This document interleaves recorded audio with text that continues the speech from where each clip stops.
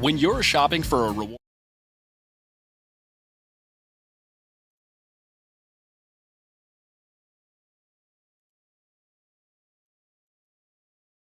Hello.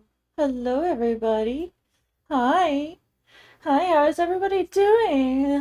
Hi, Elko. Thank you for the first. Hi, Highlighter. Hi, Noni. Hi, Mina. Hello, everybody. Thank you for the hip pets.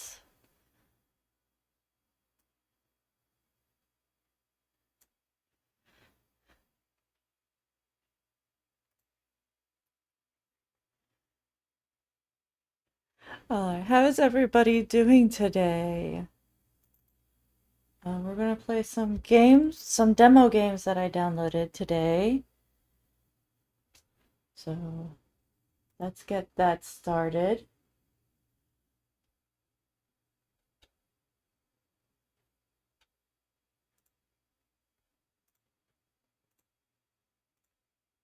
So the first demo game I am doing is called Accidental.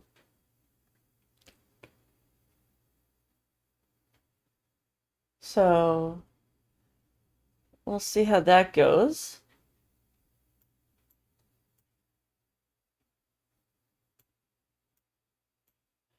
I have to minimize it because it's too big for my screen. Um, it's fine. We'll just keep it like that, I guess. Anyway, and we'll see how fast I finish these demos. If I finish them quickly, I did also download Phoenix Wright, so we can play some Phoenix Wright games.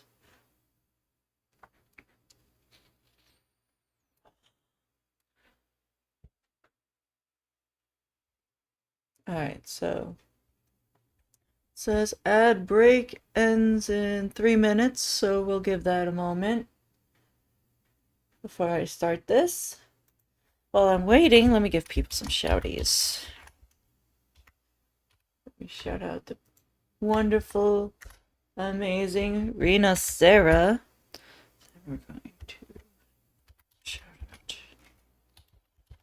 highlighter because they are awesome, as well as Elko.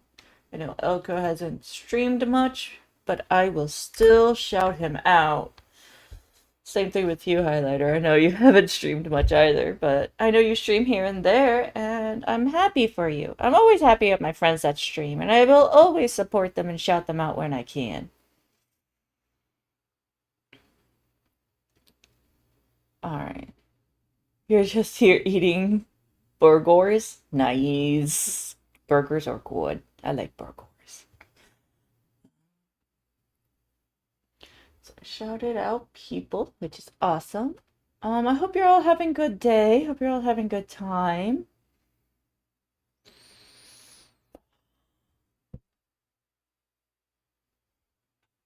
You sent it in the server? Let me take it.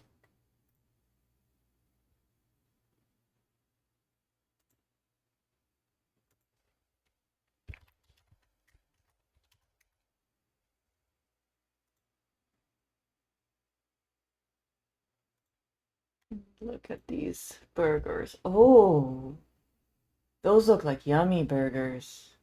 I want bite. I want bite.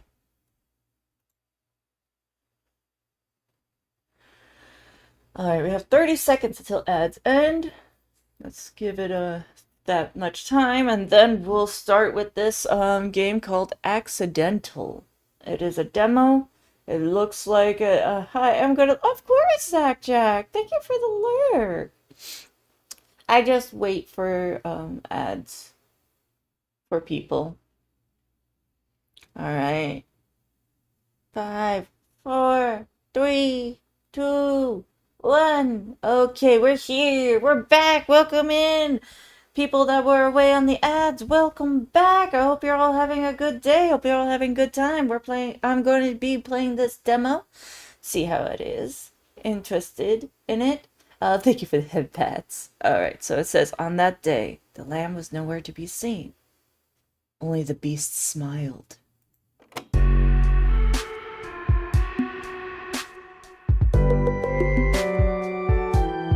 we're gonna go into the settings.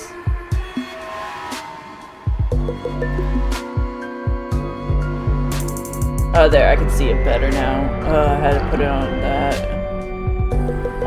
Is the game too loud for anybody? It's a little loud for me. I'm gonna lower it a tad, because I have sensitive ears. I'm gonna see.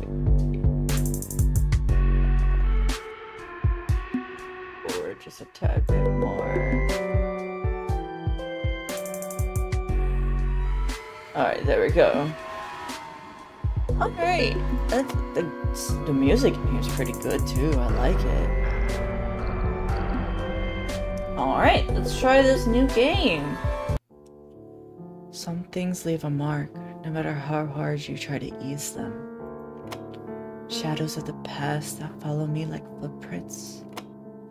Each time those erasable memories resurface, I press on, determined to write a new story over them. It's gotten late. I should head back now. You. A sudden downpour crashes down, thick mist blooming over the road, distorting everything in sight. Darn. So much for the weather forecast. Had I known, I would have driven. Wait a second. Where am I? Don't tell me I've gotten lost. I can't believe I made such a rookie mistake. Even I find it hard to believe. This is ridiculous. But I can't let a little bad weather throw me off. Stay calm. Keep moving. Squelching through the muddy ground, I finally reached the roadside. I raised my hand, hoping to hitch a ride. It's a long shot. There hasn't been a single passing car. But then headlights cut through the fog. A horn blares. Honk, honk. Hello, sir. Would you mind giving me a lift? At last you finally appeared. Of course. Of course. Please get in. I'll take you where you need to go. Oh, thank you for the whispers and biz.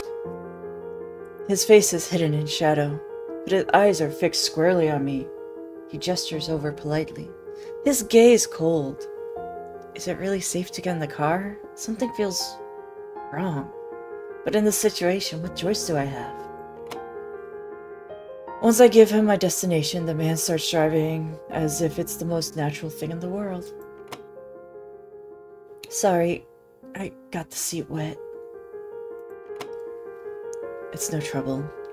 Clothes were destined to get soaked in this kind of weather. You had a rough evening. Hold on. The man in a doctor's coat. It's no trouble. Clothes were destined to get soaked in this kind of weather anyway. You had a rough evening. Hi, Geneva. Thank you for the honk. And the 85 stream streak. Thank you. Mwah, mwah, mwah, mwah, mwah. I wasn't expecting rain. I didn't bring an umbrella. I really appreciate this. You've done me a great kindness. It must be the will of the Lord.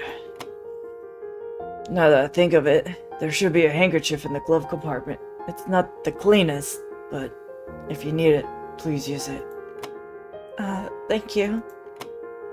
Inside the glove compartment are a number of personal items. A glasses case, a hat, a handkerchief, a blanket, a first aid kit, and more. I take the handkerchief and quietly dab the moisture. Still, my underclothes are soaked through. The discomfort lingers. Meanwhile, the man keeps driving, unfazed by the storm. Driving presently, the world still feels warm. You seem very prepared. The glove box says a lot. Actually, I'll say you seem prepared. I will say I've done the same thing. Make sure I've had necessities of, like, in case I break down, first aid kits and stuff. So, yeah. So, sir, the glove box says a lot. Handkerchief, a first aid, you're incredibly prepared. Do you always ready for emergencies?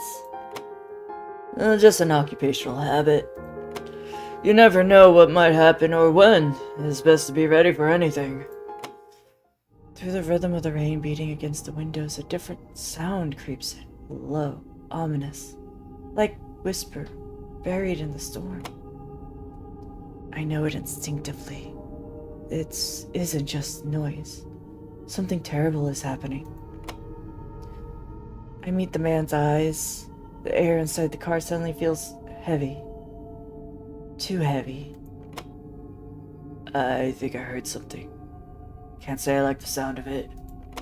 Wait here, I'll go check. He grabs an umbrella and steps into the storm. The rain continues, its relentless assault on the car. He returns shortly after, his expression clouded with a mix of frustration and concern. I'm afraid the road's been blocked by a landslide. The rain must have triggered it. Quite the unfortunate turn. It'd be wiser for us to find shelter for the night. Driving in this kind of weather could lead to serious accident.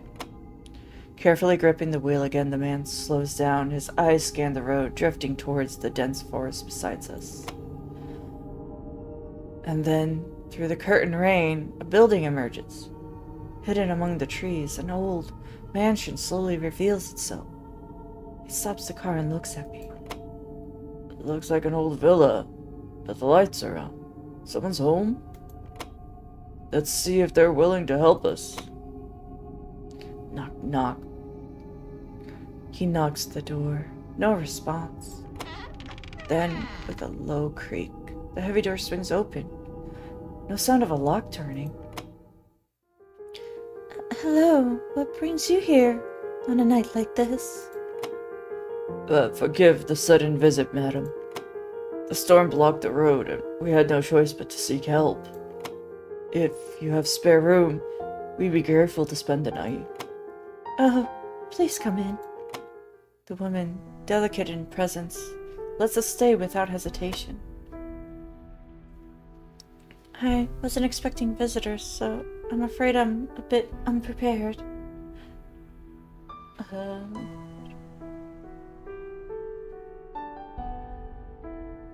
You didn't lock the front door? You didn't lock the front door? In a remote place like this, it might not be safe. I wasn't expecting anyone. But sometimes, knowing no one will come can be the most reassuring thing of all. It's rarely any danger. I suggest you lock it at night. Out here, unpredictable things happen easily. He flickers with unease. Is she hiding something? Honk! If you don't mind me asking, are you here alone? It's just so quiet. In a place like this, sometimes something else finds you before loneliness does. It used to be our vacation home, my husband and mine. But now, it's just me. I won't lie, of course I get lonely.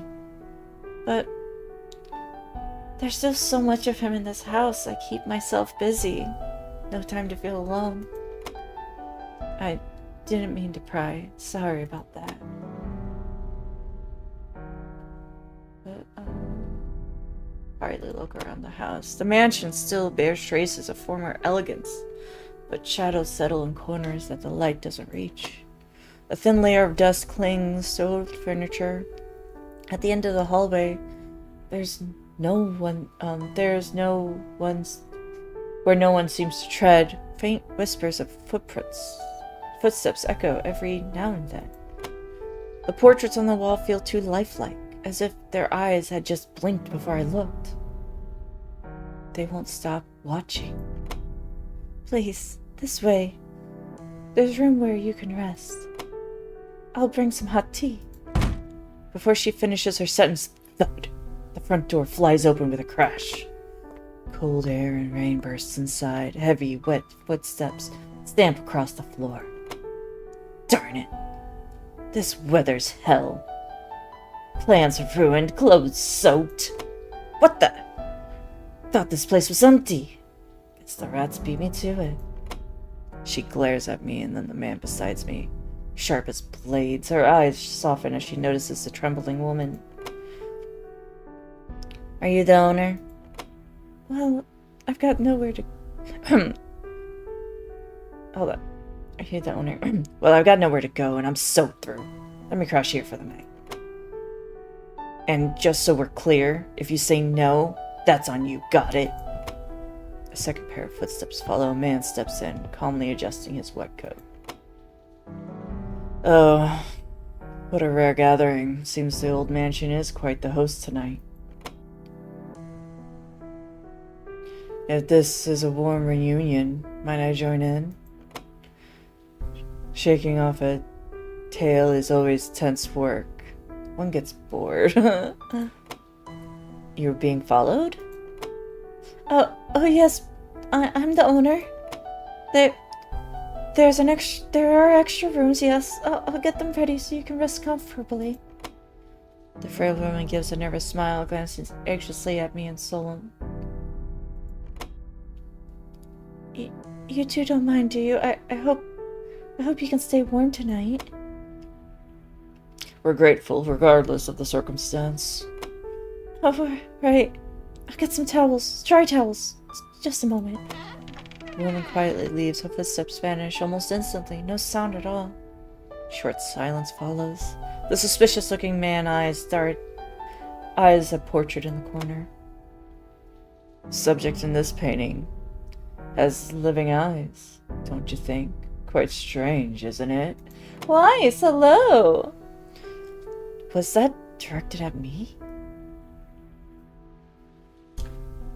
Let me give you a shouty.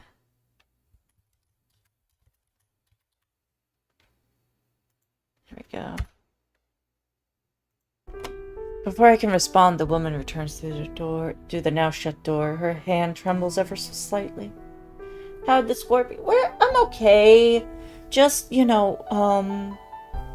playing some demos and chillin', vibin'. I wanted to stream today since I didn't yesterday. I made myself some coffee. Made my partner some tea, The two soaked intruders begin to dry off with the towels, finally able to regain some composure. I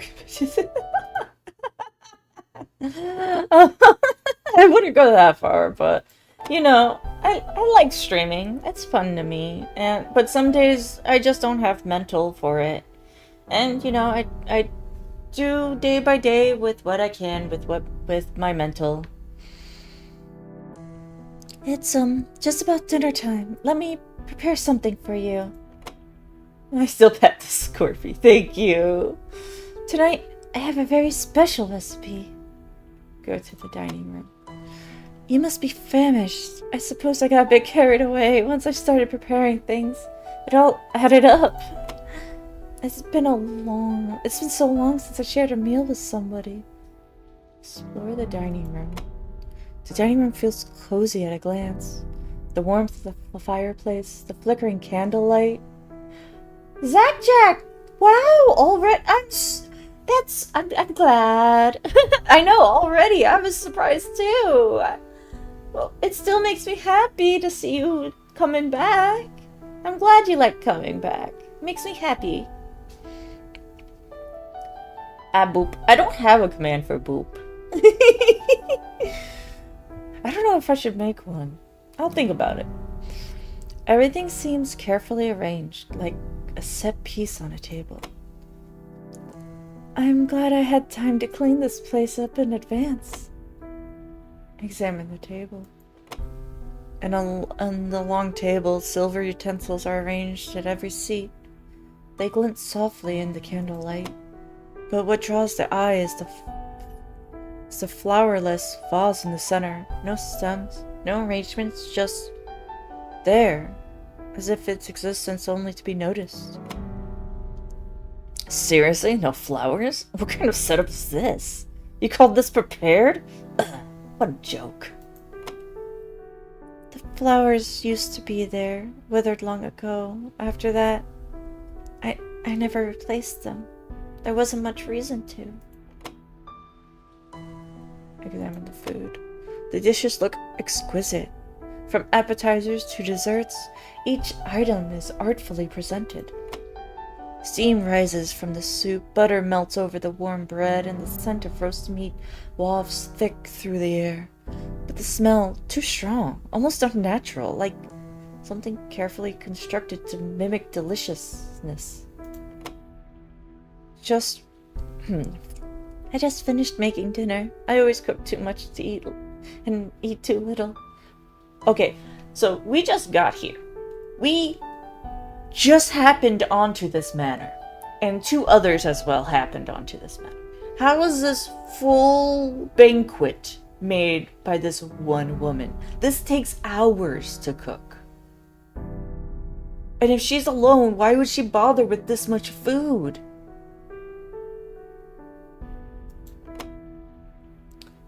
But now, thanks to you all, nothing goes to waste. Examine the drink. Red wine poured into decanter glasses. Into delicate glasses, glowing softly under candlelight. The aroma is full-bodied, almost heavy. It clings in the air. An excellent wine. It feels worthy of reverence. I'm examining everything at this table because this is weird to have a full banquet for just one person to cook when she thought she was going to be alone. The appetizers include a warm onion soup and a fresh salad. Ooh, I love onion soup. French onion soup, so good. And I love salads too. But right now, can't eat salads because lethal lettuce. The soup steams gently, topped with crisp golden croutons. The salad gleams with fresh greens, tomatoes, cucumbers, enough to stir the appetite. Huh. I'm actually starting to feel hungry. The main course. Golden roast chicken sits in the center of the table, its skin glistening. Hints of herbs and lemon rise from it, rich and aromatic. That's an exquisite bird. I can only imagine how heavenly it tastes. Feels like a meal one wouldn't soon forget. I hope so. I do. I truly hope it leaves a lasting impression. That wording and that pause is very suspicious. A berry cake topped generously with fresh fruit. The whipped cream is perfectly smooth, then spread to make the cake even more inviting. But some of the berries are oddly dark, a deep red, so dark it borders on black. Berries that don't occur naturally. Not like that. He used to love this cake. Even now. Sometimes I swear I feel him besides me again. The way he looked. The way he spoke. As I sit at the table, something strange happens. Everyone, except me, lowers their head in unison.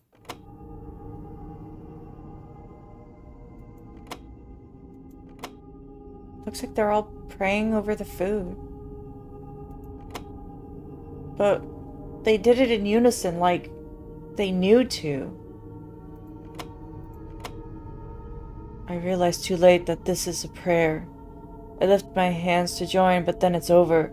They all raise their heads perfectly, simultaneously. The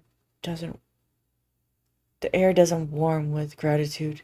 It conceals, as if something dark is being appeased, not thanked. Since we're all gathered here, why don't we go around and introduce ourselves? Please, call me Kali. Ka. Please, call me Callie. I'm the owner of this house. These days, I write mystery novels. It's been a chaotic time for me. That's why I came to this secluded place. To focus solely on my writing. If you focus solely on your writing, you would not have cooked this meal. This meal takes at least 6 hours minimum. But I'm glad to be here with you all. I hope your stay is comfortable.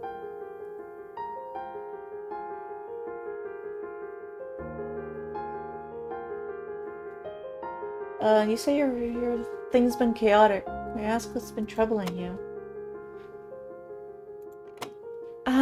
That's... My husband passed away around this time of year. It was sudden. An accident. I'm sorry to hear that. It's alright. Even after he was gone, everything here stayed in place. The table, the clock, even the air itself. Sometimes I wonder if he's still here. Lizard, hello, Heron! Hi!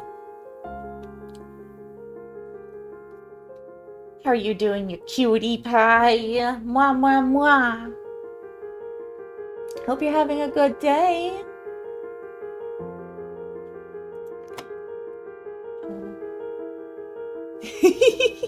I'm doing alright. Just playing this, like novel type game. It was a demo, and I'm trying to see what's it about, because the clips I saw from it does give an air of horror about it. So this has a lot of suspicion already. Writing mystery novels sounds amazing. What kind of stories do you write? Psychological thrillers. I like drawing out the shadows inside people. The deepest shadows. Stories about the traces the dead leave behind, and the guilt of the living. But I'm too shy to recommend anything. You probably would find them boring. Was your husband a writer too? No, he wasn't interested in that sort of thing, but he was very observant, a natural at watching people. Now then, shall we hear from our next guest? Solon. I suppose it's my turn now. My name is Solon. I'm a doctor.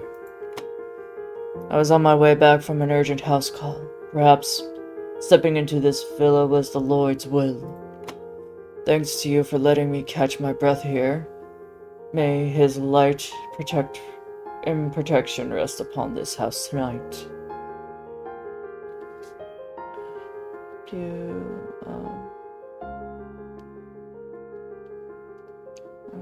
Do urgent calls like that happen often?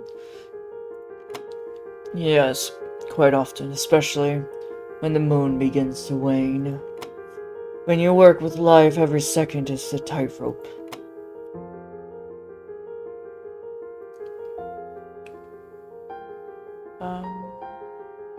Do you also do volunteer work? Of course. Often on the outskirts, places people forget. The abandoned, the lost, they need healing too, even if they never ask for it. That's enough from me, I think. Belladonna. What a load of crap. Name's Belladonna. You've heard the name, that's enough.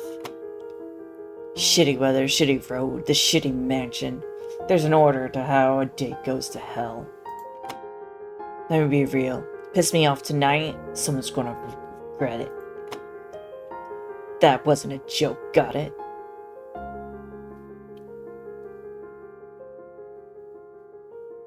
You mentioned a ruined schedule. Was it important? Oh, good question. But what would you do with the answers? It was important, but now it's over. Meetings, deals, none of them matter. None of it mattered once you walk into this freak show of a house. You seem pretty stressed. Is it your boss?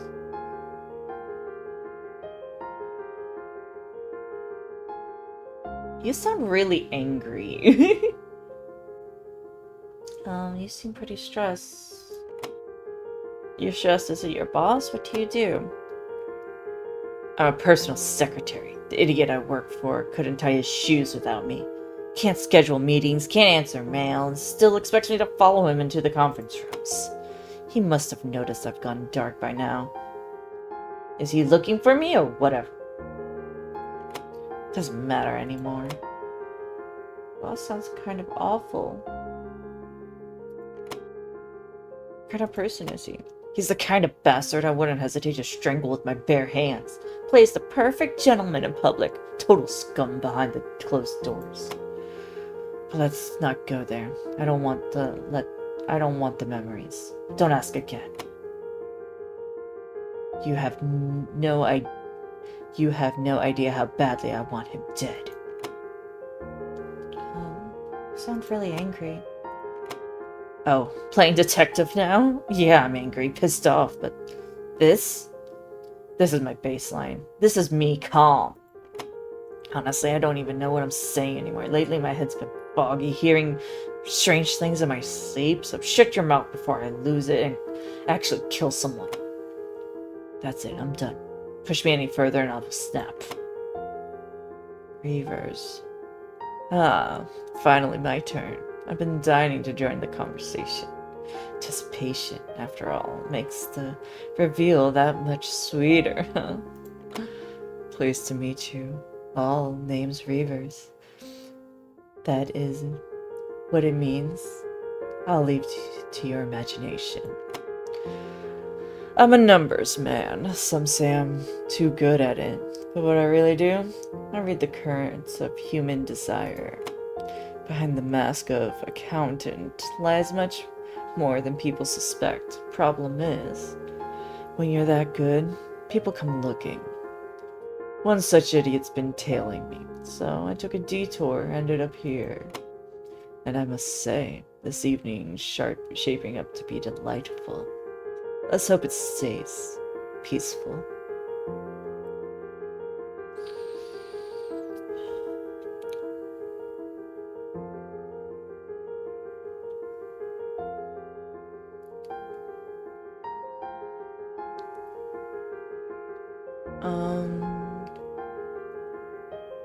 Who's the idiot chasing you?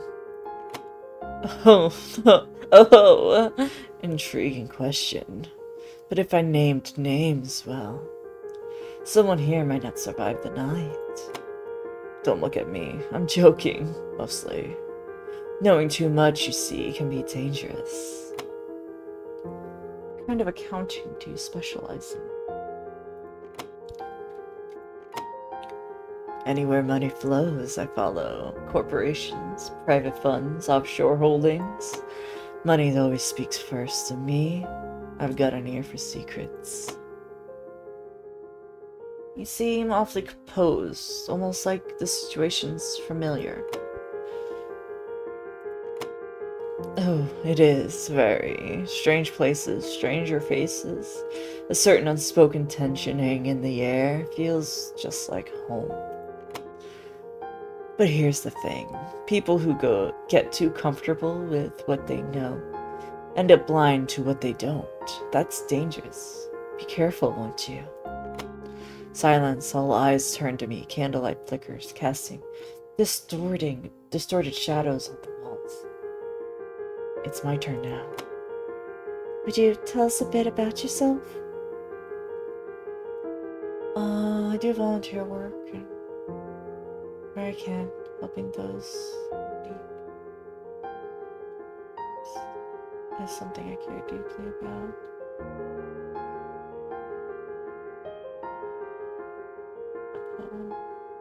Help people. I do volunteer work where I can. Helping those in need is something I care deeply about. That kind of heart is rare these days. You people don't even know exist. You help people you don't even know exist? That's not virtue, that's self-pity. That's true. Sometimes we don't even know who the needy are anymore. Just be careful. Your compassion doesn't come to way to justify yourself. Just be careful. Compassion doesn't become a way to justify yourself.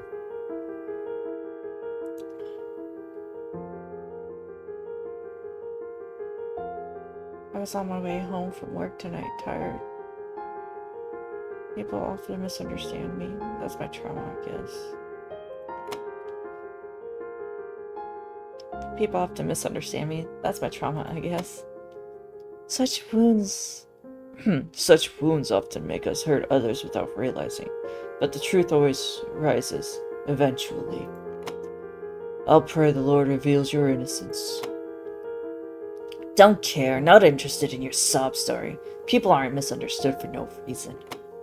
Trauma, huh? Makes for a perfect excuse to cover the truth, don't you think? You must have gone through a lot. I hope this place can offer you some peace.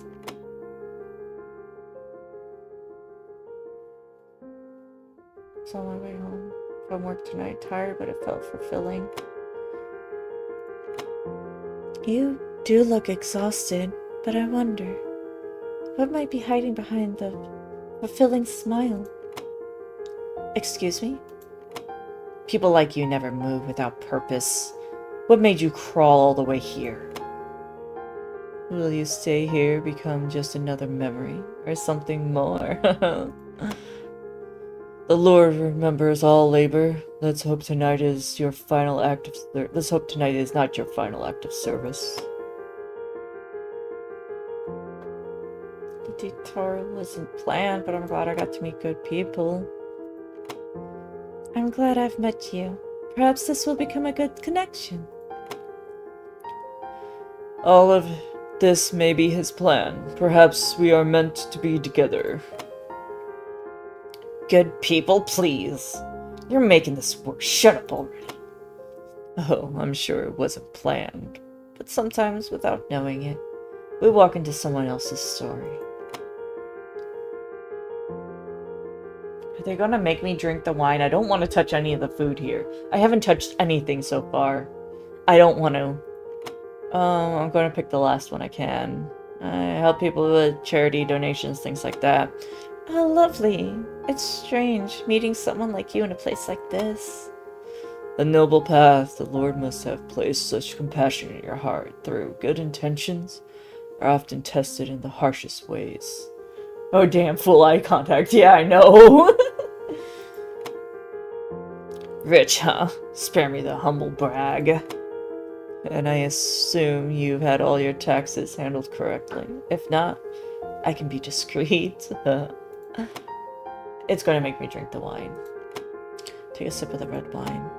A rich aroma of dark fruits fill my nose, spreading warmth in my chest. It's my kind of wine. Heavy, full. But by the third sip, a metallic tang creeps in. Faint, but unmistakable. Like rust. Is there blood in the wine? That's why I didn't want to drink the wine! The candlelight flickers through the glass, glowing a deep crimson. It looks like fire. Blood. My throat feels parched. Probably just nervous. But the seconds drag like hours.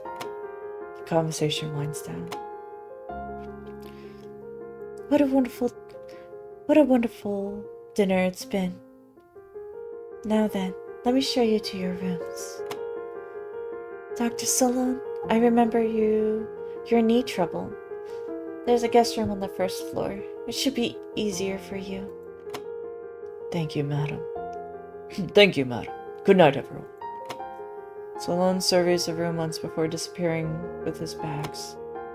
There are a few more rooms upstairs. Please follow me. We trail behind her up the stairs. The second floor feels colder, older. The air itself has weight. Callie led the way, showing the guest room on the second floor one by one. Belladonna scoffed, making no effort to hide her displeasure, while Reavers took his time, leisuring, surveying each room. This one looks cozy. While everyone else is still thinking, I'll claim this one. That room was recently furnished. It's quiet, more comfortable. Though she looked hesitant, Reaver stepped inside and grinned. Miss Belladonna, perhaps this room? What the hell? This one stings. It's damp and gloomy. I'm sorry. It has everything you'll need, I promise. Belladonna glares, but stomps inside. And for you, this way, please. Her face reddens slightly as she opens a nearby door. This room is strikingly different, lavish, almost too much. We prepared this one for special guests, but please don't misunderstand. I just wanted you to be comfortable, even if it's only for one night. Well then, good night. She leaves, silence only the rain tapping against the window remains. Before I can explore the room, someone barges in. It's Belladonna. No knock, no shame. Her glare could cut glass. Seriously? This room's way better. You switch with me now. Wait, what? You seriously? I think I need to know. Are you deaf? I just said this room's better. I'm not sleeping in that moldy box. My head's already killing me from the dust. May I ask to take a look in your room first? I'd like to see before deciding. Fine. It's exactly what I said, disgusting. She stomps ahead. She wasn't lying. This room is ancient, damp, and reeks of mold. She's got a huge crack. Park! No! Damp and reeks of mold. I can only agree to switch. I guess my character only agrees. Honestly, I didn't want to switch, but I also didn't want to provoke her. It's just a room after all. Alright, let's switch. Huh. Should have said that from the start, now move. Slams the door behind me. You come to this room. Huh, well, it's not that bad. The mold smell is pungent, sure. Amazing. A booby trap that actually Hi, catches Master Man. boobies.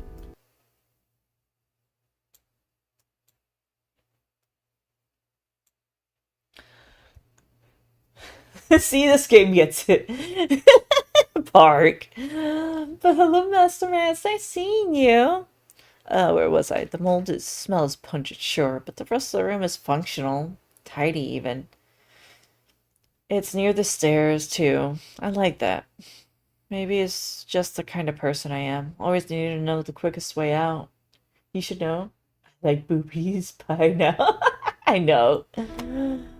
Now that things have calmed down, it's basically free time. What should I do? I'm gonna explore the room. I don't feel comfortable, and the room is smaller than I expected. Bare bones, crude. The furniture creaks with every breath I take. The wallpaper's peeling at the corners and in places I wouldn't have noticed unless I was looking for it. Dust cakes the floor, thick, untouched. Outside the window shows only black. The storm swallowed everything. The rain lashes against the glass.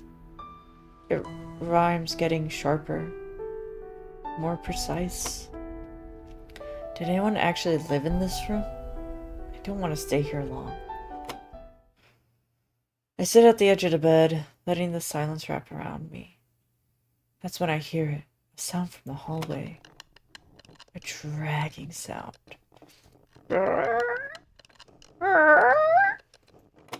Slow, strained, like something pulling a wounded animal, dragging my fabric across a metal floor. What was that? I hold my breath. The sound stops. Something's still there. I can feel it. My eyes turn on instinct. My eyes turn on instinct towards the door. The handle is moving very slowly. A delicate twitch, as if someone or something is testing it. It's just my imagination, the wind, maybe, or... I swallow, but my throat's dry, bone dry. I force myself into the bed. I lay still, try to sleep. How long had I been asleep? I open my eyes to a room soaked in shadow and damp. The rain hasn't stopped. It lashes against the windows, but mixed onto it now something else. A sound that doesn't belong. It sounds like something scraping against the floorboards. Like nails against the floorboard. I try to stand, my limbs groan under me. Something feels wrong, as if something unfamiliar is clinging beneath my skin. My insides feel stickly, foreign, wrong. Ha! The sound of a scream. I bolt to the first floor. The moment I reach the living room, the world holds its breath. Reavers is, or what's left of him? Oh my god. It's not even a corpse. It's a shape. A shell, the skin blackened and brittle, like scorched paper. The body collapsed in on itself, as if it shrunk from the inside out. As if something had drained him, evaporated him, Only a husk remains. But the worst part is his face. His eyes. No, not eyes, just gaping holes. Black and wet. Something inside them moves. This is a dream. It has to be a dream. A dream. A dream. A dream. A dream. A dream. Please help me. Please help me. Please help me. I'm sorry. I'm sorry. I'm sorry. I'm sorry. I'm sorry. I'm sorry. Please save me. Save me. Save me. Save me. Save me. Save me. Save me. Callie collapsed against the walls. Her eyes won't focus. She's not even looking at Reaver. She's looking past him. It's something beyond the body. Something else. Calm yourself, madam. Let me examine him. Solon kneels beside the body, trying to maintain composure, but even he falters. The grim lines of his lips tremble. This wasn't an accident, no. This is something far more horrific. The killer must be among us. Belladonna doesn't even blink. Not at the body, not at the blood. Instead, her eyes track the rest of us, cold, measuring. Her eyes then lock onto mine. Huh. Dead's dead. Doesn't matter to me. All the noise is wasted of time. It's always the loud ones who vanish first. Then a sound, rustle, like pages turning. It comes from beneath Reaver's body. A single piece of paper slides into view, stained and red. It reads, "Income, none. Expenses, body, mind, trust, income none. Expenses, mind, body, trust, existence." It's like someone took him as collateral. Balance. Error. I inhale sharply, but I'm not sure if it's a breath or a scream. Oh, did my stream restart? Please don't let it restart. Please don't let it restart. Please don't let it restart.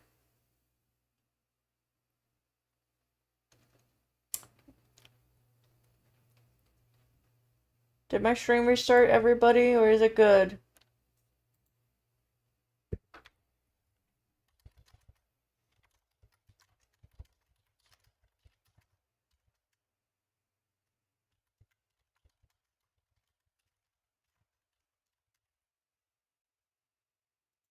Has it for what I've seen? Okay, because I had a reconnection to chat, so I was getting nervous.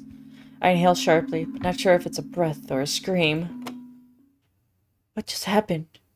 My head's spinning, and then I hear the sound of rain. I'm sinking, slowly, endlessly dragged with no end in sight.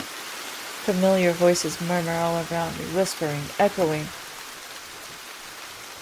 Some things leave a mark, no matter how hard you try to erase them. First of all, those marks is trauma. Huh? Are you alright? I've had a rough time in this dreadful weather.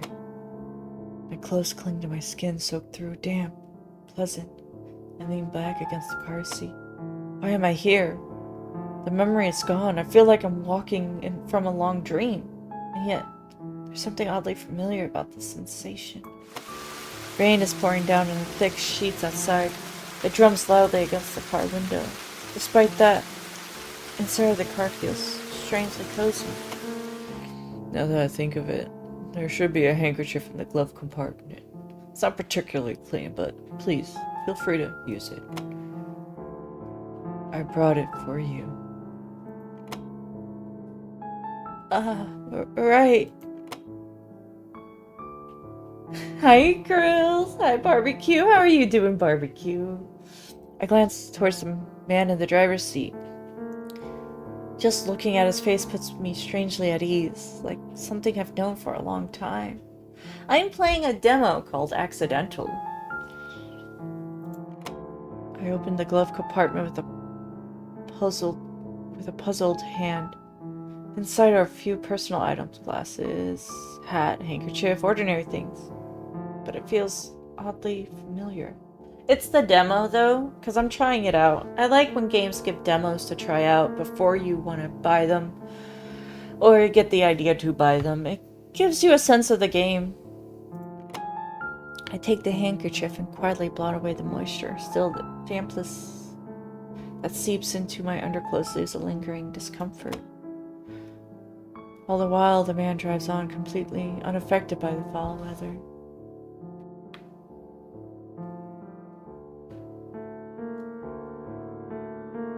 Sir, perhaps we could take another route. Oh, Kudo, hello! How are you? Let me give you a shouty. Feel like I haven't seen you in a bit. I hope you're doing well. I'm old. It's okay, Kudo. I'm older. You're fine. You're fine. It'll be fine. Don't worry about it. Don't worry about it. It'll be fine. It's showtime. Let's all wish Kudo a happy birthday, everybody. Happy birthday, Kudo. Happy birthday, Kudo. Happy birthday, happy birthday, happy birthday, Kudo. I've been old for 24 hours and my knees feel it. Yeah, knees and back will always feel it first.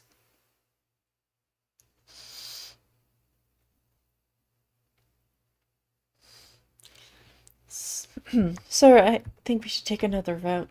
The road up ahead might be blocked. Huh. It's a bit of a detour, but safer. Very well. The car turns off into a narrow, winding road. The smell of the damp forest hangs thick in the air. Rain slaps endlessly against the windows. Something about this scenery feels familiar. Sir, does this path seem familiar? Didn't we already pass through here? Jay! Hello! Let me give you a shouty too. How is all you cuties doing? Hope you're doing well. But the doctor and the man in the doctor's coat's probably just your imagination. These roads tend to look the same. The same trees, the same road, the same trees, the same road, the same trees, the same road, the same trees, the same road. A sickly certainty grips me, like I'm trapped inside a terrible loop. One I can't escape. Look around. Sir, something's wrong. The scenery, it's repeating exactly the same over and over. Would you mind stopping the car just for a moment? I just want to check my surroundings. Repeating, you say? You're just tired.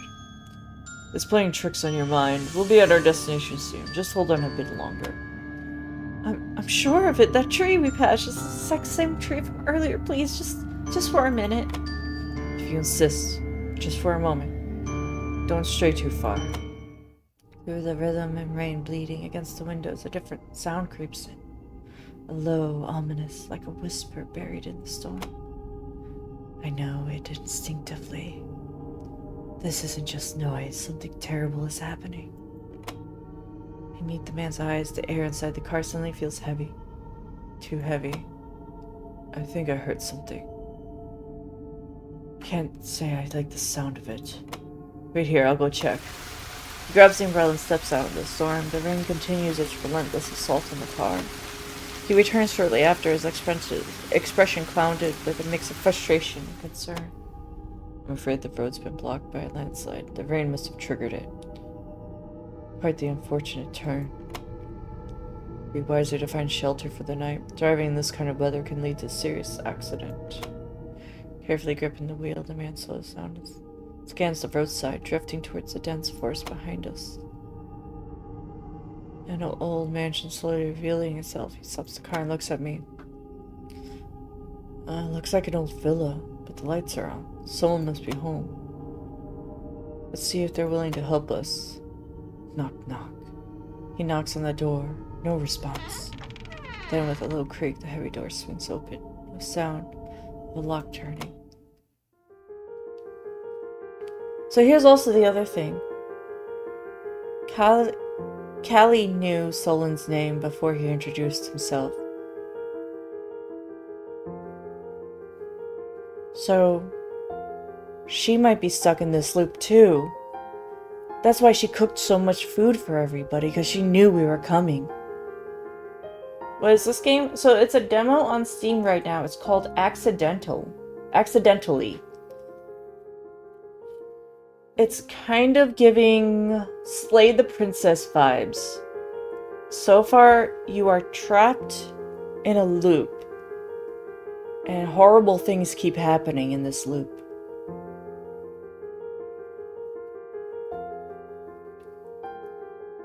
Hello, what brings you here on a night like this? Forgive the sudden visit, madam. The storm blocked the road. We had no choice but to seek help.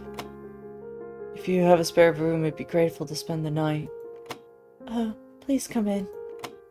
The woman, delicate in presence, lets us in without hesitation. I wasn't expecting visitors, so I'm afraid I'm unprepared.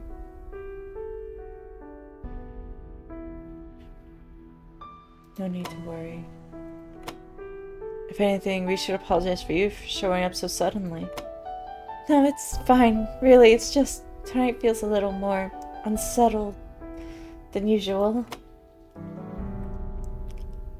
We'll be quiet.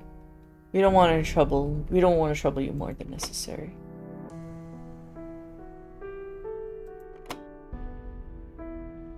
Everything looks about the same from when I first examined it.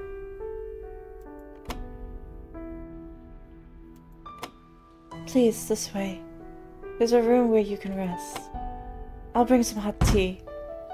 A thud from the front door flies open with a crash. Cold air. Yeah, this is Belladonna coming in. Darn it. This weather is hell. Plans ruined. Clothes soaked. What the? This place was empty. Guess the rats beat me to it. She glares at me and then besides me a sharp as a blade. Her eyes soften when she notices a trembling woman. Are you the owner? I've got nowhere to go and I'm soaked through. Let me crash here for the night. And just so we're clear, if you say no, that's on you. Got it? Second pair of footsteps follow. Man steps in, calmly adjusting his wet clothes. So he's still alive, even though he died in the first loop?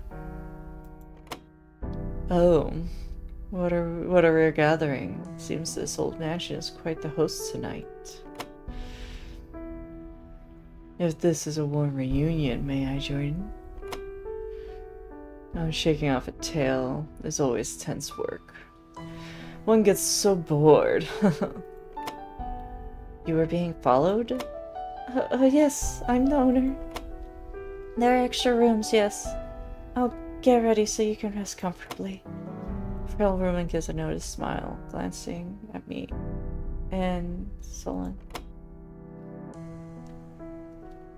You two don't mind, do you? I hope we can stay warm.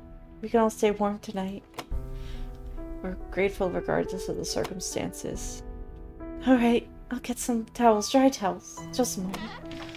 Leaves, her footsteps vanishing. The suspicious look at me. Eyes a portrait in the corner. Oh, that's the thing about these types of games. They make me yawn. Story seems interesting so far. It's not that the story isn't interesting. It's just when things are repetitive to a T, that's when brain gets like, ugh. Subject in this painting. What do you think? It's quite strange, isn't it? Yeah. Was that directed at me before I can respond? Yeah, we did this again. Not that one I've been playing. This one keeps you on your toes, I bet. Let me prepare something for you. Tonight I have a very special recipe. If you don't mind, could I rest first? I'm sorry, but would it be alright if I went to my room first? I'm not feeling well. I make sure my voice sounds faint, letting fatigue color my expression. Oh dear, what's wrong? Are you feeling very ill? It's probably just exhaustion, really. You'll be fine. It's a shame, though. The dinner we prepared looked so thoughtful. I wish I could try it. Oh, oh no, not at all. If you're not well, of course you should rest. Yes, you should take proper rest. How dramatic. What a shame. Don't worry. I'll make sure your share doesn't go to waste. Enjoy your rest. I'll show you to a guest room on the first floor. It's spacious and quiet. You'll be able to rest comfortably. Callie gently guides me to a room on the first floor. It's wide and warm, with a soft bed and cozy chair. She makes sure I lie down before she leaves, her face still etched with concern. The one I'm talking about is the letter. I mentioned it yesterday. It's fucked, but things keep happening randomly. That's cool. Alright, so now that I'm in the room, something's not right. None of this feels right. Knock. Who is it? Come in? The door opens. The man from the car is carrying a small bag, looking at me with quite concern. It's me. I heard you weren't feeling well. As a doctor, I couldn't just ignore it.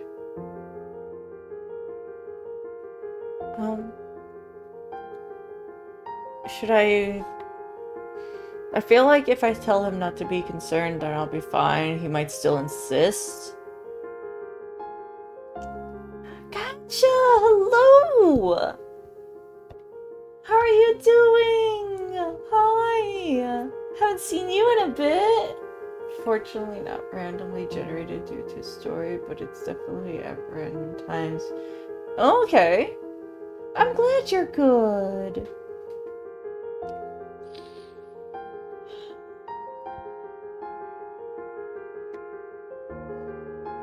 Appreciate your concern, but I'll be fine. Really, it's just fatigue. A bit of rest will do the trick.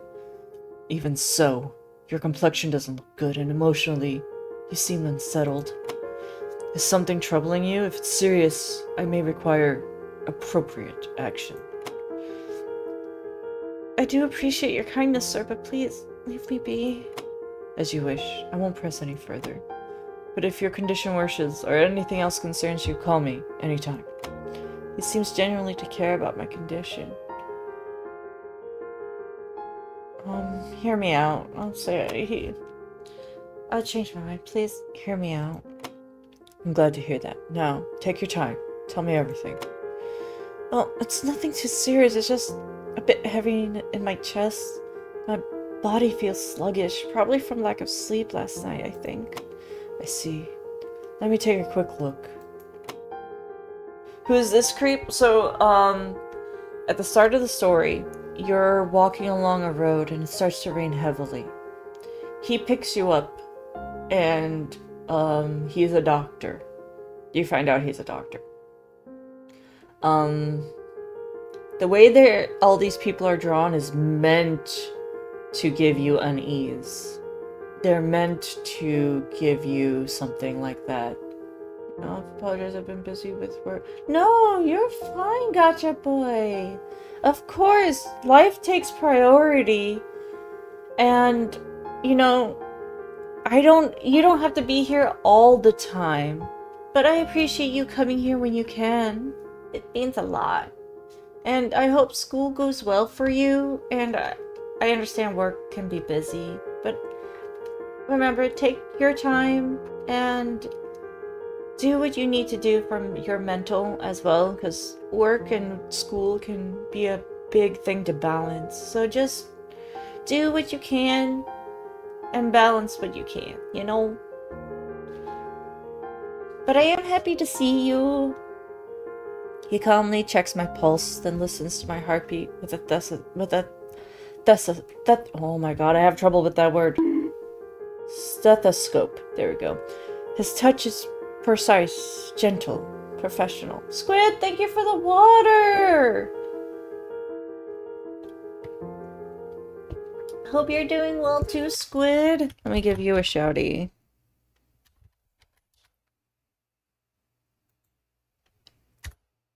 Shouting out the squid! Oh, thank you for the stretch. Oh,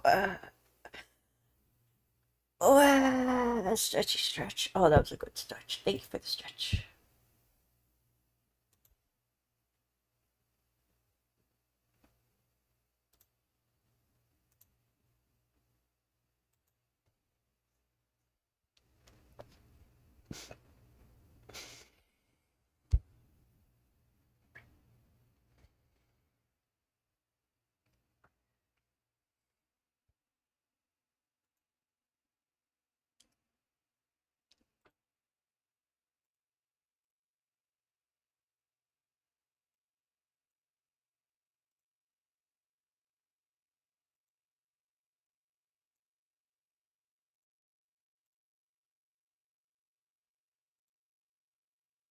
Okay, good. Good. You have a new feature that I've missed out on. You have a new feature that I've missed out on. Missed it. Where did I miss? What was this feature? What is this? What are you talking about?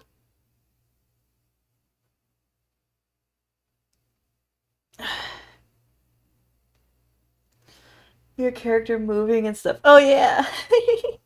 I have hands. See, I can make hearts. Not good hearts, but I'm doing them IRL, but this is how they look on my model.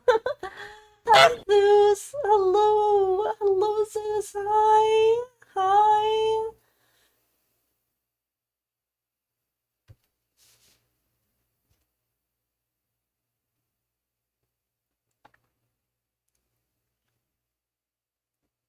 I'm doing okay. I'm doing all right. Just playing this game right here. Um, it's it's interesting. It's like a dark unease. I wouldn't say scary per se, but it gives a dark unease to it. And it's a story game. You pick choices, and I don't know, things just become unsettling the more you play. It's really cool. I like it.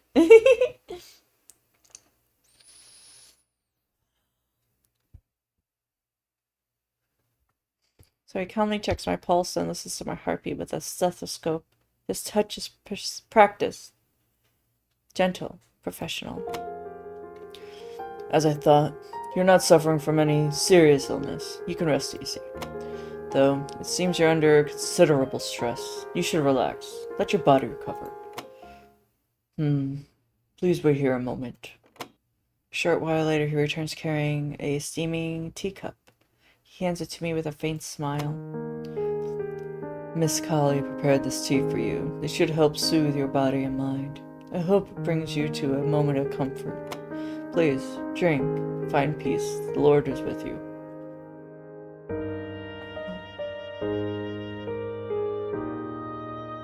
Politely take the cup, but don't drink yet.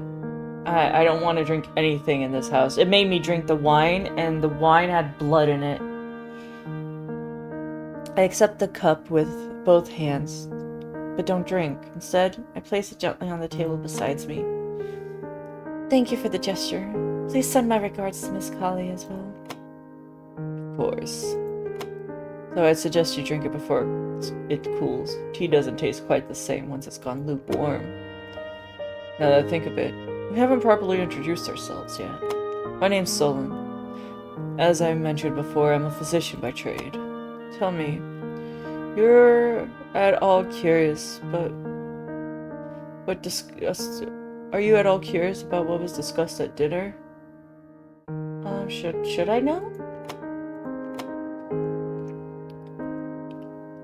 You know I'm not feeling well. I don't really care for idle chatter at the moment. That's fair, but still, knowing a little bit about the others might prove useful. It's wise to know who and what you're dealing with. Are you warning me? Not at all, just a bit of advice from one guest to another. Now then, whose story would you like to hear first? Mansion owner. What the fuck you mean blood wine? Yeah, so this time I'm going straight to my room. I'm not going for the dinner. First time I was here, I went straight for the dinner. I didn't eat anything, but I was I was trying to avoid drinking the wine because I didn't trust it, and I picked all the choices I possibly could, but it made me drink the wine. Like, that was the last option I could pick, so I was like, fuck it, I guess we drink it. And what happened was, as I was drinking it, my character was like, oh, this tastes good. And then after a while, as my character was drinking it, I realized this tastes like rust. This has a hint of blood in it. So, yeah, there was blood in the wine. Well, I started playing Pal World last night. Nice! A little bit today. I'm at level 10 and a fully functioning base. Let's go! I play Pal World on and off with some friends. I burned myself off out of it when the first update came out, when like the first major update came out. When was it? In July? So I'm like trying to take it in bites now because I don't want to burn myself out on it. And it's a fun game with a lot to do.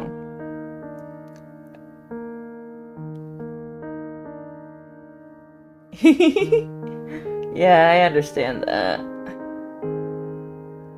I'd like to know more about the lady of the house.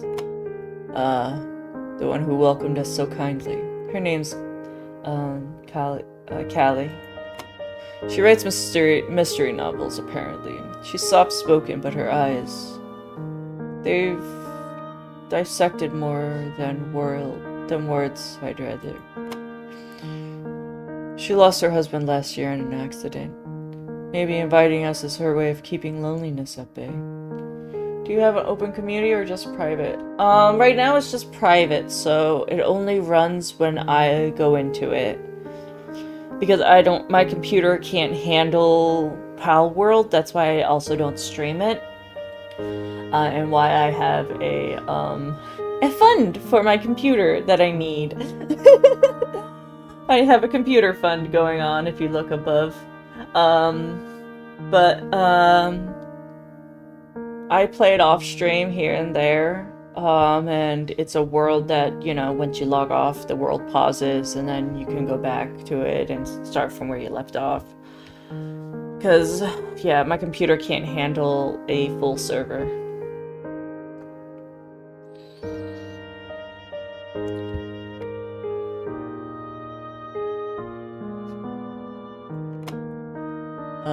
The temperamental one. I know who that is, Belladonna.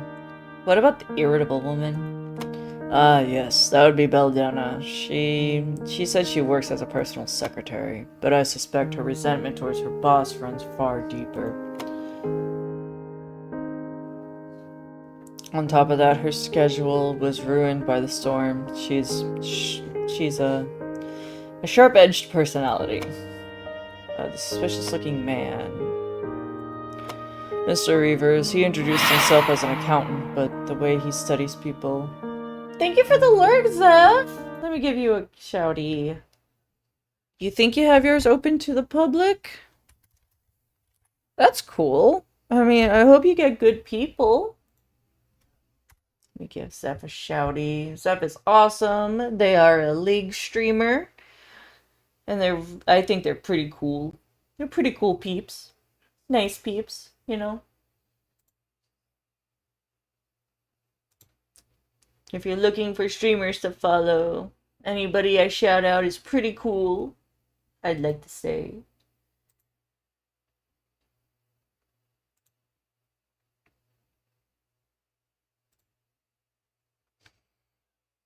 Mr. Reavers, he introduced himself as an accountant, but, Barbecue, I always forget that you're a streamer too. That is on me. Because I know you are a new streamer, so let me shout you out. Let's get Barbecue some follows there, an up-and-coming streamer. Let's get them.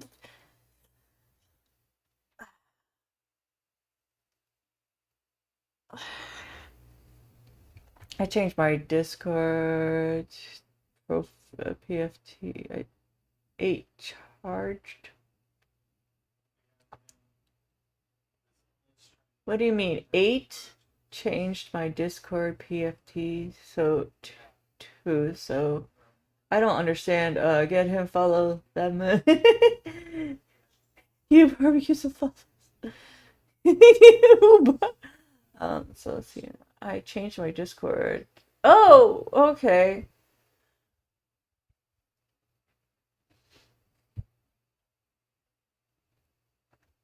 Mr. Rivers, he introduced himself as an accountant, but the way he studies people, it's unsettling.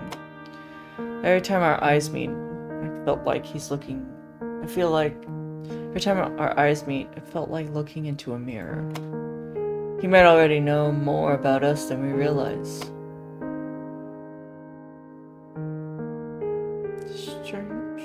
I don't want to tell him I already know this. It is. Games like this are... I don't mind streaming games like this, because I know, like, some people lurk, or other people in different time zones will, like to watch things like this to go to sleep to. And it's nice and relaxing. Especially, like, me reading things and hearing a voice calmly over some music. It could be nice. I'm getting tired. I'm sorry, Dr. Solon, but I'm getting tired. Of course, you should rest. Miss Colley mentioned she prepared a breakfast in the morning. You'll likely meet Belladonna and Reeves again then. Perhaps it'll be a better time to speak. Each of us arrived here carrying a different burden. Whether this ends as a simple coincidence, I honestly don't know. Do you remember that the amount of figures in collection? Oh, I don't remember exactly. I know it was a lot. Did you get new? Did you get new ones? But once morning comes, if the rain lets up, we should leave together. I'm staying upstairs in the room nearest the stairs. If you need anything tonight, don't hesitate to come find me. Wow, gotcha. That's amazing! Now, rest well. May your night be peaceful. Thank you, Doctor. Good night. Solon quietly closes the door behind him. As I watch him leave, a strange feeling creeps in. This is too familiar. Not comforting. Unsettlingly familiar. What is this feeling? Something about this house feels wrong. I shouldn't be here. I need to get out soon. Aw, Jaguar! Hugs! The rain grows louder outside, and so does the dread, wrapping around my throat like a noose. We look around the room. The room is spacious and clean, but old. Dust clings faintly to the heavy, antiquated furniture. Wood creaks beneath the floor. The painting on the walls are faded, eerie. Stains mark the peeling wallpaper, as if something is hidden beneath it. That smell again. Something's not right. Can I really relax in here? Waffle! Kana! Hi, you cutie! Close to 100? Damn, gotcha! Thank you, Jaguar. I appreciate all the hugs. I always appreciate the hugs. Kana, how are you? You adorable, fluffy butt. I just want to smoosh your face. Of course, we always give Kana the hugs. Hug. Hug. In the front door, it's probably still unlocked. What if someone comes in? Cold sweat creeps down my spine. There's no way I'm falling asleep like this. Cookie, hello! Thank you for the honk. Oh, thank you for the water and the stretch. Thank you for the head pats.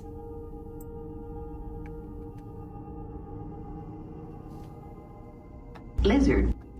How am I doing tonight? I'm doing okay. Just, I have a hug command. What do you mean? My stream elements went on.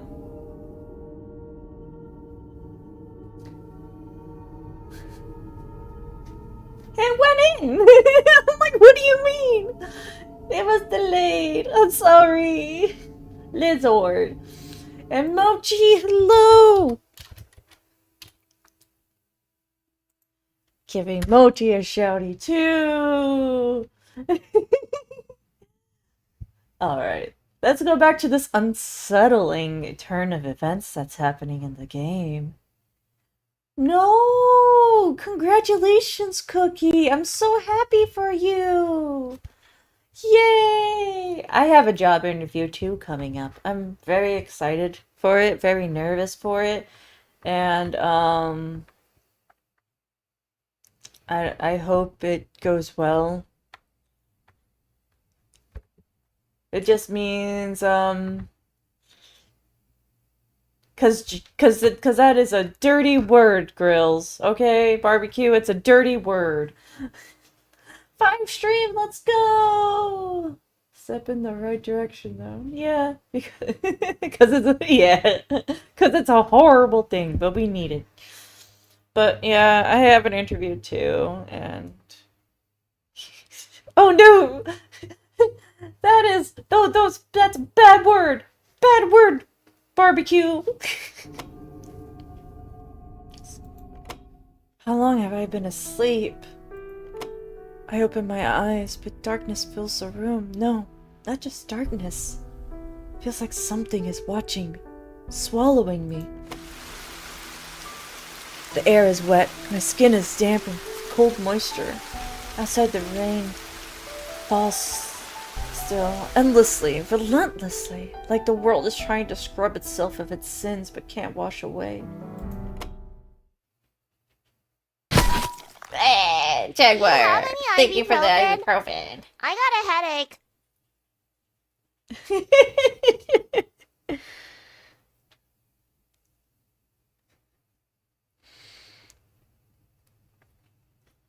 Good thing the only my BF will help me with buying / building the PC, but also gave me some things he's not using. Nice.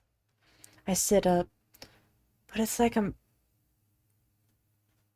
I do indeed have a headache. Oh no, Jaguar. Take something to help. And if you need to, like, rest for it, do that.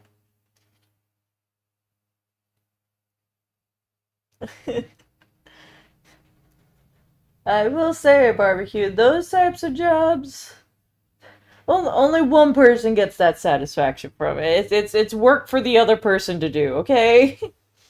He has 2 or 3 cubes or whatever it's called. Just like, oh wow. I want to strangle him when he's a tail. I sit up. Oh my god. Thank you for that stream streak, Cookie. I sit up, but it's like I'm piloting somebody else's body. A familiar strangeness coats my skin like film. My joints creak, brittle. My heart beats out of tune. Discordance and wrong. Ah! I sprint to the 2nd floor, my feet splashing through something wet on the stairs. I don't look at the top. I see people clustered around a door. Through that space, Solon collapsed, but I already knew. I knew I would find him dead. Solon is dead. He's dead. Dead. He's dead. No, it's not me. His body is mangled beyond belief, as if devoured by rats and insects. His skin is riddled with holes, his eye sockets teeming with maggots wriggling, writhing. A rat leaped from his mouth and scurried into the dark.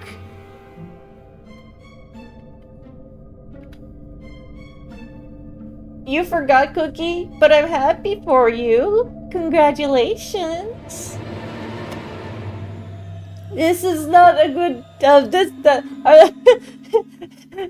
I'm happy for you, but what's going on here is very traumatic. It's very scary right now. So I'm like, happy for you. Back to the horror. Chunks of flesh hang loose, exposing bone. A black beetle gnaws at the meat. The sound, wet, snapping, makes me want to vomit. This game is called Accidentally.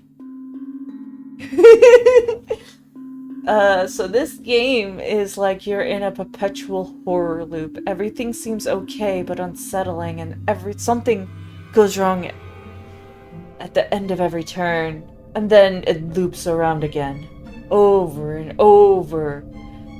It's a demo free on Steam if you want to give it a go for yourself.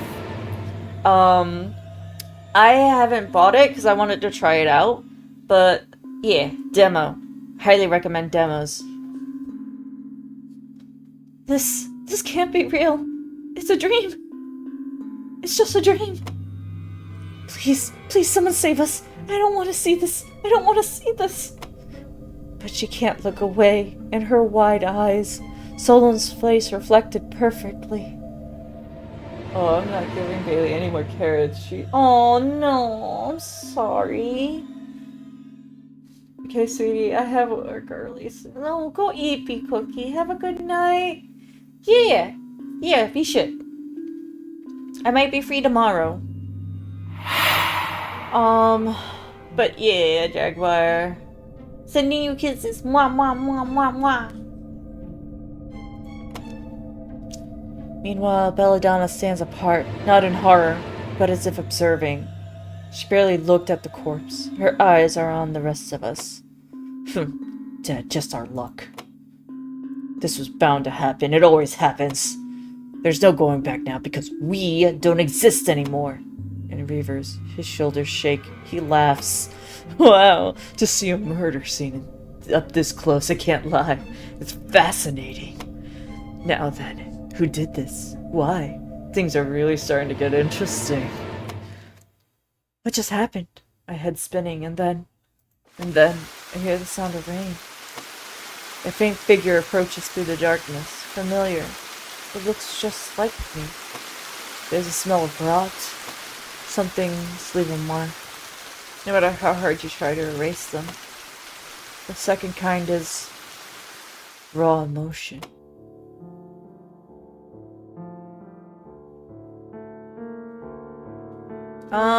Message me tomorrow, Cookie. We'll see. Reavers is me in a murder mystery. And look, the doctor is back alive like nothing ever happened. And we're back where we started, in his car.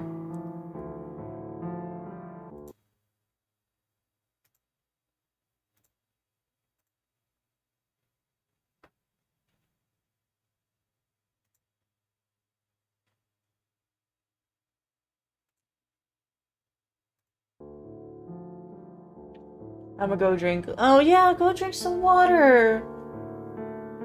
Or if you have Gatorade or something with electrolytes, those can help with the dizziness too. Just murder, cool. Now who was it?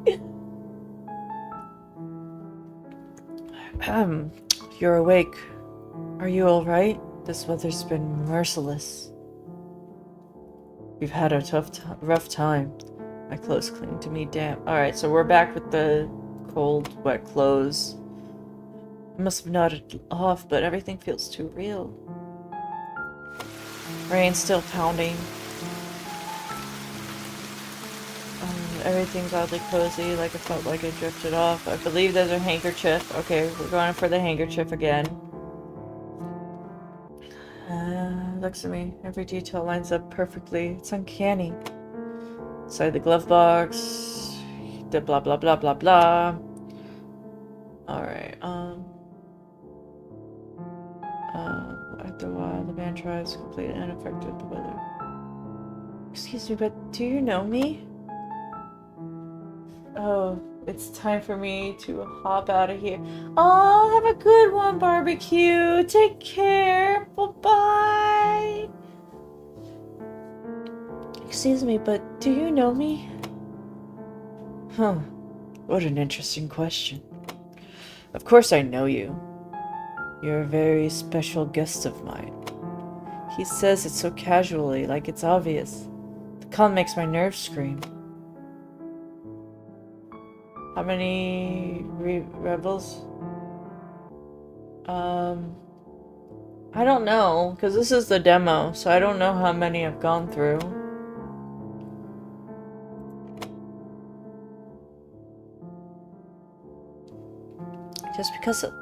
Just because I know you doesn't mean you know me. Not yet. He turns back to the road and keeps driving. His tone is smooth, but beneath it, something cold. Something mocking. I go quiet. The weight in my chest only grows heavier.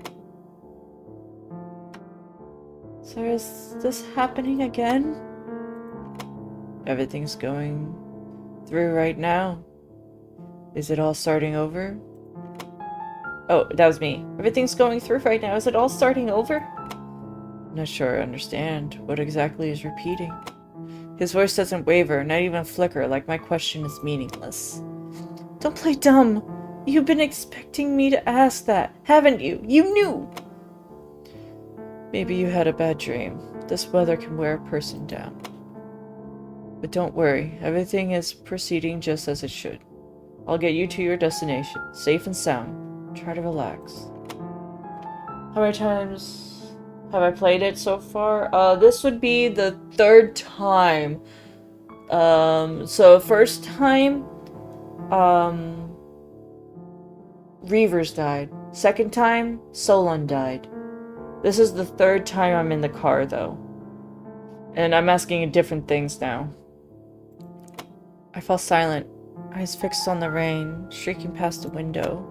Sure, just a dream. That's all this is. All the wilderness. Just stress, bleeding into sleep. To be honest, you scare me. Who are you? I'm just the one taking you to where you need to go. His voice is calm, answer ordinary. It doesn't help. In fact, it makes everything feel worse. You're hiding something. I can see it in your eyes. This isn't just in my head. I know you're not telling me everything. If I offer one hint, it doesn't matter who I am. What matters is where you need to go. I couldn't speak another word. Through the rhythm of the rain beating against the windows, a different sound creeps in. Low, so I know instinctively what that. I know it instinctively. Then it isn't just noise. Something terrible is happening. I meet the man's eyes. The air suddenly. The car feels heavy. Too heavy. I think I heard something. Can't say I like the sound of it. Wait here. I'll go check. Grabs the umbrella. Goes back outside. He returns shortly after with a mix of frustration and concern. I'm afraid the road's been blocked by a landslide. Rain must have triggered it. Quite unfortunate turn. It'd be wiser to find shelter. Okay, so then it goes down the road, and then we head to the mansion. Okay. We knock on the door. No response at first, and then she comes and opens the door. Saying, hello, what brings you all here on a night like this? Forgive the sudden visit, madam. Storm blocked the road, and we had no choice but to seek help. If you have a spare room... Oh, please, come in. The woman's delicate presence lets in without hesitation. Wasn't expecting visitors. I'm afraid I'm a bit unprepared.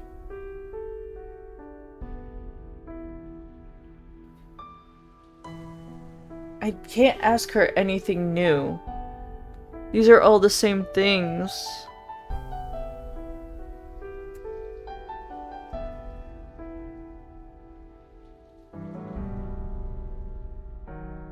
Maybe if I ask her this again, it might be something different.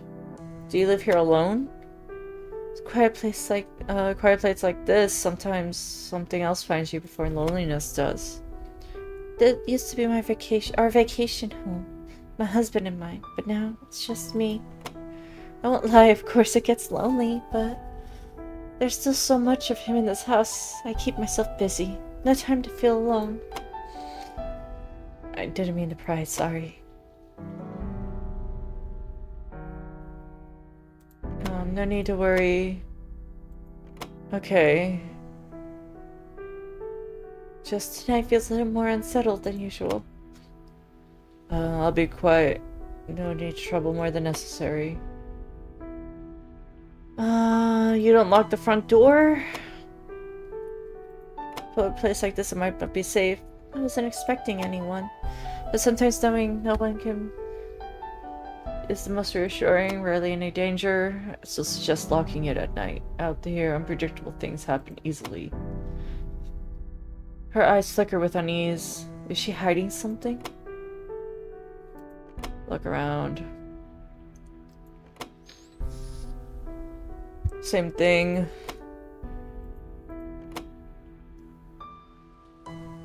She's taking us to a room to get the tea, and then Belladonna storms bursts in.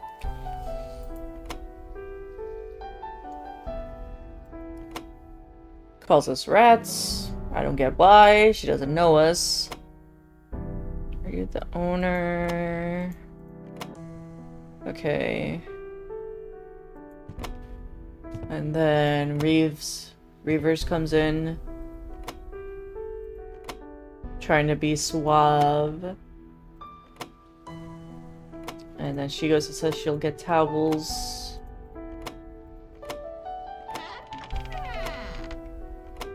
He asks me something, doesn't even wait for me to respond. We dry ourselves off, and she says she prepared dinner. I did the rest first last time. Let's go to the dining room. See, this is why, like, I didn't want to eat anything. She said she was going to be alone. She said she was alone. This whole meal is here, and it takes hours to cook this all. Stab your own throat. Hey, what the hell?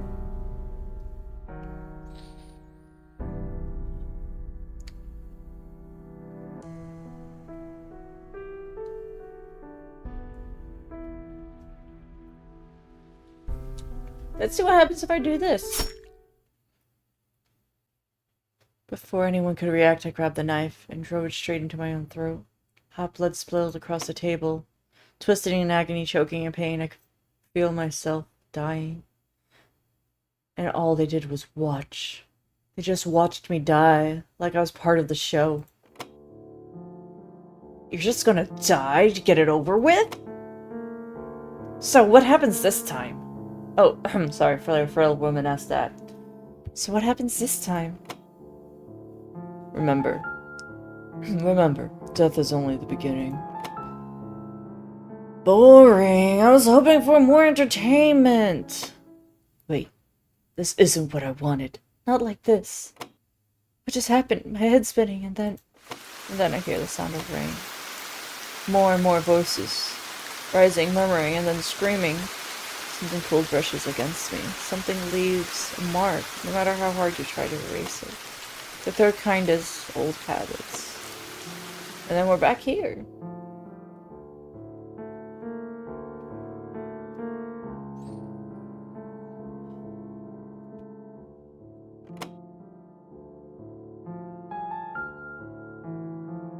You're awake. Are you alright?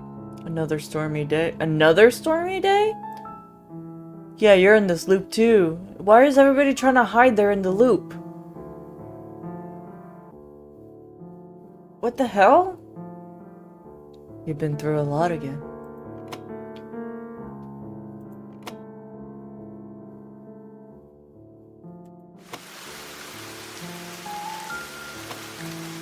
Now look at the handkerchief. It's not particularly clean. Please use it. I brought it for you. Feel piercing. I'm blinking. Why did he bring it for me? Did I wipe my sweat with the Alright. The items are still inside the handkerchief. The items inside the handkerchief too familiar. It's gone beyond eerie. Did I wipe my sweat with that same handkerchief? Did I already see the first aid kit? All of it. Just the same. Again and again. And through it all, the man drives calmly, unbothered by the storm. Tell me the truth. Do you know what's going on? Do you know what's going on? Do you know why I'm here? Why does this keep happening? A nightmare, you said. I'm not sure what you're talking about. I know what I know, and you'll come to know what you need to know. Undred, hello! How are you?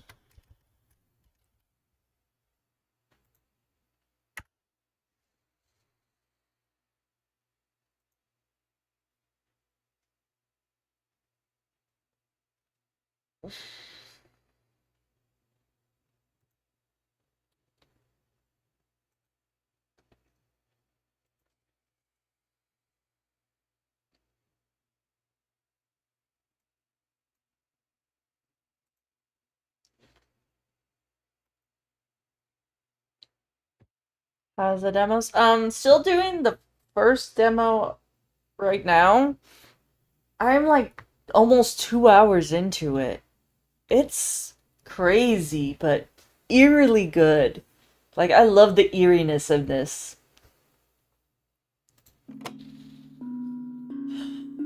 Everything depends on your choices. Whatever path you take, I'm ready to follow.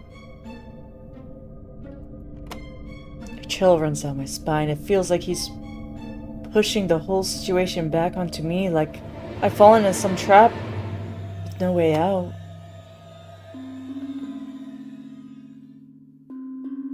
Where exactly am I?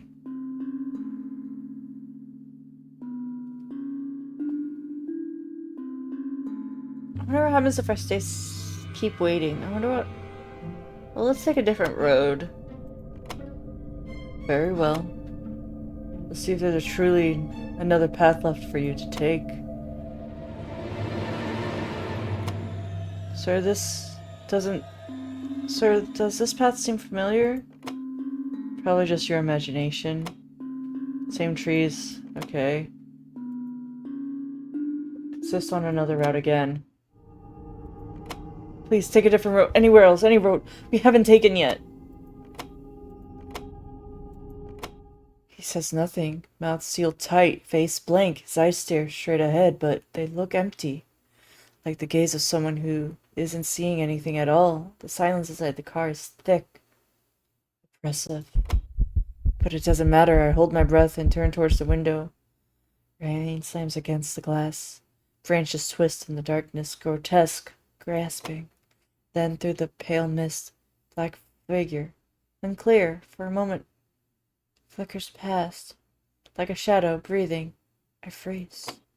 Did you see that, sir? What?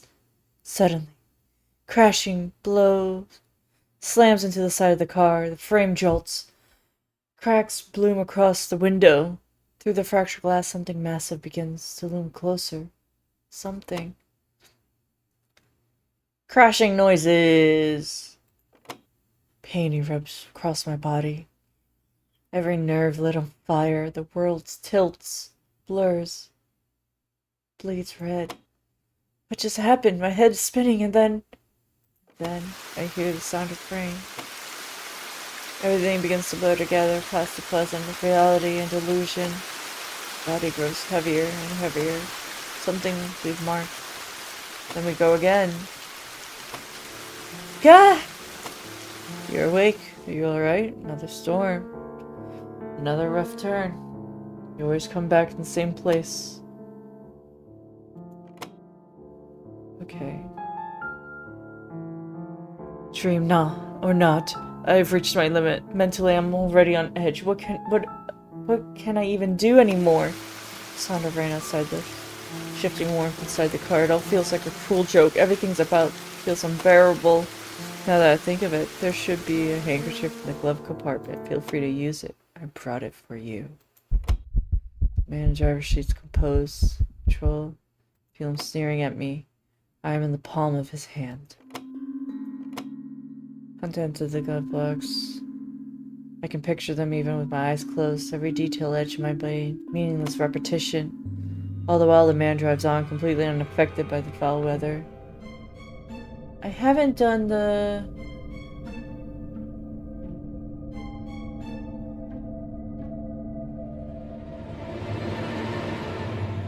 God damn it, where the hell are you taking me?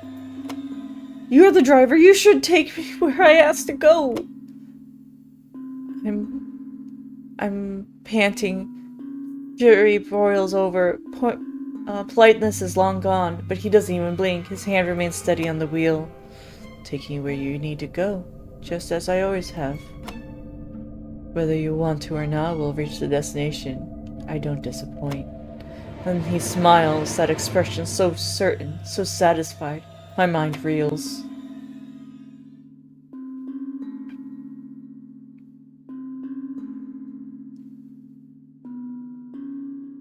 I just want to escape this awful deja vu. Please, just... It all feels familiar. I've lived this already. I can't take it anymore. Am I just dreaming? Is this all this is? My whole body trembles. I cling to the last thread of sanity and plead with him. He doesn't even flinch. Deja vu, you say? Some things etch themselves so deeply they never fade, like visible scars, burned into your mind. He looks away. There's something unreadable in his eyes, something I don't want to understand. Stay silent. I keep my mouth shut. What's the point of talking when none of it matters anymore? The rain taps mercilessly against the gas. The roads are sickly today. Please rest easy. But silence won't make it all go away. Sometimes silence says more than words ever could. Our eyes meet. Why the hell is he smiling? Ice floods my veins. I take a shallow breath, trying to steady myself. Creep in a low ominous, like a whisper in the storm. I know it. Yes, yeah, I heard something. I think I heard something. Can't say I like the sound of it. Wait here, I'll go check. He checks the thing. Comes back. The rose block. Okay. Down. Then we go to the manor. She opens the door. Lets us in without hesitation. Come on. Let me just... We're gonna quietly look around to get this through. So that way this can go through. And we'll go to the dinner. Because I haven't tried eating things at the dinner yet.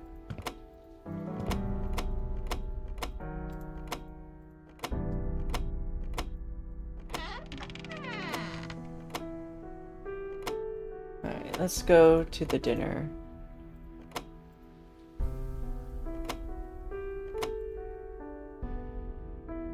Sit at the table. Everybody is praying.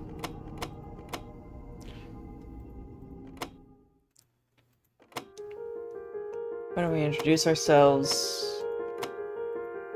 Okay.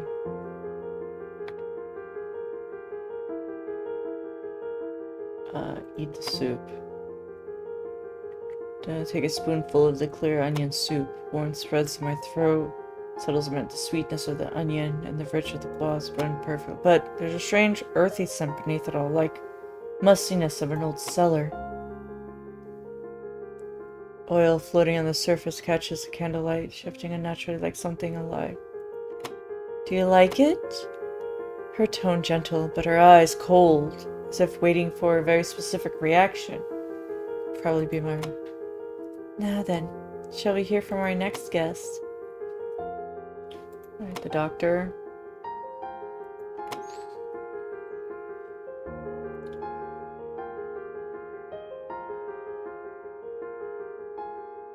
I'll ask him what faith he follows.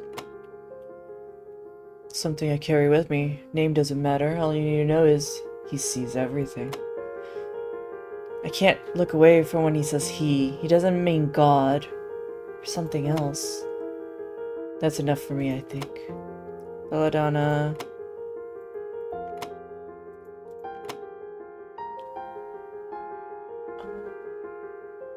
How did you end up at the mansion? I hate that question. You think I chose this place? Rain came out of nowhere, road cut off, and somehow I'm here. Was a fate or setup, honestly. I think something, a movie, whatever it is, I'm done. Okay.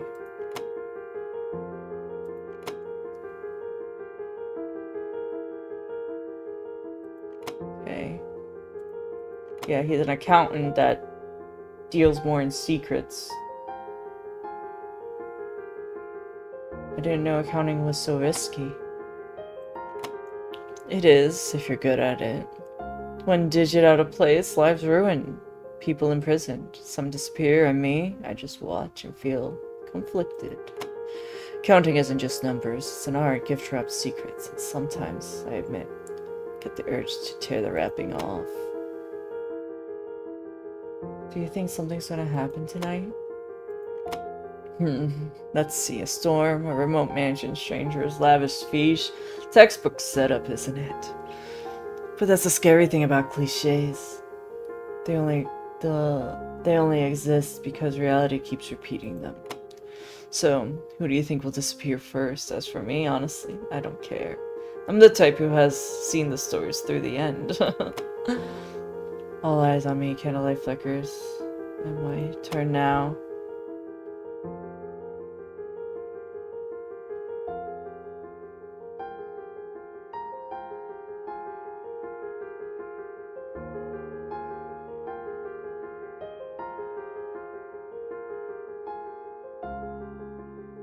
There we go. Walking home, feeling tired.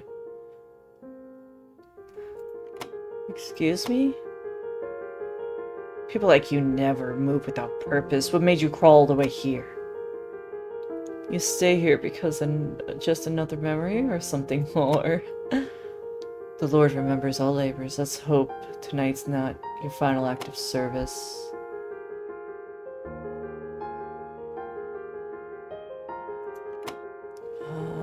Trauma, I guess. Truth will arise eventually. The Lord reveals your innocence. I don't care. Not interested in your sob story. People don't misunderstand you for no reason. Trauma makes for the perfect excuse to cover the truth, don't you think? Must have been through a lot. Let's just drink the wine. Take a sip of the red wine. The rich aroma, dark fruit fills my nose, spreading warmth in my chest. It's my kind of wine. Heavy, full. With the third sip, a metallic tang creeps in, faint but unmistakable, like rust. The candlelight flares through the glass, glowing deep crimson. Looks like fire or blood. My throat feels parched, probably just nerves. But the second drag on like hours. The conversation winds down. Wonderful dinner. Then let me show you to your room. I remember your knee trouble. The guest room's on the first floor. Good night. The room upstairs, please follow me. We trail behind. Shifts his weight. Kali led the way. He takes the good-looking room because he does, yeah. And then gives Belladonna the moldy room. And she gets pissed off, and then I get a pretty room. Which I like. And I want to see if I can keep it this time. She barges in, demands we trade. I can keep the room. I'm sorry, but I like this room. I see no reason to switch. What? Did you just say no to me? Do you even know who you're talking to? Suddenly, better than eyes on her, she ranges the kitchen knife blade, glints coldly in the candlelight. Slam the door shut. You push her back and slam the door through the wood. You hear the sound of furious breathing. There's nothing left to discuss. Go back to your room. Fine, let's see how this ends. You made me mad. You did this. I'll tear you apart. Remember that. She pounds on the door, breathing heavily, then silence. Silence of far worse than the noise. She wouldn't actually do anything, would she? No, calm down. She's just blowing off steam. She went back. Tried to shake it off, but the fear's growing. I need to distract myself. Anything to do. Knock. Sudden knock on the door. Knock, knock. Who is it? Kali? Dr. Sloan? Belladonna?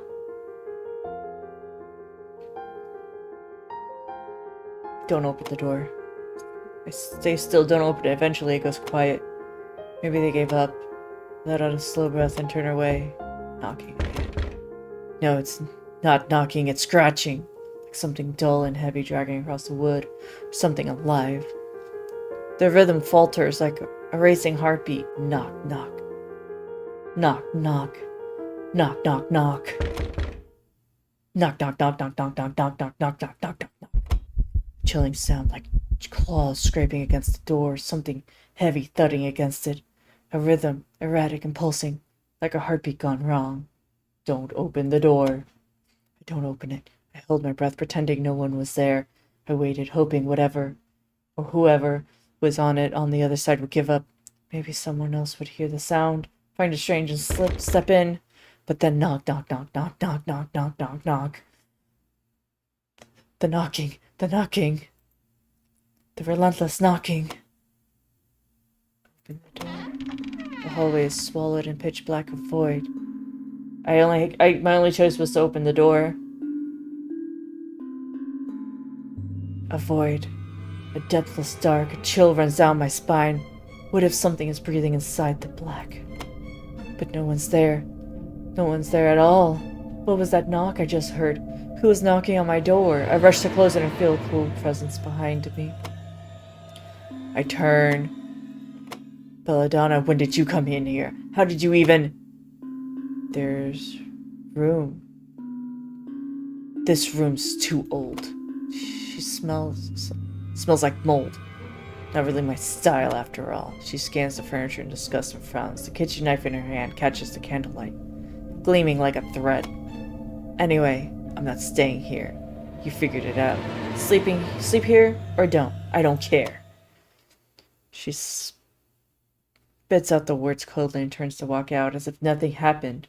The door closes. Silence swallows the room. What the hell? Why did she come? What did she want? Even after she's gone, her presence lingers like poison in the air. With shaky hands, I lock the door. I glance around, heart pounding.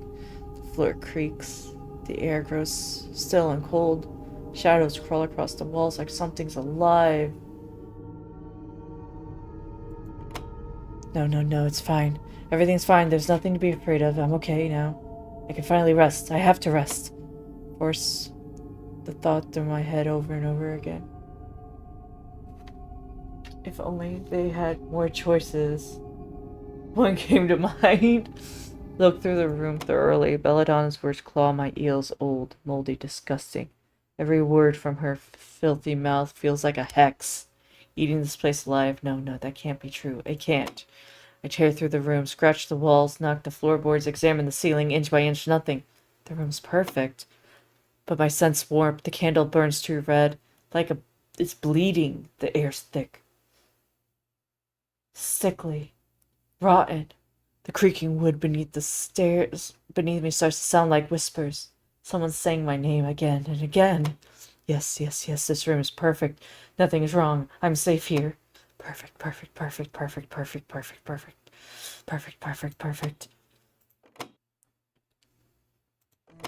How long have I been asleep? When I open my eyes, the dim, damp room fills my vision. The rain, the same relentless downpour from last night, shows no sign of stopping. It crashes against the window like a warning. Needles burn flesh enough with direct contact to skin. The wax just makes it worse. I sit up. Pain blooms through my joints. My head foggy, limbs heavy, and with it, foul, lingering feeling crawls under my skin. A sense of dread, cold and clinging. I don't know why, but something in me screams, run. Oh my god.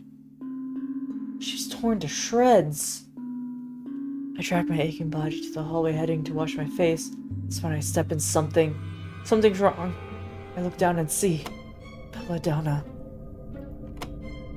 It's her, or what's left of her. Belladonna lies in pieces, her skin is shredded, torn apart, ripped by something ruthless and methodical. She looks like a broken doll. No, she is a doll. Maybe she always was. Then, this isn't a body. It's a broken toy. All I have to do is fix it. Then that would make it right, wouldn't it? Ah! The The scream snaps everything into focus. I turn and Kali just stepped out of the room. She sees the doll's pieces. Her head flies. Her hands fly to her mouth, her legs shaking violently and stumbles back, her face drained of color, her eyes filled with tears. This isn't real. It's just a dream. It's a dream. Please, someone save me. I don't want to see this, please. Compose yourself, madam. I'll examine the scene. Salone tries to remain calm and gains control, but his gaze remains on Beats Belladonna. Something flickers in his expression. Creak in his composure. This isn't a simple accident. This is something else entirely. Something monstrous. And the killer is one of us. Reaver emerges, lured by the noise. His eyes gleam with curiosity, not fear. He surveys the scattered remains, slowly smiling. Oh my. What a deliciously gruesome scene. I didn't think Miss Belladonna would exit the stage so soon. But I must say, the twist is incredible. What happened? My head is spinning, and then I hear the sound of rain. There's a murder among us. I can't believe for something like this to happen here. We must remain calm. We must remain calm. The Lord is watching over us. So the game finally ramps up in difficulty. How thrilling. In times like these, you best choose your companions wisely. Cold logic will serve you better than fear. Something wet soaks into the floor beneath my feet. I realize my gaze had drifted back towards what used to be Belladonna. I looked away, nausea rising in my throat. My heart won't stop pounding, steadying my breath.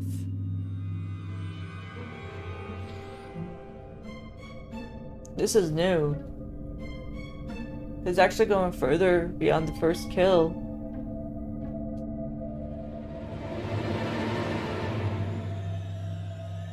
Talk to Saloon. Doctor, what should we do?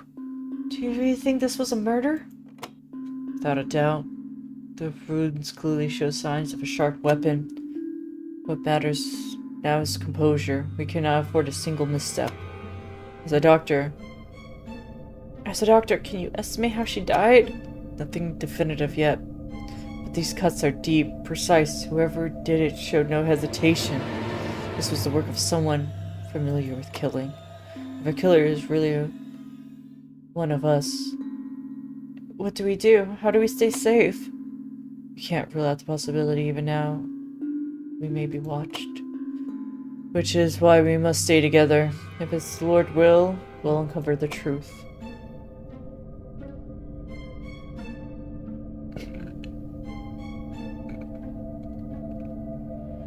Talk with Kali. Miss Kali, are you alright? This must have been a shock. I still can't believe it, Belladonna. She's here in this house. I'm so scared. Can you remember anything?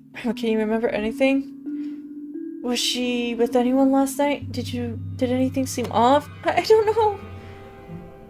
All I did was show her to her room. After that, everyone was separate ways. I swear, I did nothing more. This house used to be so quiet. I never imagined it changed to this. Please try to stay calm. You're not alone. We're going to get through this together. Together? Can we really make it through if we stay together? There's something in this house. I can feel it. I don't think I can trust anyone anymore.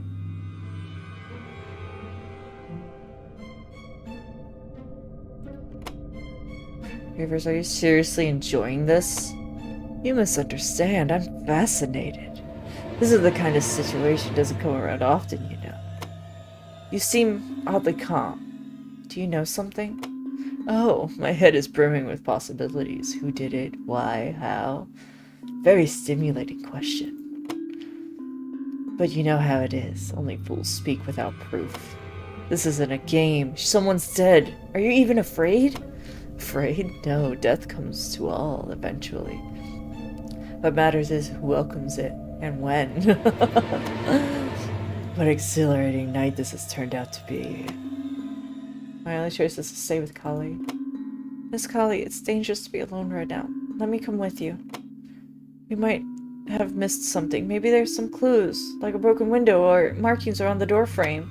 So, you think so too? Do believe none of us could have done this? Something else. Something came in, or maybe it was already here in the mansion long before us. Then let's check together. We'll look carefully. Every door frame, every window. We'll find proof. Alright, let's go together. But if something really did come from outside, then maybe it's something we can't even understand. Maybe the door was forced open. Maybe it opened on its own. I'll stay here. If it left trace, it might be in the scene. We must be careful. Whatever it is, it's cunning, and I fear it's already watching us. Now, there's an intriguing theory. This atmosphere calls for a stiff drink. Or was it water? Excuse me a moment, who knows? Something might whisper to me while I'm alone. Let's start on the first floor, carefully. We begin our sweep. The clocks have stopped. The shadows on the wall move. Like they're alive. Even the cracks in the wallpaper seem to watch us. There's no sign of forced entry, but I know something was here. Maybe it still is. We climb the second floor. Every step in the staircase creaks. Sounds like a warning. The hallways stretch unnaturally long. It doesn't feel like part of the house anymore. Just darkness, cold and dread. We find nothing. Eventually, we return to the first floor to breathe. But why is it so quiet? Like, there's no one here except us. Wait, where's Salon and Ravers? You're different from them, right? Miss Kali, what are you talking about? You already been strange, so strange. That smile wasn't human. I saw it when you came down the stairs. I saw your reflection in the window. But no one else noticed because you were too perfect, too natural. You belong here too well. Maybe it's you. Maybe you're the one behind this. Calm her down. Miss Kali, please. I'm not here to hurt you. I'm just... Put the pitchfork down. Lies. All lies. You're just like them. All of you. Can't trust no one. No one. Not anymore. No. Please. Please just listen. The pitchfork rips through the air and buries itself deep in my gut. Metal shears through the muscle, scrapes against bone, splitting my insides open. A surge of hot, sick blood bursts through the wound, soaking my clothes, pattering the floor. My body convulses. No one can be trusted. No one. She drives it deeper. The pain stabs through its chest, crawling into my lungs. My heart slams against my ribs. Wild and useless, the world tilts. Kali's face blurs. The walls are bleeding red. And then nothing. The sound of something laughing beside my ear. It's finally over. What happened? My head is spinning and then I hear the sound of rain.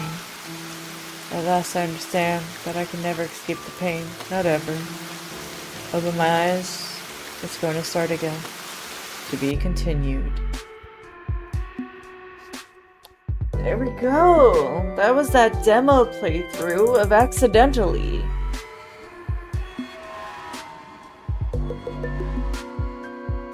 Ugh.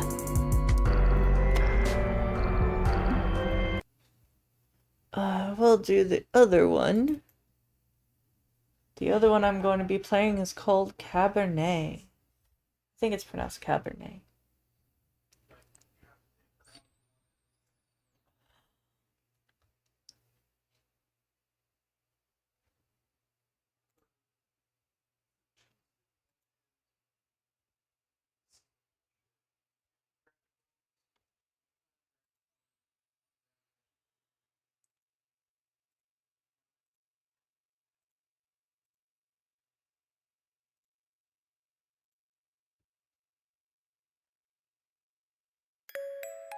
Story of Cabernet takes place in a fictional Eastern European town. Cabernet explores heavy subjects including alcoholism, social conflict, death, and suicide. It portrays cartoon violence, blood, and gore. Any medical terminology or advice that is present in the game may contain false and/or outdated information and should not be treated as fact. The developers do not condone smoking or excessive alcohol consumption as depicted in certain characters in the story. All characters and events portrayed in this game are a work of fiction.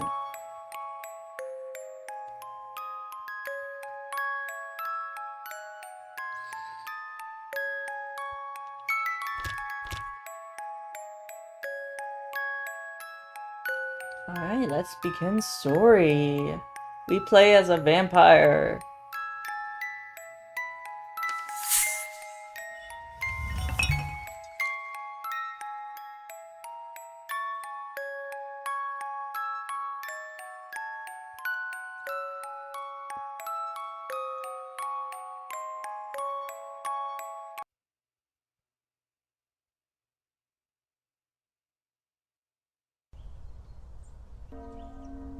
Eastern Europe, end of the 19th century.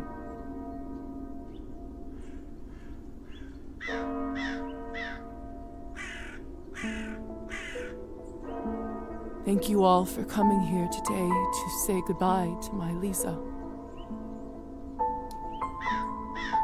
I never thought I would bury my own daughter, my own blood, my pride, yet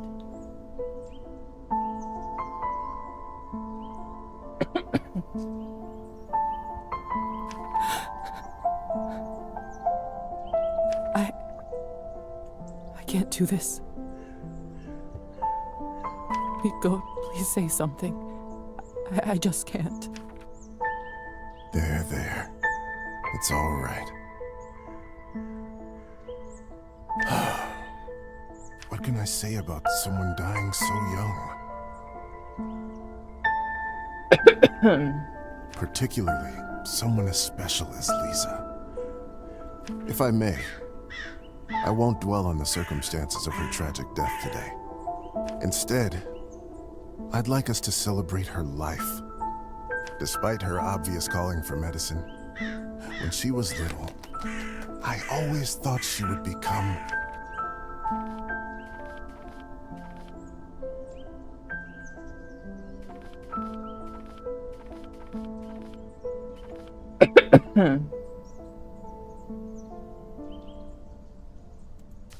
Actually, I always knew she would be a doctor. It was her destiny. I remember that one day her brother was running amok inside the house until he fell over and badly scraped his knee. Before I even blinked, an 8-year-old Lisa ran to the kitchen, got a bottle of vodka and a clean towel, dressed the wound, and tied it up. Such a bright girl. Always a top student, always the pride of her parents. By the time she graduated,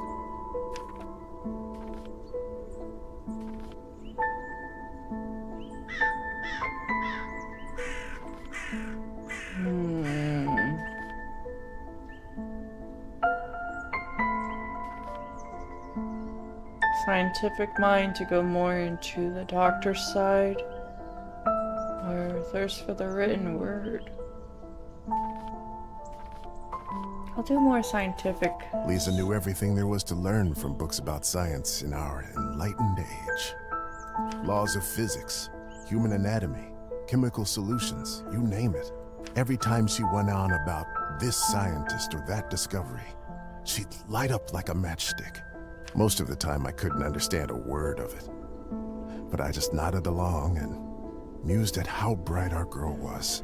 I can't tell you how proud we all were when she was accepted at the medical academy. I had no doubt that she was destined for greatness.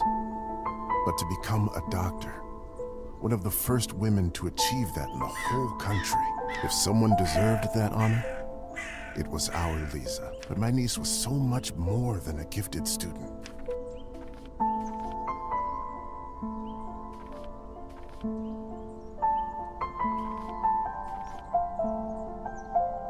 With all of her other talents, above everything else, she was a true and loyal friend. This is an interesting way that they have the point system. I love it. Very heavy story for the system. I love it. Might play this again and put points in different things. She connected with people easily. She cared deeply about them. Some might even say too much. After all, if she wasn't so thoughtful, maybe she would still be with us. But I digress. Please, forgive me. What's done is done.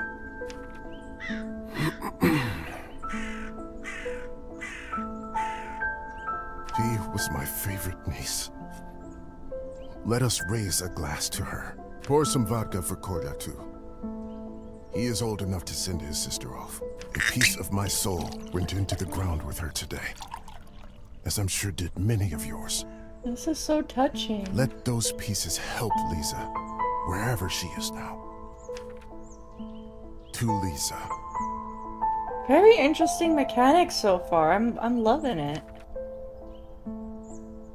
Drinking in silence.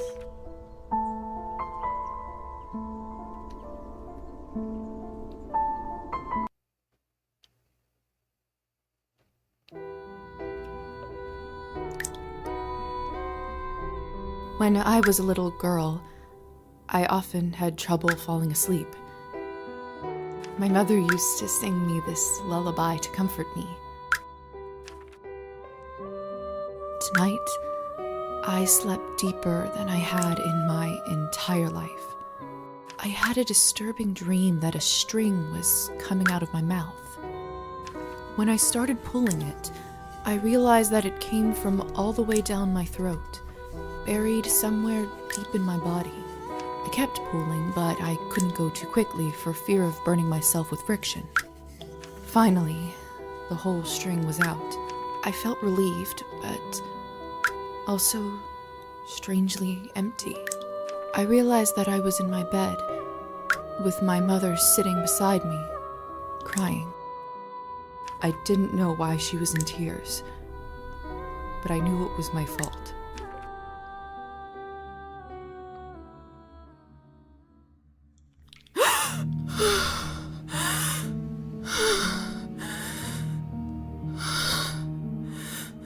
Was I dug up from my grave? It looked like it. Dear Lord. Mom? Kola? My body feels like it's stuffed with cotton. Like I slept for days.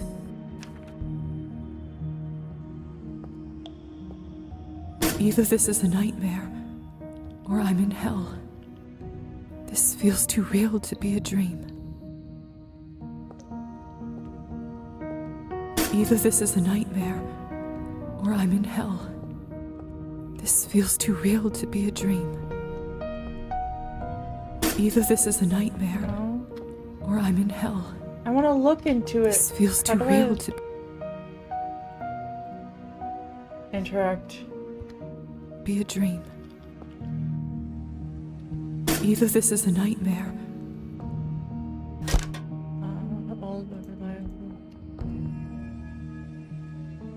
either this is a nightmare, well, let me see what's in or the the bucket. cupboard is locked. Why would anyone keep something of value in a place like this?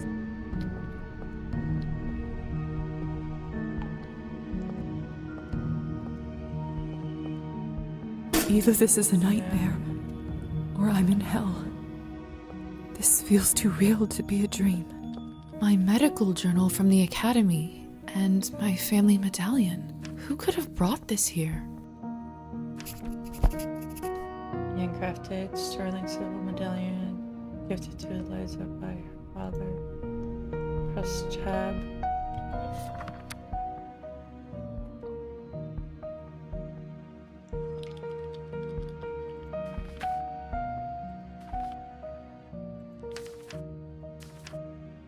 Very in depth with things.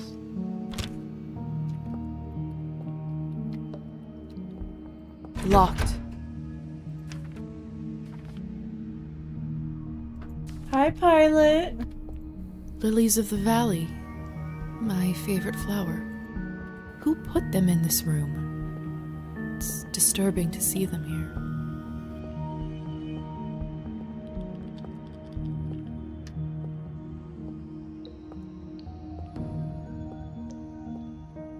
Locked.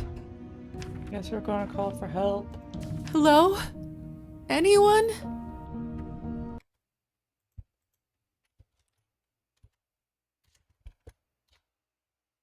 Gonna give Pilot a shouty. I'm going to BRB. I gotta go bathroom. Drank a lot of water. So I'll be back.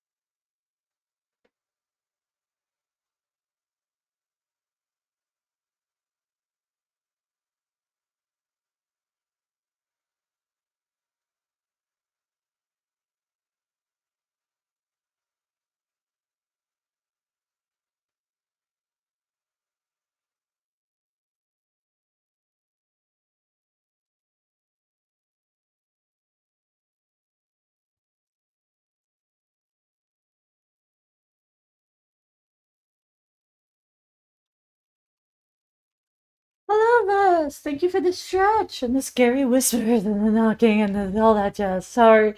Um, I was, while I was up, I put some rice on.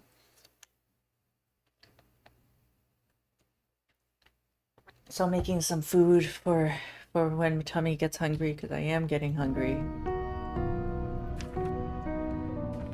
Please help. I'm stuck here. Alright, no one's coming. Maybe if I keep Anyone! calling- It's no use. Okay, no one's there.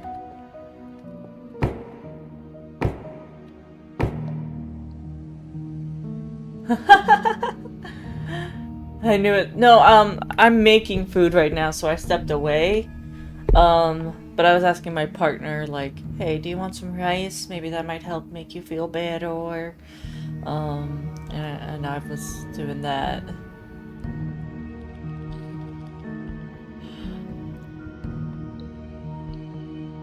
Hello?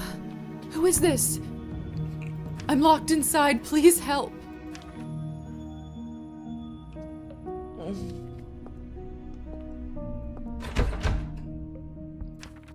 Are you still there? Are you still there? The microphone picked up his mouth moving, but it didn't pick up the sound. Yeah, so that can happen because I didn't mute my microphone when I walked away. So that's one of those things that happens sometimes, but it's okay. Because I was you know, cleaning the rice, so I might have picked up the faucet. It's just signs. Maybe you can't talk? Please knock twice for yes and once for no. Thank goodness. Can you help me? Can you help me open the door? They can. Thank you. Thank you so much.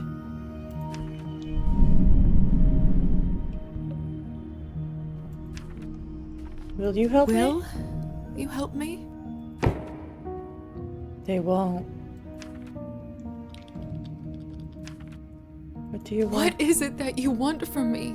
You asked them to do yes or no questions. They can't answer with yes or no.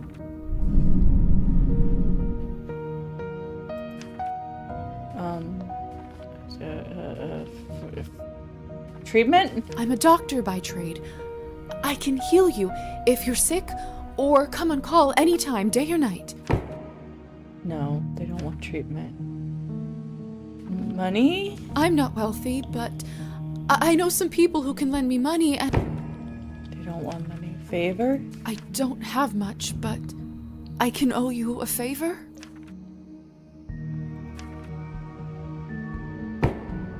They want the favor. Then it's settled.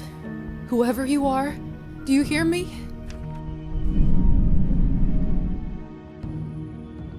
If you open this door, I, Yelizaveta Morozova, will be in your debt.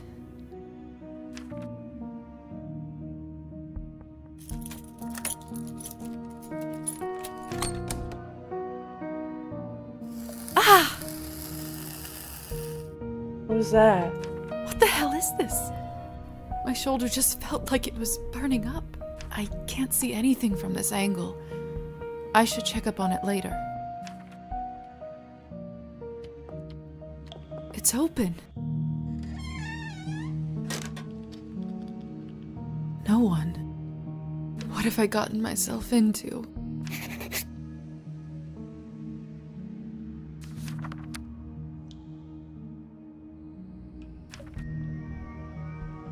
Earning experience points increase your rank, allowing you to upgrade your skills. Press the plus or minus skill you'd like to modify.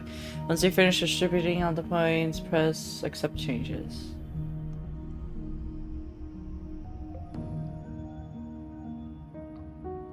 I could put some in literary and writing. Or history.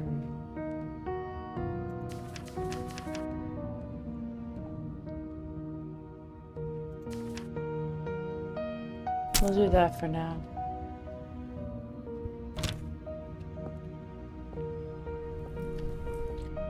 Oh god. Hello? Can anybody hear me?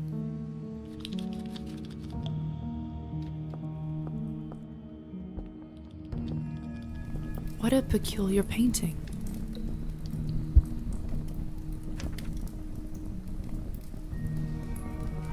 Oh, come on!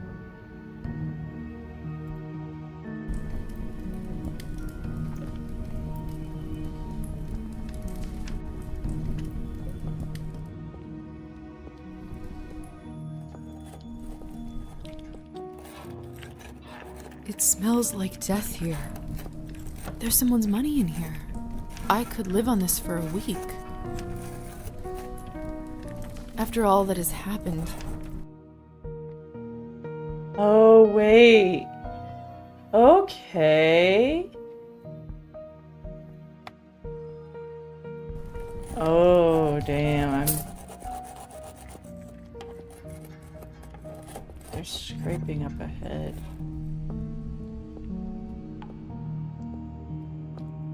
The mirror is covered by a sheet. People only do that when someone dies. Mother explained that this is so the dead soul does not get lost and trapped inside. Silly superstition, of course. We live in the age of science where there's no room for this nonsense. What is this? Where is my reflection?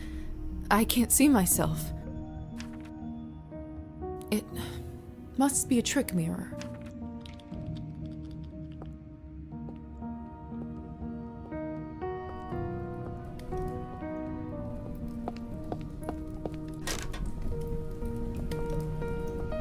Eerie. Science. It's hard to say without seeing the face, but this dress. Could it be the same girl from the first painting? It's hard to... Could it be the same girl from the first painting?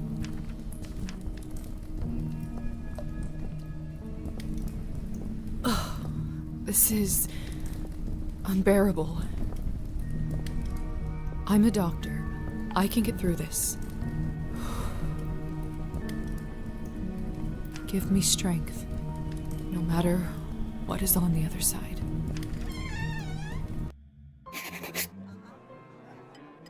What in heavens is all this? I will make sense of all this later. Something is wrong. My head is spinning. I feel the floor slipping from under my feet. Oh, even it looks like my view looks like it's like it. My character feels like it's on a ship right now. That it's rocking, like the scenery is moving. Would you look at her? How does one have the gall to show at the Countess's manor in such a filthy outfit? She must be a nihilist. It's spreading all over the country like a plague. You two don't know what you're talking about. It's the latest rage in Paris now. The dirtier, the better. Have you heard? The Countess is sending me on a special assignment to the capital. You lucky devil. I've been stuck here for years. I swear, I'd dull my fangs just to spend a night in the city. Miss, are you all right? Mind your own business, Petya. It's rude to stare at a lady. Sorry.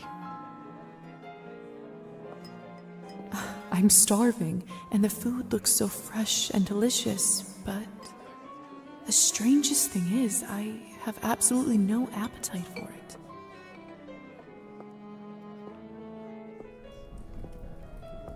I know it's not ideal, Countess Orlova, but I'm afraid there is not much we can do at this point. Of course now there bloody isn't. The right time to act was last week. I don't understand where this influx of product is coming from. It's undercutting our prices. Where were you when I... Who is this creature? Darling, you look like a little domovoi. Come over here. I don't bite. Hello? Hello? I'm terribly sorry for it. You must be the doctor's new apprentice. Look at you, poor thing. You must be fresh out of the ground. Excuse me? Ugh, nobody must have actually inducted you. How typical. No surprise with the men around here. Hussar? Why is she in such a state? She was not supposed to wake. I'd... Hussar, be a darling and show this young lady around once she's decent. As you wish, madam. If you'll excuse me, I'll go for a smoke on the balcony. You can find me there. You're excused. If I recall my first day correctly, your head must be killing you. Here, drink this. Thank you. May I ask what this is? If you know too much, you'll grow old sooner. Trust me, it will lift your spirits.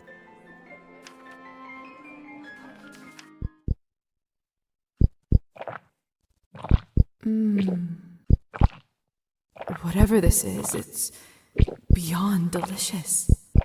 It's sweet and thick and tastes like cherry and wild strawberries.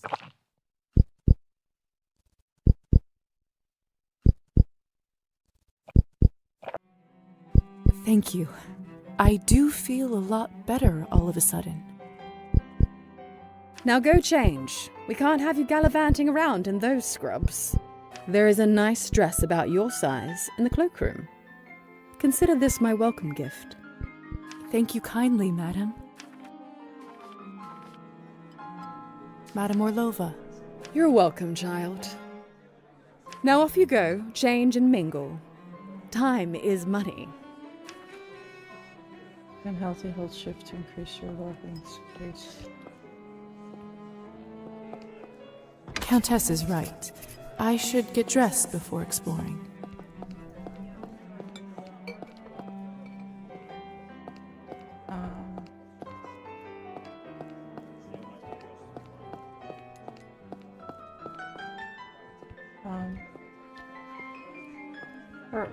I don't know where do you go. Is it down here?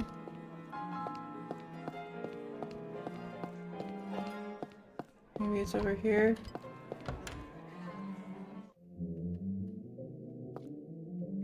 Goodness, this must be the dress the Countess was talking about. Such an ornate Western style. It must cost a small fortune. I want nothing more than to change out of this horrible nightgown, but this is just too much. I can't ruin such beauty with dirt. I better wash up first. Basin? Another cloth on a mirror. Something bad must have happened.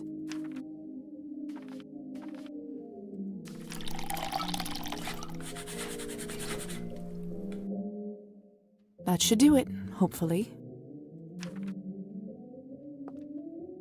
The Countess sure has excellent taste in literature. In other circumstances, I'd spend all day here reading.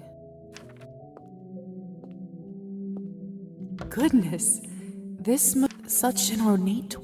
I want nothing more than to... Alright, let's put on the dress. Perfect. Fits like a glove.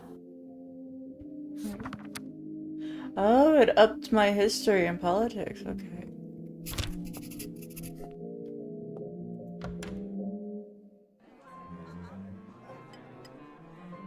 I still don't know what's happening here. Or at least I hope I don't. But delaying the inevitable is just tying my stomach in knots. I need to find that young man and learn the truth.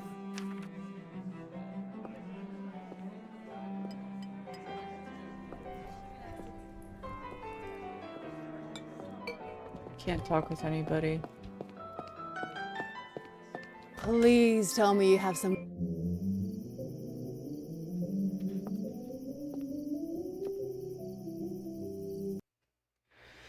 Some action laser performers take time. These interactions will be marked with special time stopwatch symbols. Each night, Liza can spend up to 3 actions.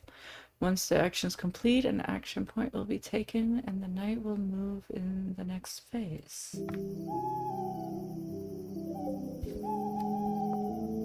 Locked.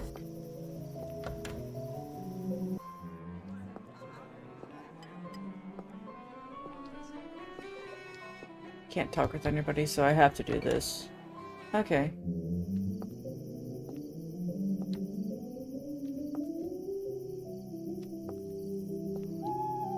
Oh, I have to hold it. Okay. Good evening, Hussar.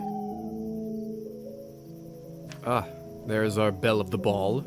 Lisa, right? You actually don't look half bad when you're not covered in graveyard dirt. Graveyard dirt. Graveyard dirt?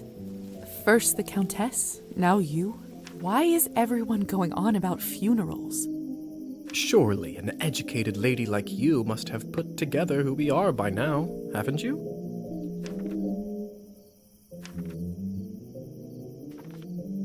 I'd rather not guess. Please, just tell me straight. Who are you? Simply, we are vampires. Is this why I had no reflection in the mirror? If that's what you're concerned about, you look just fine. Yes, yes. It's not the fact I have no reflection. It is the fact, oh no, I can't look at myself. No, it's the fact of not having a reflection. Does this mean I'm dead? Dead, alive, who the hell cares? Trust me, Lisa, you just won the lottery.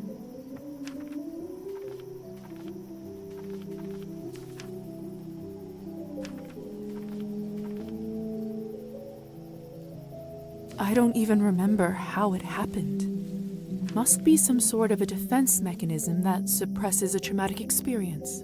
That actually does happen quite a bit. That memory usually comes back soon enough. What about my family? When can I see them? I was worried you will ask me that. Technically, they think you are dead, and it is best for everyone if they keep thinking that. It's true, too. I can't just leave them like this. They have to know I'm all right. Look, I know this is too much for you to take in right now. Maybe that's a conversation we should revisit another time.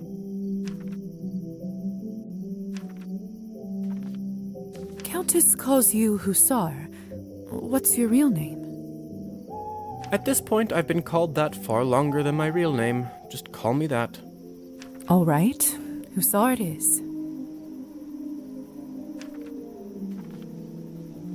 I have so many questions. See, that's what I was afraid of. Hey, if I'm a person of knowledge, I demand to seek that knowledge, okay? Don't hate me because I like knowing, learning. Theory is not my forte. I'm a proponent of learning by doing.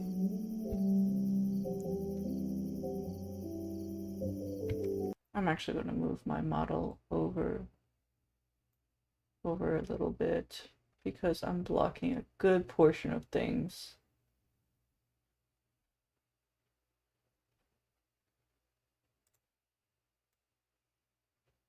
So move over here, maybe.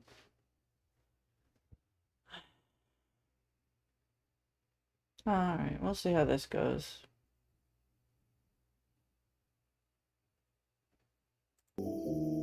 Why don't you go talk the ears off some other guests while I finish smoking in peace?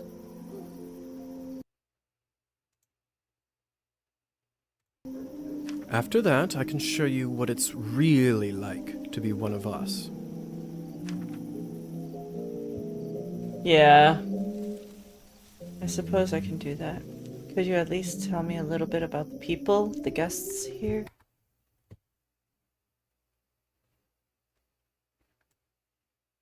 I'm gonna move over just a little bit that way.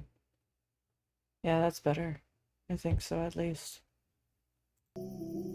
Oh, come on. Where is your spirit of adventure? I'm sure you'll figure it out on your own.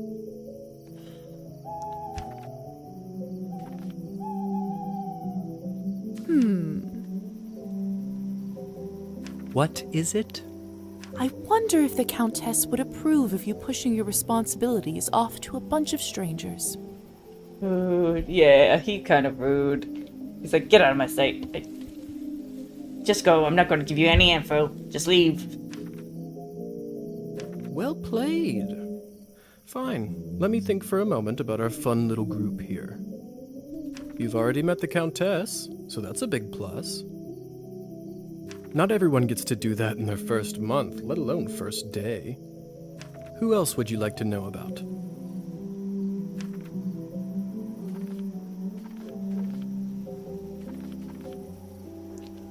Purple hair. Who is the intense lady with the purple hair? That's Elisa. She is quite important around here. I'd try to start out on the right foot with her if I were you.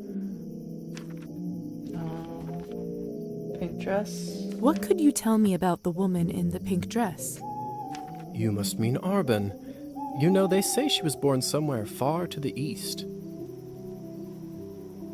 Yeah, go down the list. Always go down the list. I try to. Sometimes I worry if I only get a few options, so that's why I pick and choose.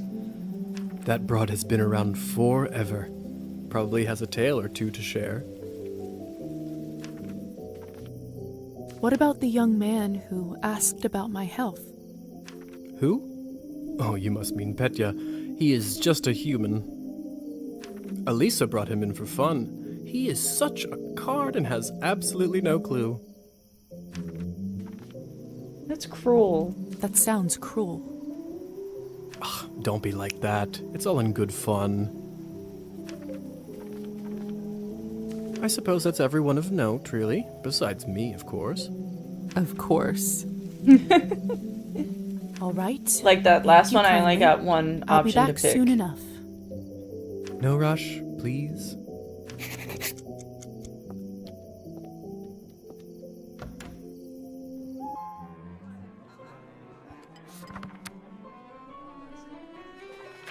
Socialize with the guests.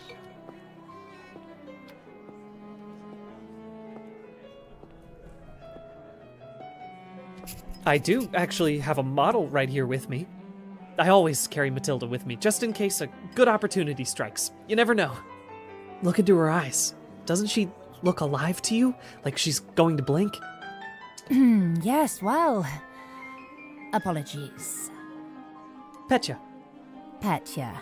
We should probably go and discuss some urgent business with the Countess. Oh, of course. In fact, I'd love to meet her as... And then just run off. I don't know how, but I can just sense that he is not one of us. Such a strange feeling. Attraction? No. The side eye. Something very similar. He is most certainly human.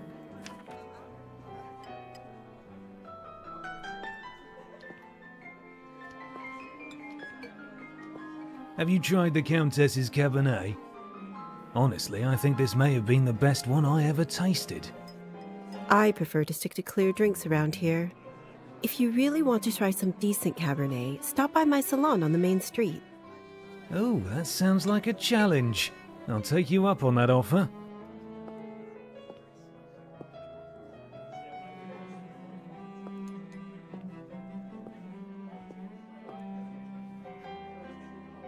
Hello. I don't think I've seen you around here before. I'm Arbin. I'm Lisa. Good evening to you too. I can hear the thoughts. What freaky. Why is he here? Yeah. You don't sound so sure. Is it really a good one for you? You're right. If I'm honest, it hasn't been the easiest night. That's what I thought. My advice is always be honest, unless you absolutely can't be. In the end, it does make everyone feel better. That's a good piece of advice. Stick with me, lovely. I'm chock full of them.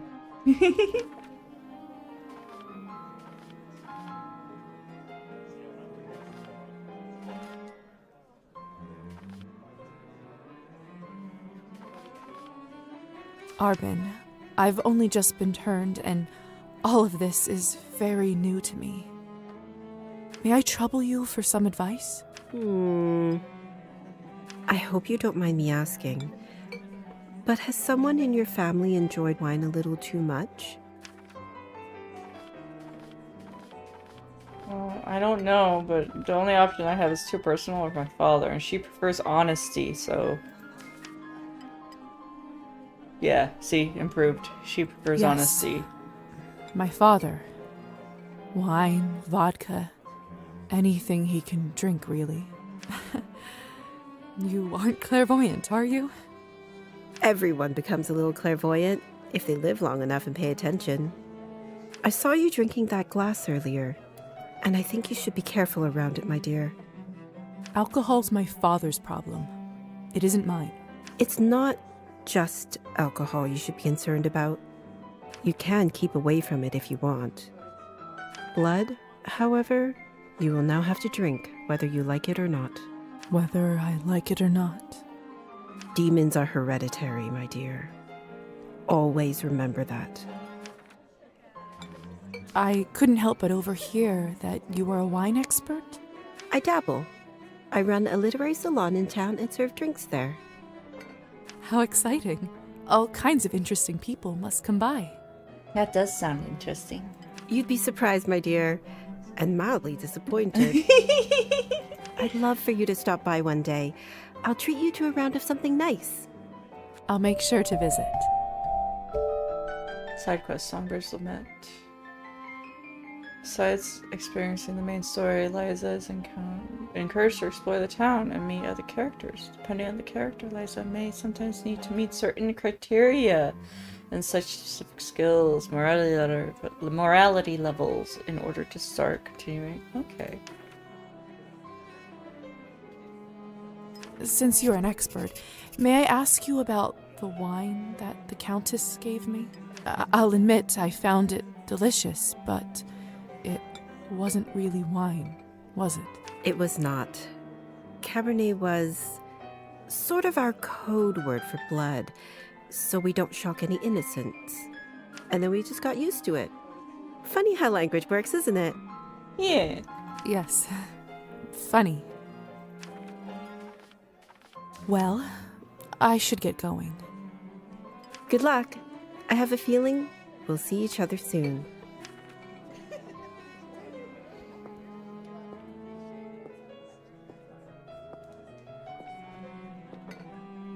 Come on. Don't any of you cowards want to have any fun? My lady, with all due respect, Russian roulette just seems like, too much fun for the night. Fine. Get lost then. Be on your merry way. Who knew that the second time I die would be of boredom?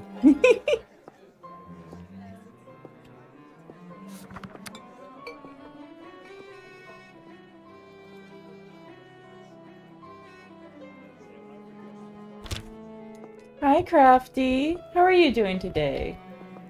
Now, would you look at this pretty picture? I could barely recognize you from before.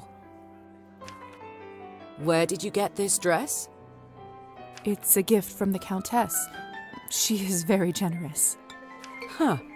I thought it looked familiar. Name is Alisa, by the way. How am I? I'm doing alright. Just playing some demos. Lisa, it's a pleasure.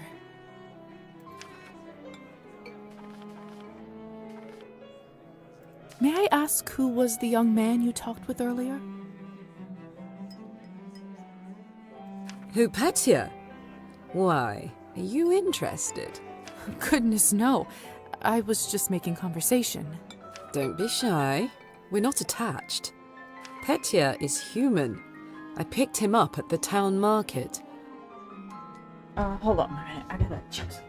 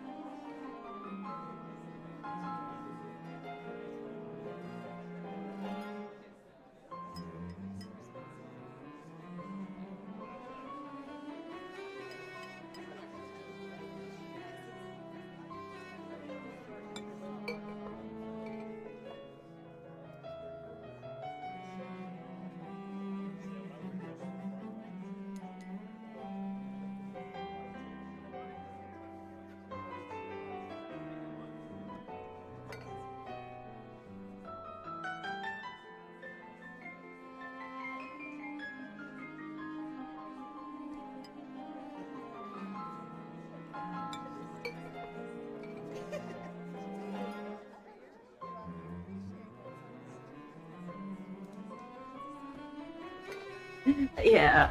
So I accidentally put too much rice in the rice cooker, so I have to like I had to take some out. But it's okay. He is a salesman. A ridiculously bad one at that. Oh, ads are going to be starting soon in around 40 seconds. If you two are not an item, may I ask why did you invite him over? Because it was my turn. A turn for what? To spice up the eternity. So, I've just been turned today. Congratulations. That must be quite shocking, thrilling. I'm envious, really. Yes, thank you. I'm not quite sure how to process all this yet. What does one even do with this?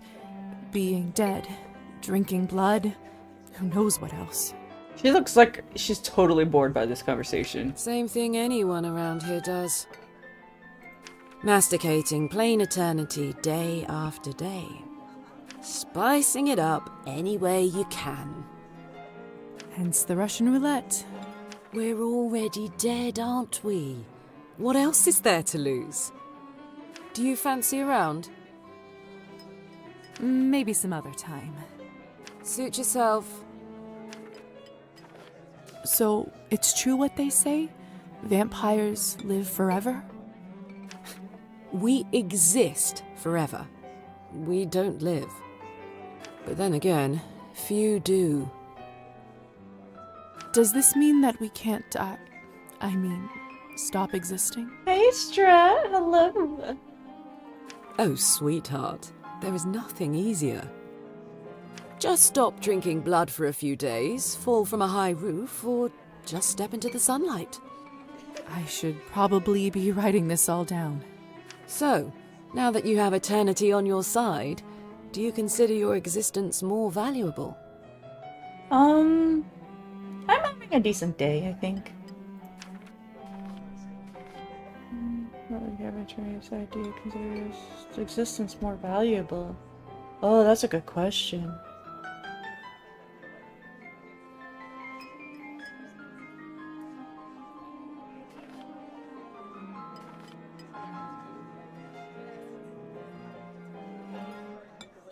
That is a good question. Oh, I don't know.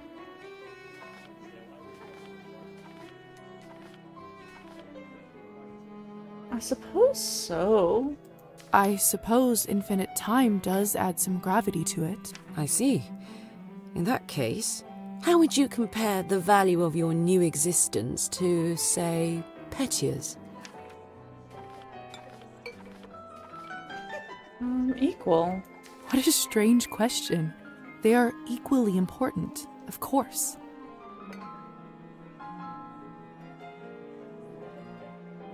Fair enough. Still, it's an interesting thought experiment, isn't it? You've never seen the first Moana, Crafty? Ooh, I hope you love it. I hope you like it. You don't have to love it, but I do hope you like it. Or at least don't hate it. Indeed. Some of the songs in there are really good. Excuse me. I think someone is calling for me.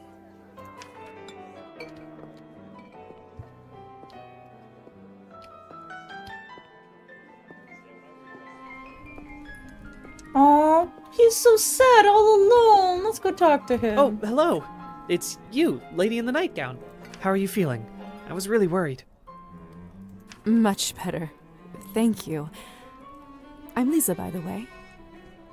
Of course. Where are my manners? I'm Petya. It's a pleasure. You were the only one who seemed to care about my illness. Oh, nonsense. They are a lovely bunch around here, just all very busy. Aww.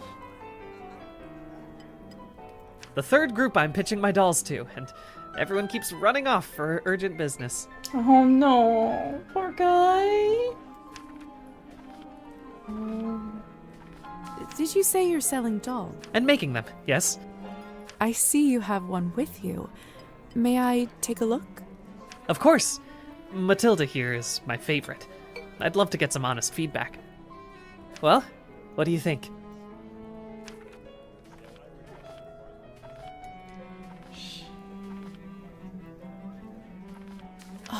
just lovely.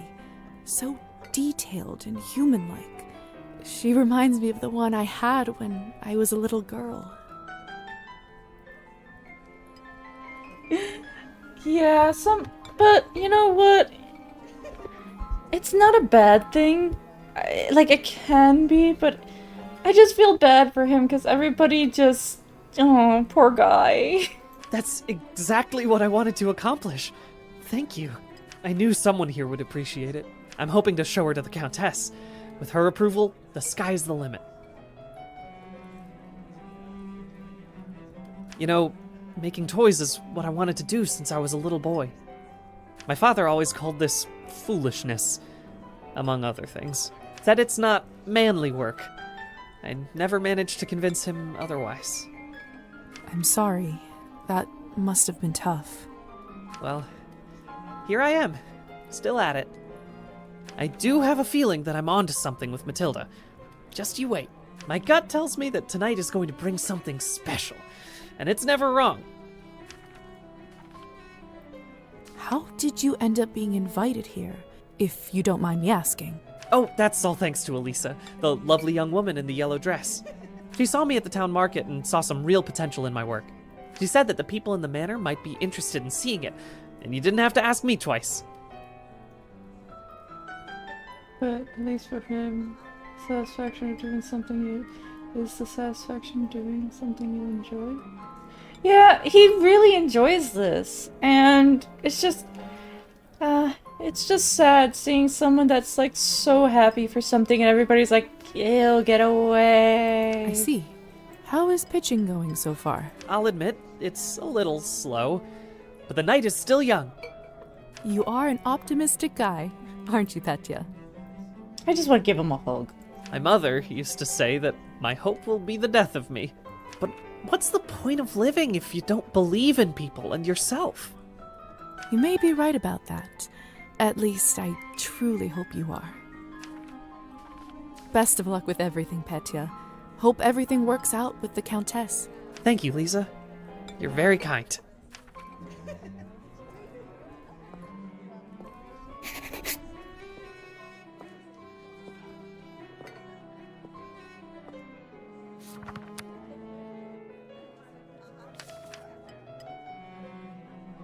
No, sad as a no.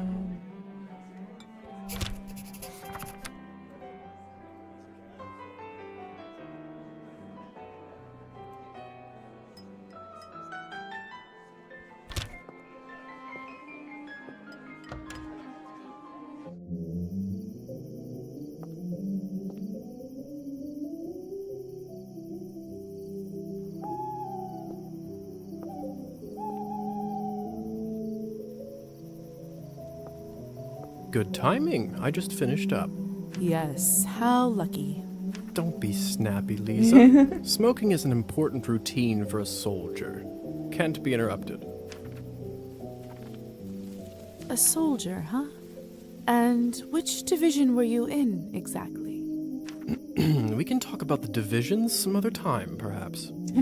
So, are there any other questions you have left for me?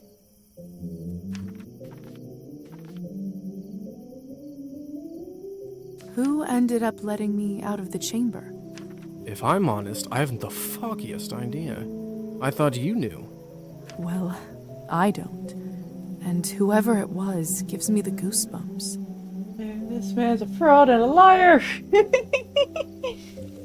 Yeah, and consistency, but also leaving a lasting impression ultimately happy. I mean, it kind of can. I think it can, Strat.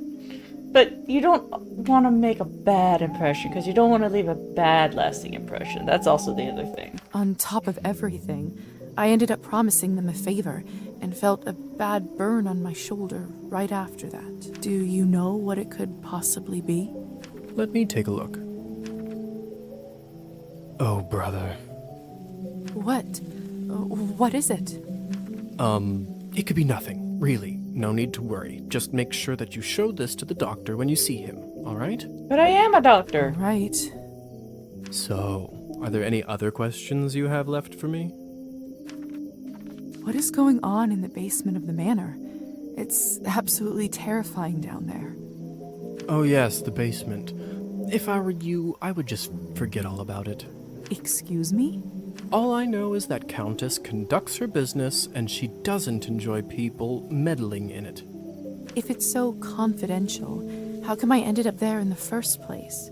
Minor oversight. You were supposed to be moved upstairs before you were up, but appears that you are an early riser. Not a single soldier hides their division rank unless they're afraid of the mistake or a fraud. I mean, possibly. Maybe he feels shame somehow. Maybe he might feel shame for something he did in his past. And whose oversight was it, may I ask? So everybody I'm talking to besides Petya is a vampire, even myself. I got turned into a vampire, and yeah.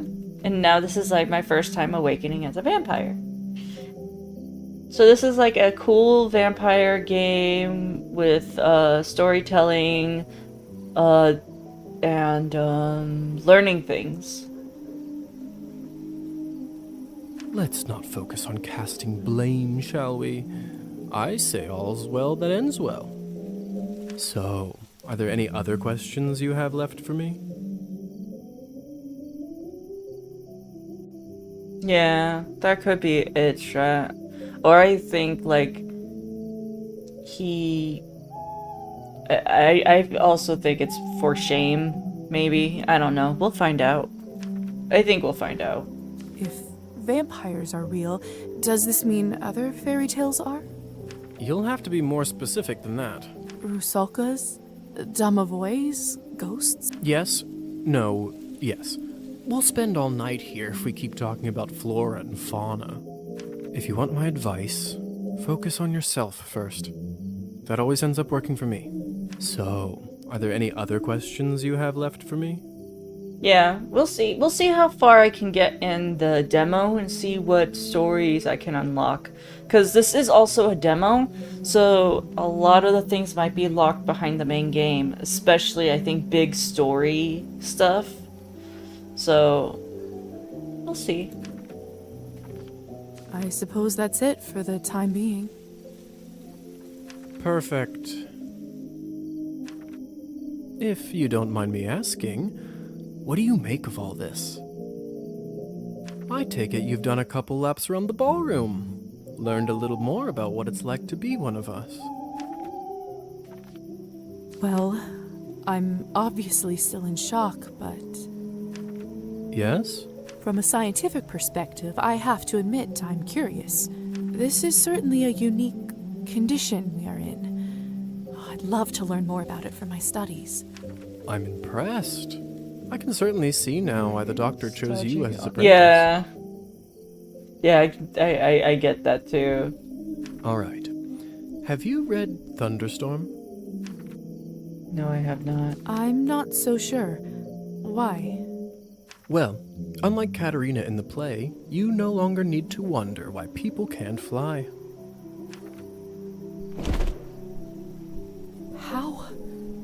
How did you do that?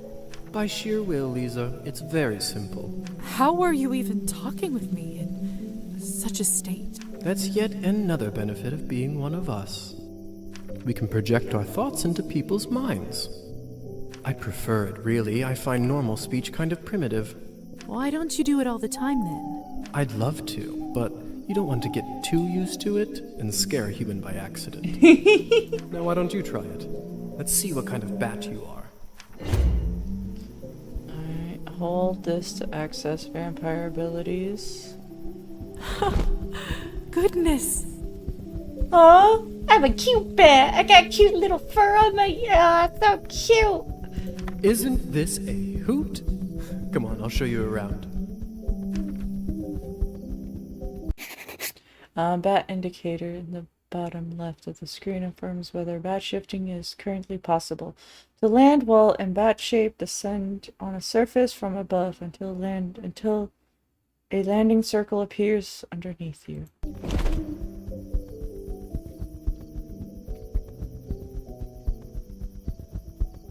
Where's this landing circle? Oh, there it is. Seems like you're catching on. Follow me.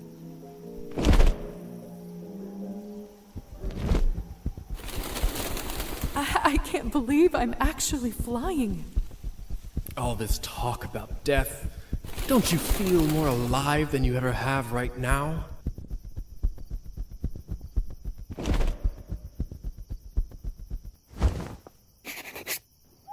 Shh. There. Look. If only I had 3 coins to my name, then I'd show 'em. They'd all see. Is this what you wanted to show me? A drunk peasant? What I wanted to show you is how to use your new powers. Meet Trophime. He is the Countess's former serf, now custodian and coachman. Among other things, he makes sure no one goes in or out of here without her permission. Important man.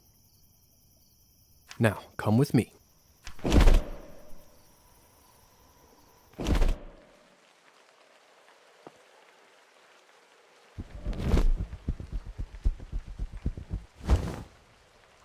How is life, Trophime?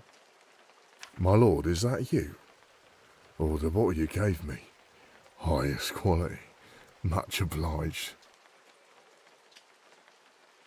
Why flying so far? I don't know. I guess we're exploring the grounds and he's, Hustler's trying to make sure that I can, get hello, Ever. Hi. I guess he's trying to make sure I'm getting used to stuff. I can see that. It's nearly empty already. All right, enough pleasantries. Watch this. What happened to him? Is he all right? He is fine. We call this enchantment.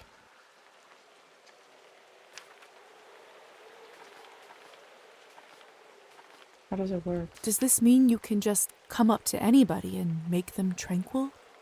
In theory, but it's not quite that simple.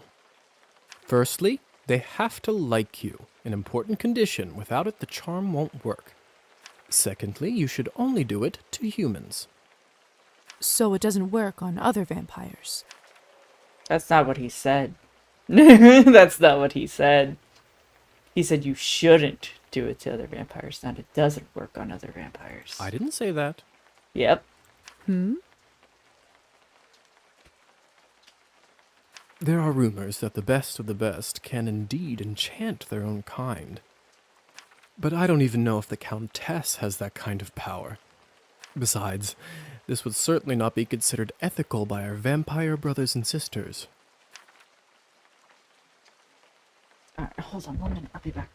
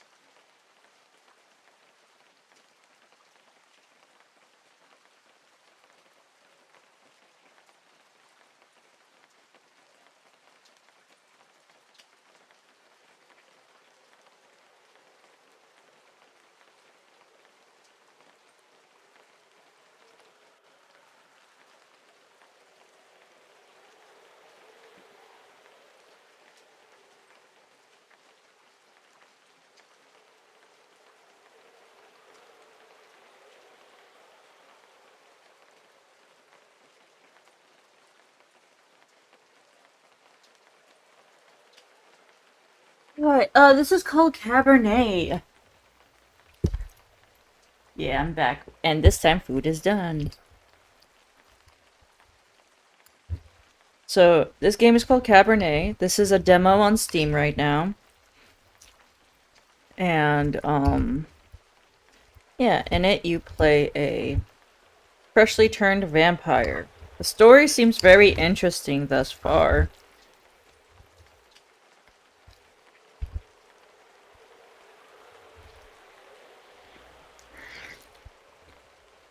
I bet they wouldn't mind to have that power, though.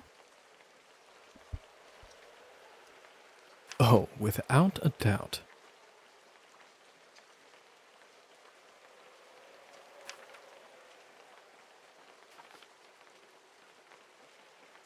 What does enchantment do, exactly? It makes people tranquil. While they are in trance, they don't feel pain or have a clear memory of what happened. Okay. Is it like anesthesia? In a way. I bet you this fellow in the States who invented it is a vampire. You mean William Morton? Mm-hmm. I heard the doctor was toying with that idea before the discovery. He was not happy the Americans figured it out first. So they don't remember anything once they're enchanted?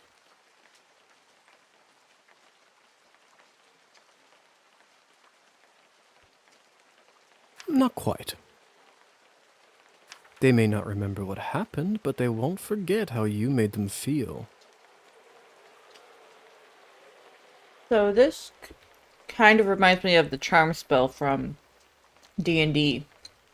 Sounds like a subject for some awkward conversations. You don't know the half of it yet. You'll see. So, how do I enchant someone? I don't know if I can whistle like you. Don't worry. Whistling is just for me. It's like a cure for the hiccups. Everybody has their own way. When you need it, it will come to you. So why would you want to enchant someone? I thought you might ask that. There are two main reasons. 1. People in a trance are easily suggestible. You can use that to influence their thoughts and opinions.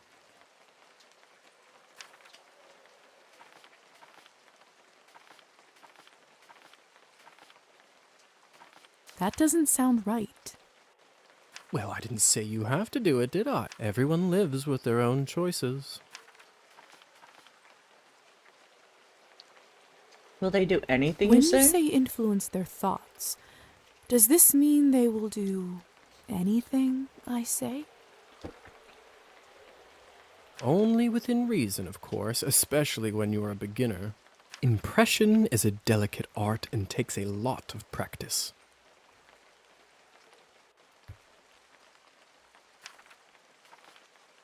What's the second? And what is the second reason? I think you already know.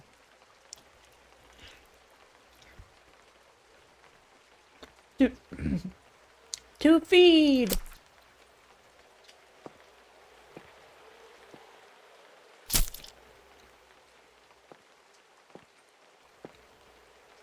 What have you done? I just opened him up for you. Don't worry, he'll be just fine unless we bleed him dry. Come here. It's time for you to learn how to feed. I don't know if I'm ready. You're as ready as you'll ever be. How do I turn? Just relax and let your instincts take over. It will come naturally. Alright, open vampire wheel. Vampire form. My mouth, it's bleeding. I was gonna say, they pre-put the blood in my mouth, huh? Of course, I forgot to warn you. Sorry. Don't worry, it's normal. That happens when your fangs are out for the first time. It will recover in a minute.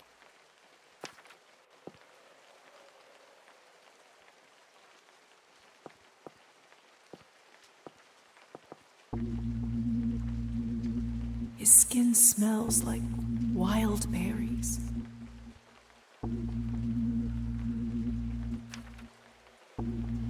But not just the smell, the promise of warmth that draws you, the promise of being whole. I want to feel it on my teeth, in my body. Whoa. Damn.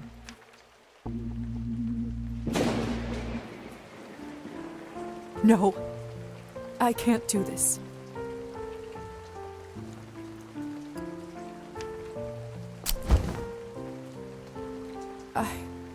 I don't think I can do it. I'm sorry. All right. But if the Countess asks, promise you'll say that you've done it. I don't want to get in trouble because you chickened out. I promise. Remember, you have to learn to do it to survive. I better get back to my other errands. Don't want to get my tunic wet. Do you remember the way back? I do. Hussar? Thank you. Thank you for your help. I had a rough day and it means a lot to me. Don't mention it. I ended up having a decent time myself. I'll see you soon.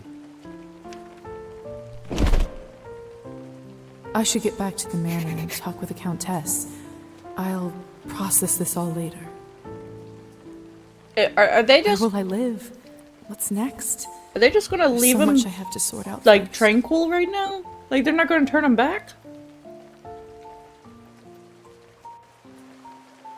But first, Hussar said I can influence someone who is enchanted.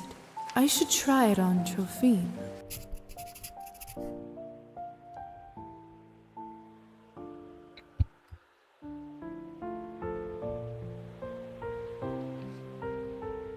Vampires have the ability to impress certain things on the subconscious of their victims. In order to do that, approach enchanted victims in your human form and press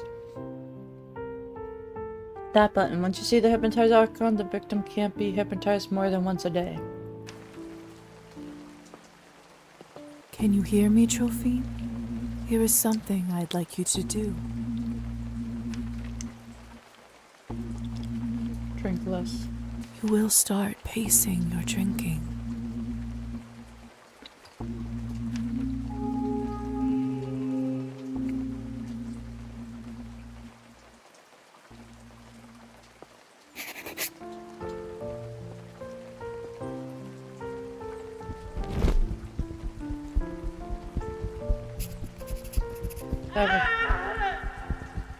What? What was that?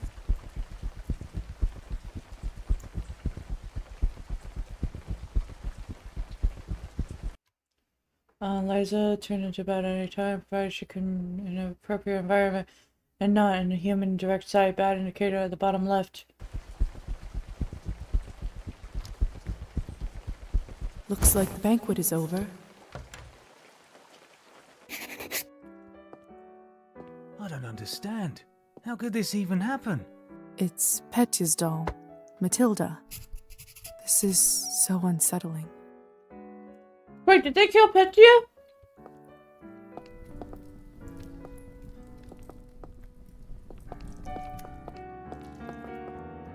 What is this? My God! They killed Petya! He just wanted to be a toy maker!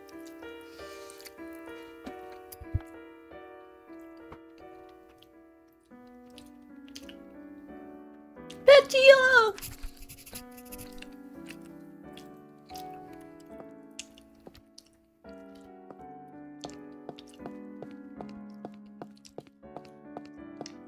What happened? Talk to me! What the hell happened here? It's all Victoria's fault. I told her he's almost empty, but she wouldn't listen. What do you want from me? I was starving, and you two barely left me anything. Doesn't matter now. We drained a man. Not anywhere, but at the Countess's manor. Someone is gonna fry for this, and it sure as hell won't be me. Are you mad? No one's going to be executed for this. He's just a human. You monsters. How could you do this? And who are you exactly? That's right. Hasn't been a vampire for 5 minutes and thinks she knows everything. Oh, you shut up.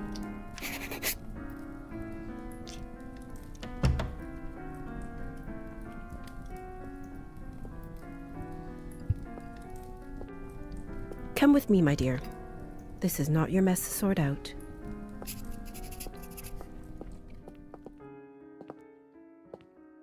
Locked. No, it's not locked. Those morons. I knew I couldn't leave them alone with him.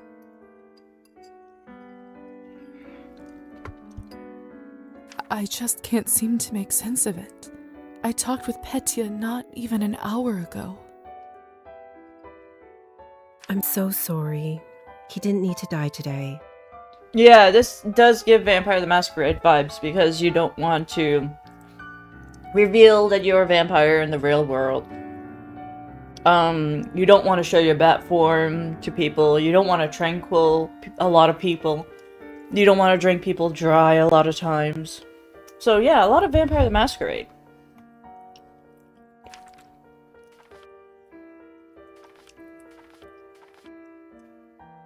What happens now? What happens now?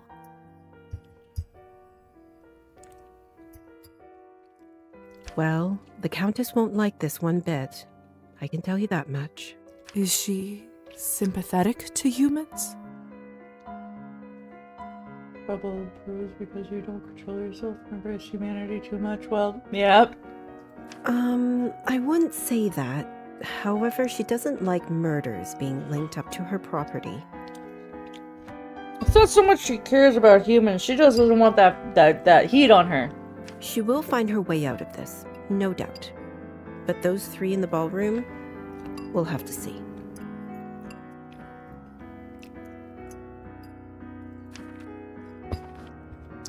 Will they be executed? What do you think will happen to those three outside? Murdering a human, sadly, isn't a big crime in our community. I don't think it will come to that. If I had my guess, I'd say they will get their fangs dulled for troubling the Countess. They will grow back after a month or two, but before then, they will have to feed solely on Cabernet, and it isn't cheap. What if they can't afford it? They will just have to find a way. Some take loans, some steal. Without blood, we are like humans without water. Back in the room, they said someone will be fried. What does that mean? I don't know if you've heard this yet, but we can't be in the sun. It destroys us. I did read about that in the folktales.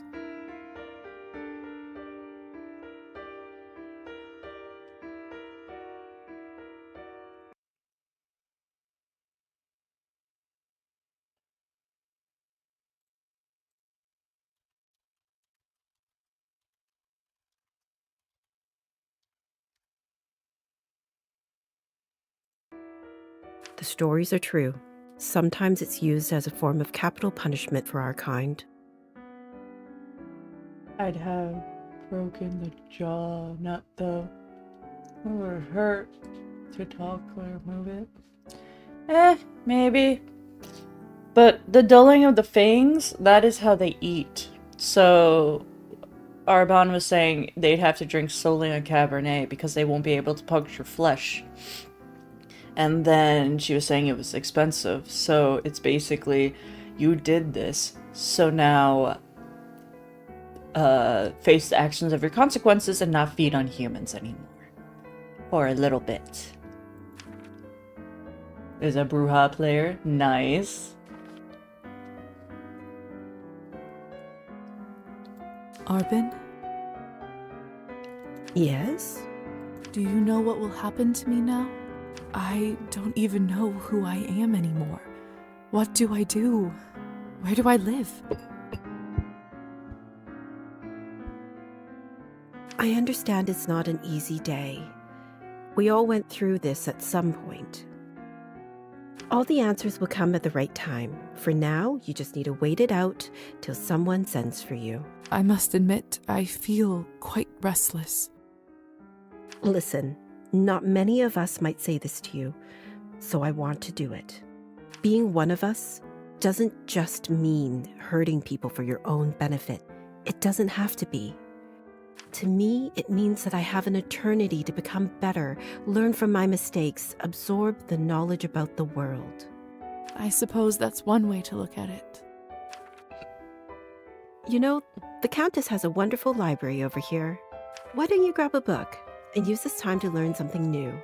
Perfection comes in little steps. Thank you for all your help and kindness, Arbin. It feels really good to have a friend around here. I know it can't be easy for you right now in all this madness. It's hard to adjust. I learned that the hard way. Trust me. Here, I want you to have this.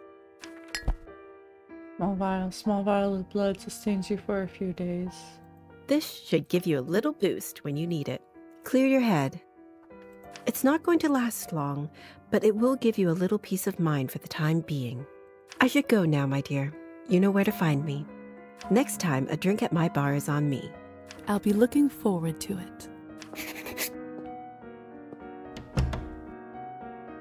You can read a book to pass the time and increase knowledge.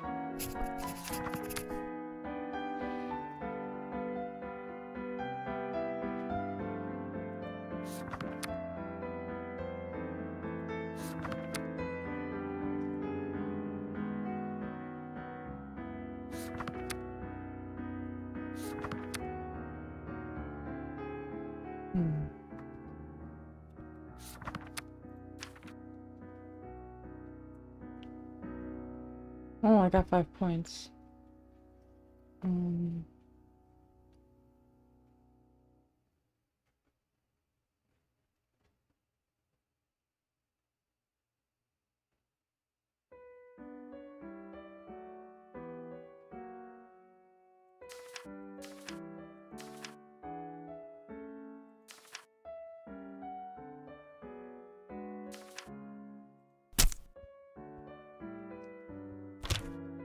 Going to read a book. We're gonna read the arts.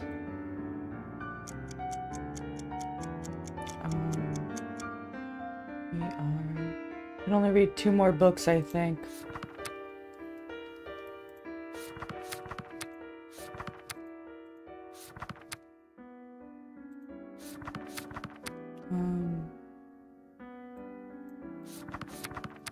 Oh, I can't. My fault. Stop blaming me for everything. Oh, God. I should see what all this ruckus is about.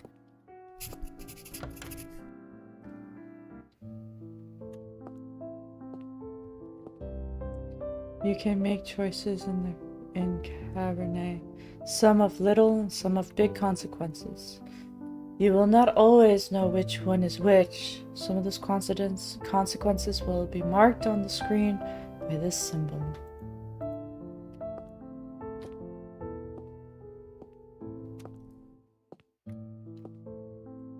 My God, what happened here? Idiots being punished for their own stupidity. Did you kill them? I took that snake's fangs. Oh, God. Out. We'll see how she does now. Didn't dull them. She straight up robbed her. I wasn't sure what to do when I saw him, but then I thought about something you said earlier. Really?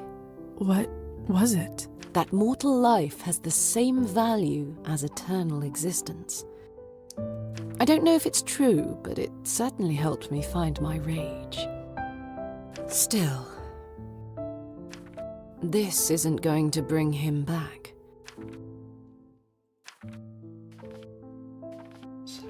I'm so sorry about Petya. He seemed like such a nice boy. It was always a risk. Life goes on. Whatever it is we have.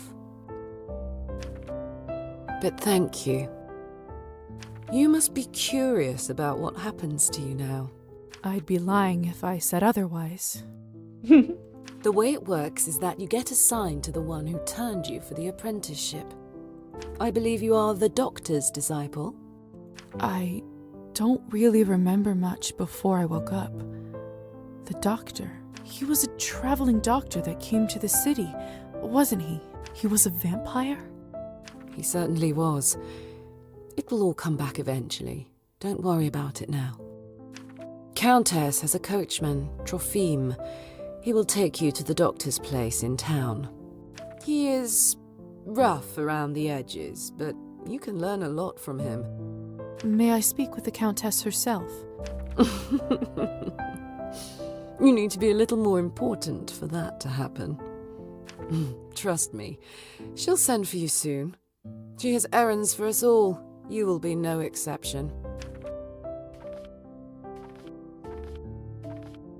Understood. I understand. Good girl. You should go. Trophime will be waiting for you, and the sun is not getting any lower. I've unlocked the door by the balcony. It'll lead you to the stairs and outside.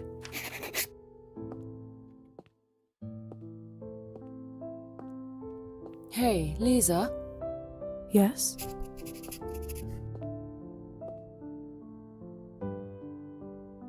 Never mind. What is it? You've only turned recently. Yeah? When was the last time you watched the sunrise? No! Oh, Yokai, hi! Thank you for the lurk! Oh no. Elisa, no! A booby trap that actually catches boobies. Must have been a couple weeks ago.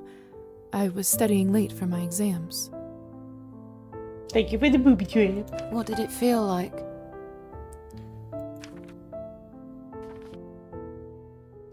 Well, I was worried about the day to come, and when a ray of sun fell on my face, I don't know.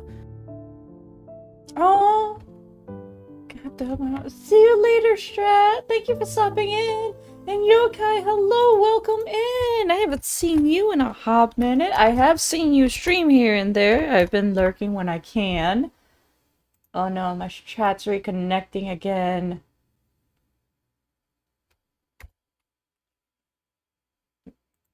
I bet I have been lurking when I can. My chat's been like, my OBS chat has been like disconnecting and reconnecting. It's been annoying.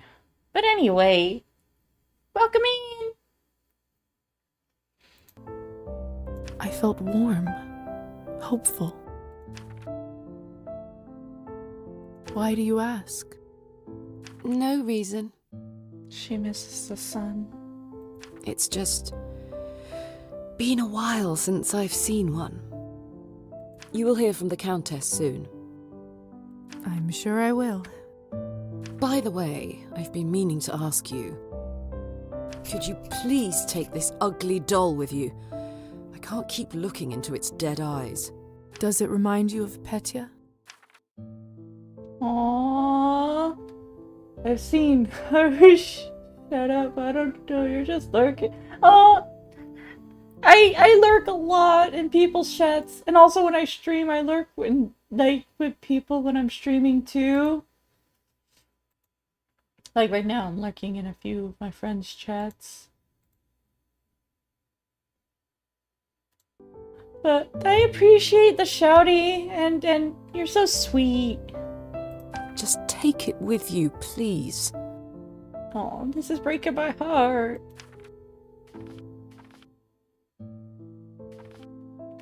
All right, I will. Thanks.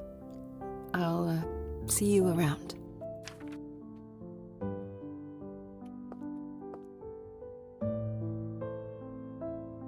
I swear it just blinked.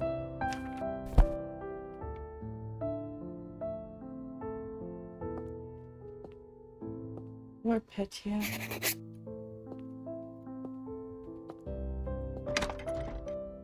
And that was Cabernet. It's now available on Steam if you guys want the full game. There is a demo to try it out, to play like I've been playing. There are a lot of customizability in here, and the story is very, from what I've seen, very interesting. A lot of things that I would love to know more about, a lot of things that I would love to progress with the story. A lot of paths I would love to do. Like there's an artistic path, there's a knowledgeable path, there's a medical path. There was like one other one. There was art, history, medicine. There's a fourth. And literature. So there was good points in the game, and how it has like all your decisions weigh heavily no matter what you do.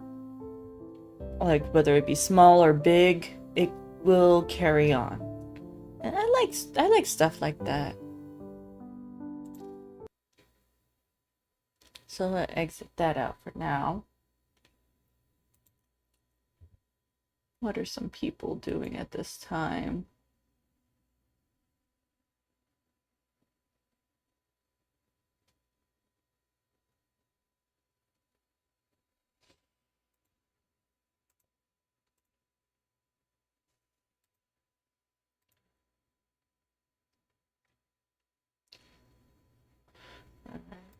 So, I do.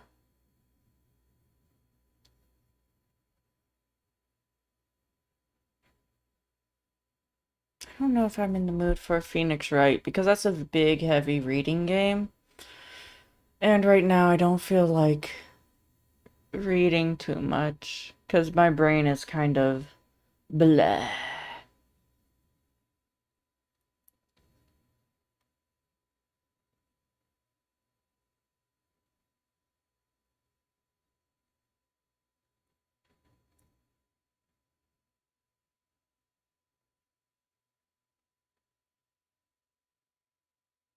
I'm gonna test something out real quick.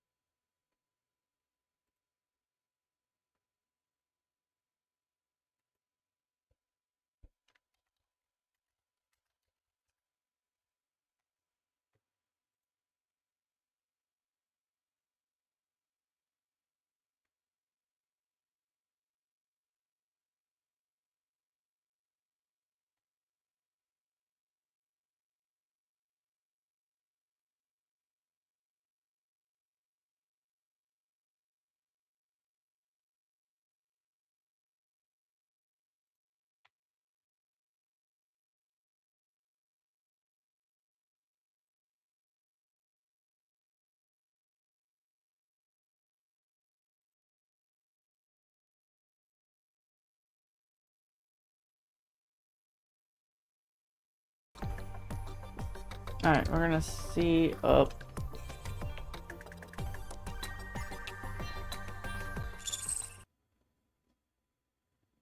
Alright, we're here. Actually,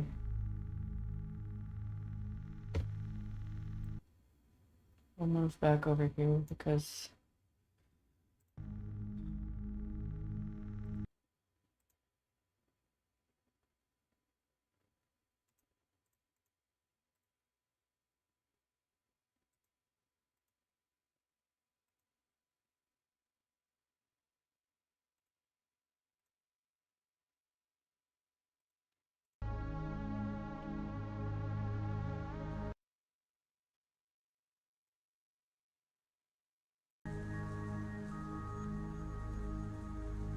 Okay, oh, hold on, I'm lagging quite a bit.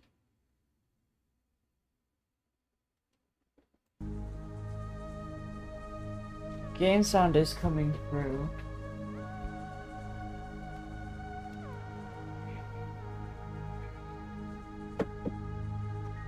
But it's not showing up on my OBS, even though I have the proper game capture up.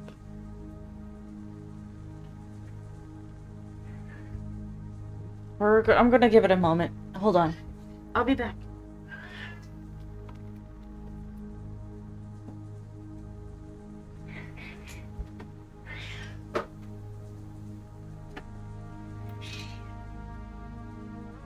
No, it's just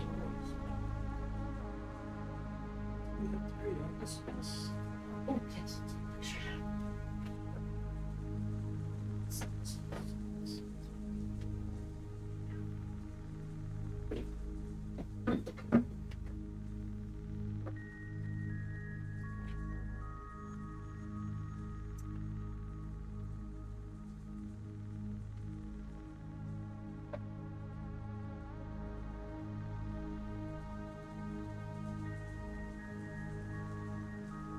No, it's okay. Just make it. Stop. Hold the fire. Sorry. No, it's okay. I thought this was like a small cat.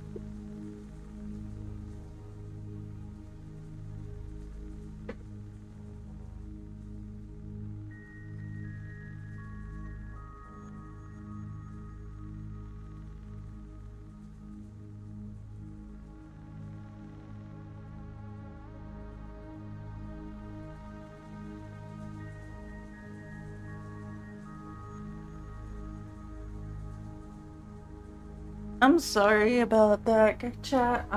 My cat was getting hungry. Oh good, OBS decided to finally pick up the game. We're gonna see if it's gonna run.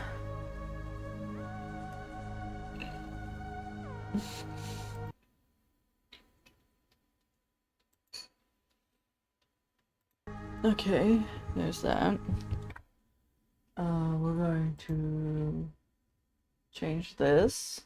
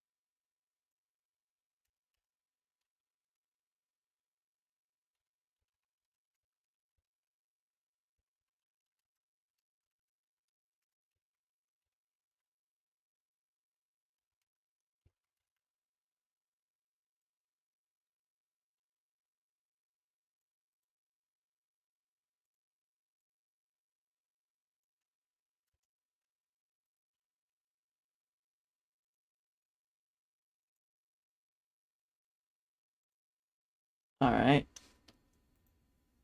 That is done with that.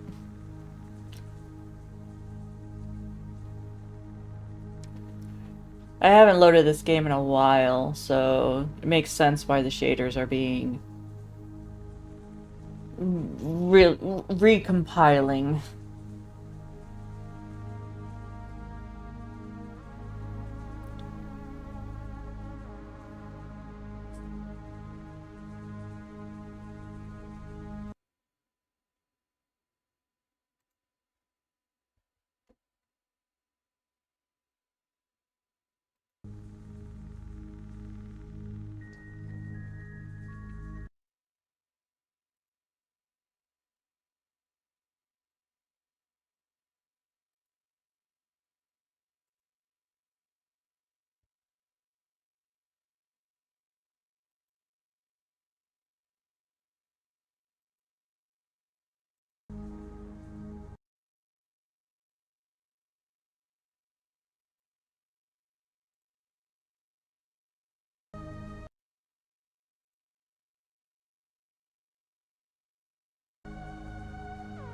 And we'll see if that helps.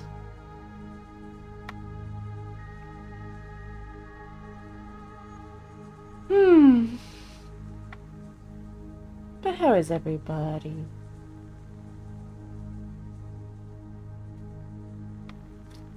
My cat is happy and fed. Partner is fed. I ate a little bit.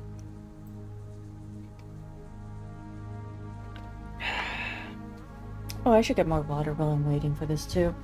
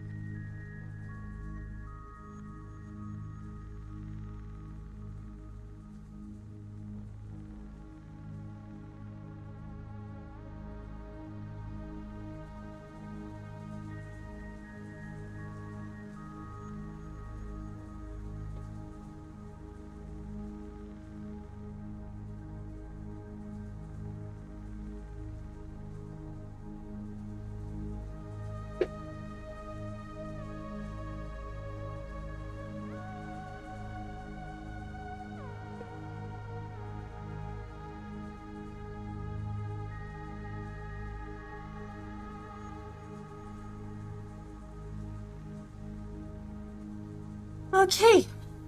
Got more water now. Good.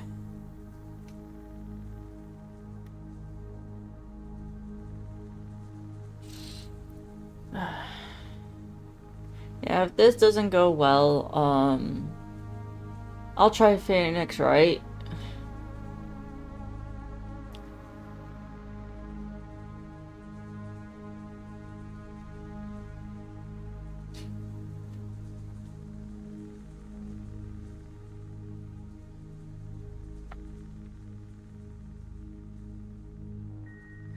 But I was kind of hoping that, I know it was updated at some point, that with the update it helps run smoother.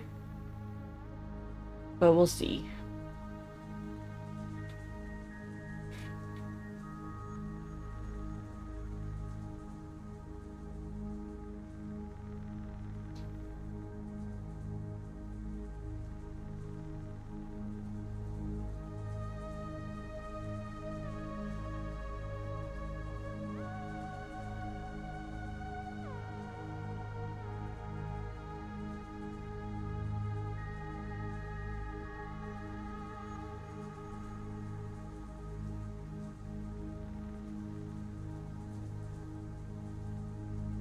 Only 1,000 more to go, guys.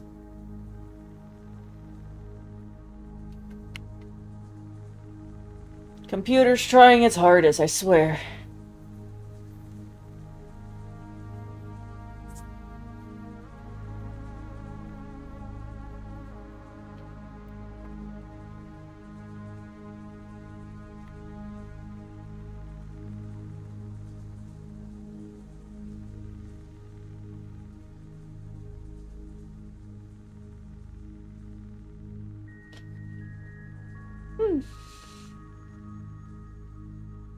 Looking at the loading bar so long, I zoned out and started seeing 2 loading bars.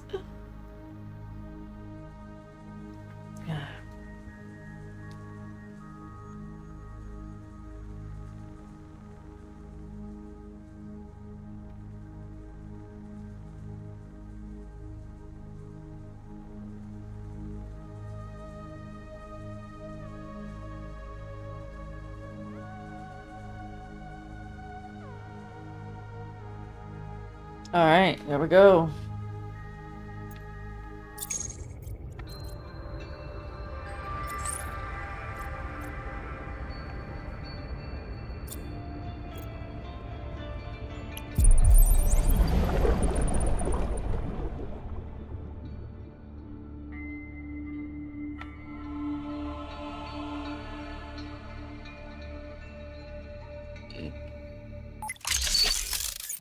Power connected.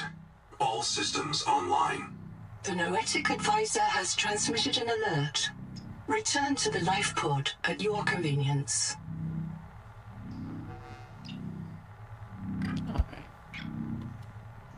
Let's see here now.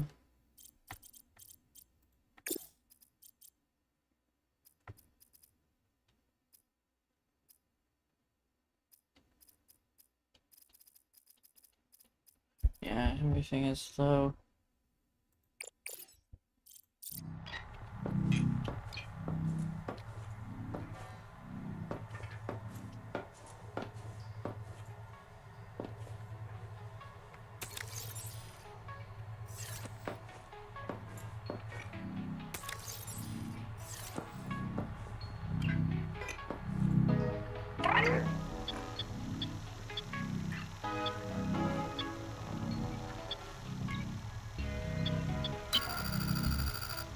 T. Ruby Anar, lead pilot.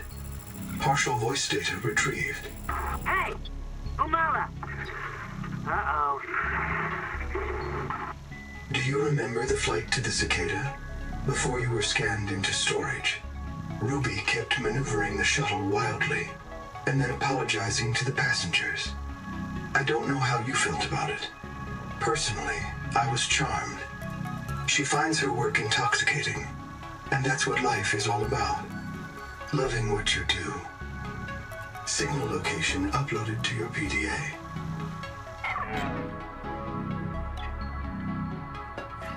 I think I need more silver.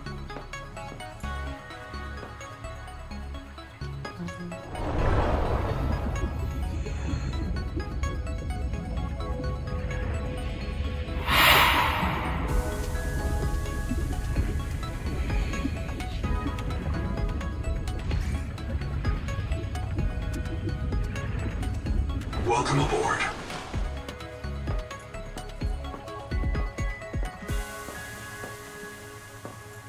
Oh, Zach Jack, thank you for the alert. And yeah, pilot, it is. I am just trying to get through things, honestly. What is that, titanium? Yeah, titanium.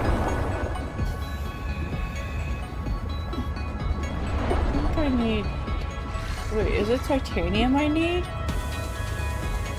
I don't know what it is I need.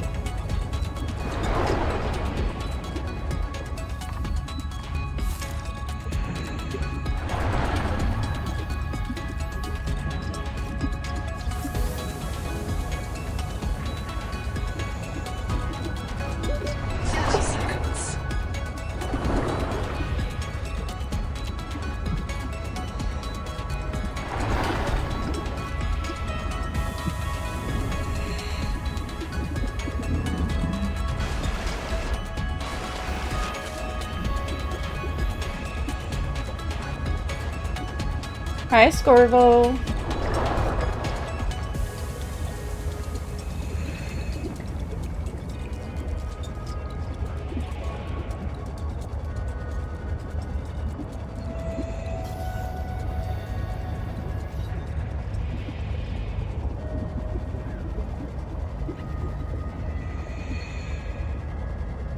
Yeah. Honestly, it has.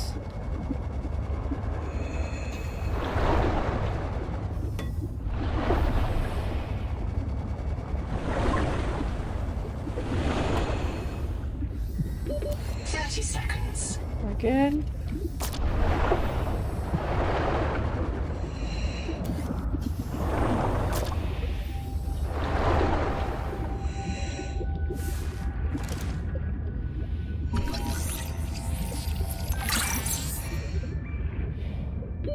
Oxygen.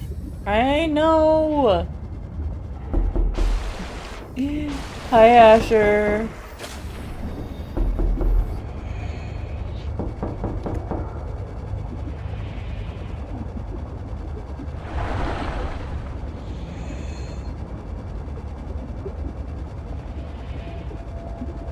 Oh, I'm freezing out.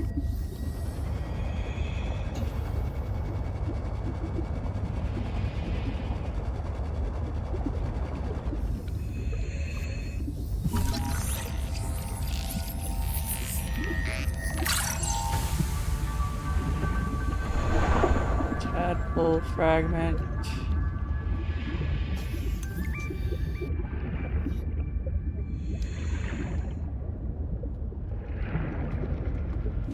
Oxygen efficiency 30 seconds.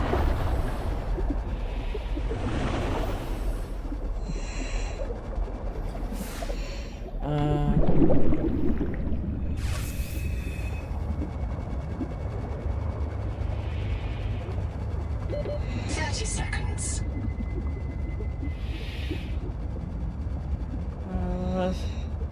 Running smooth. Am I wasn't it running smooth last? No, it was not. I was having lagging issues as well.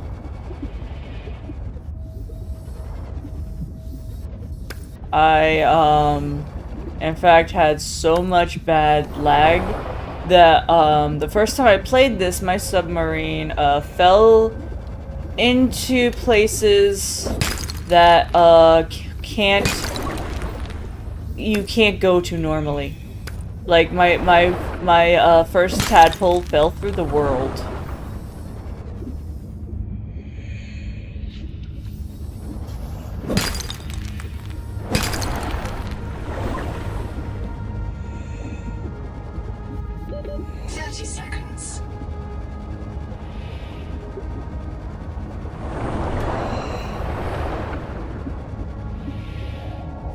How do I send that one?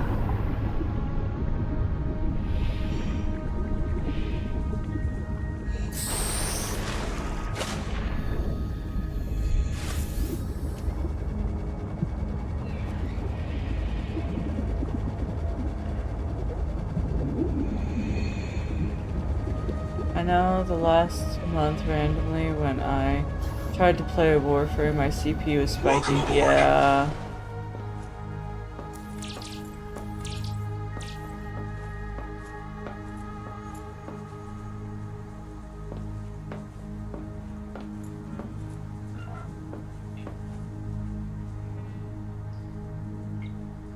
Hold on 1 minute.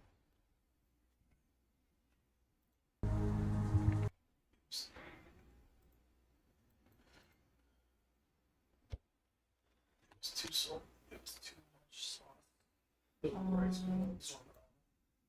It's fine. Okay.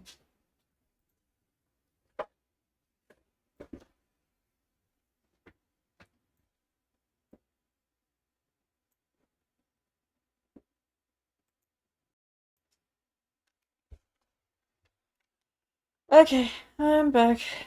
Wow. If you need to hop on so I can make some server so it won't be too... It's okay, pilot. It's just how the game is. I was hopeful that it would run smoother. But you know, things happen.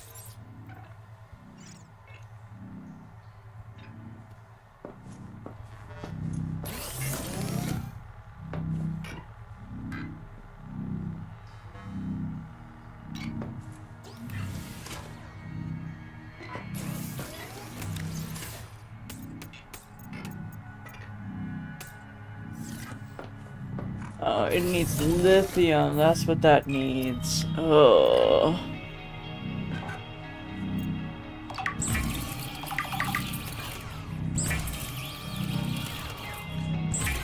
So I have 1 of 2 lithium, so I need another lithium. Problem is, lithium's so hard to find.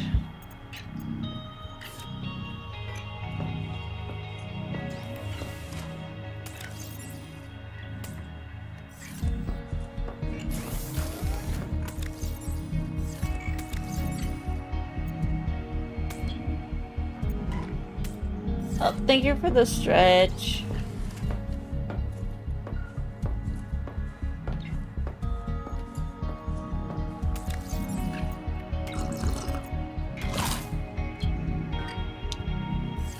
It'll be fine. It'll be fine.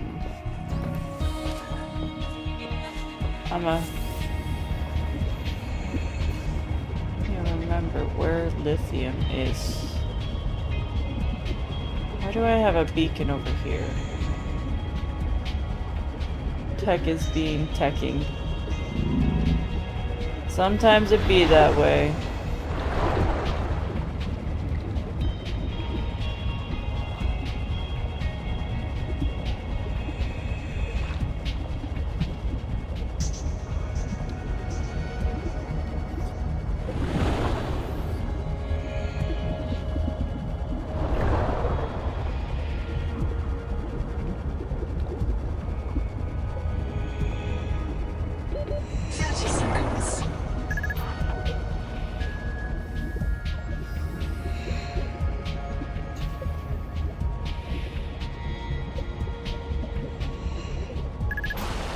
What is that noise I'm hearing?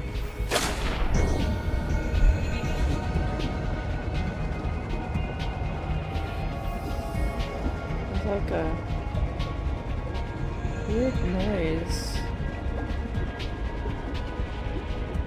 I hate those things. I hate those things.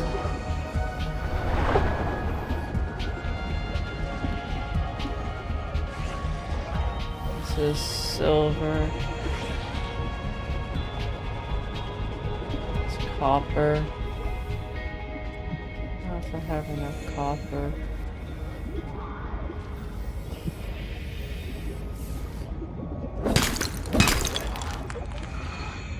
This is quartz. 30 seconds.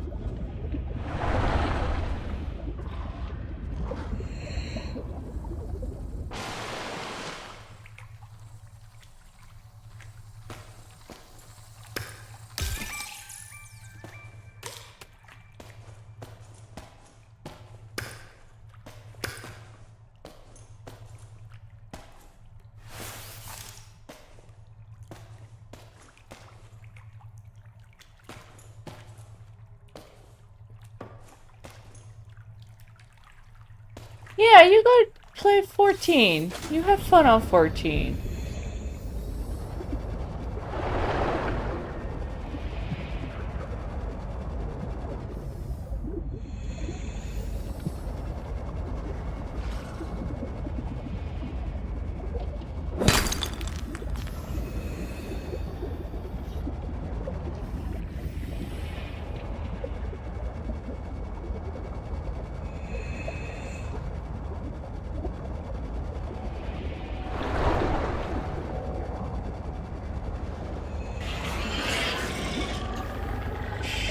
Shit. Get away from me. 30 seconds.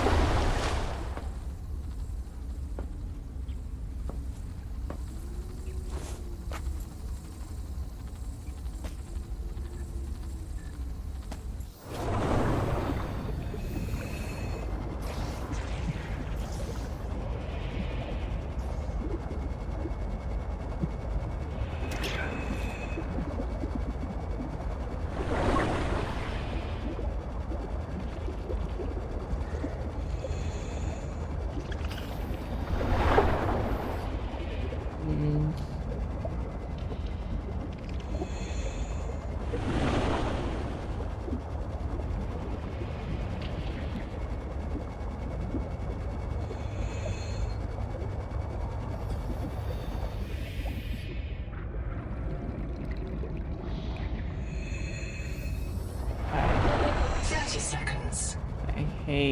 I hate this cove over here.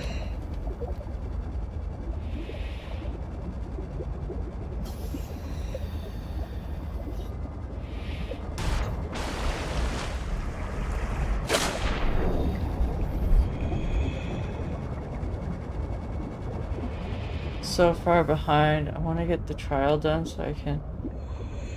Biomass in this region is dominated by a single species of large jelly. Simple ecosystems are often a sign of ecological crisis.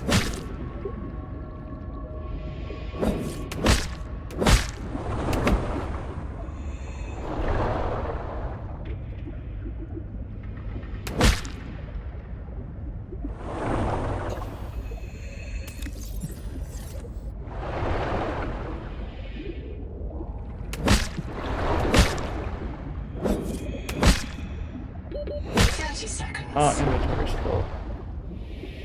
That was gonna happen.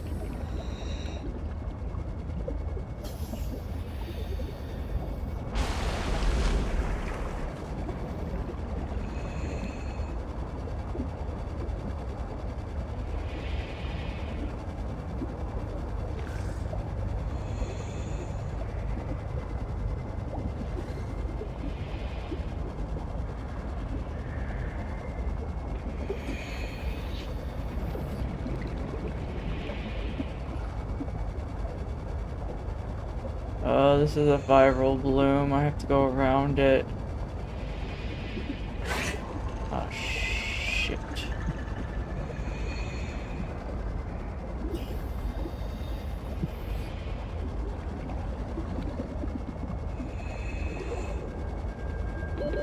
Seconds.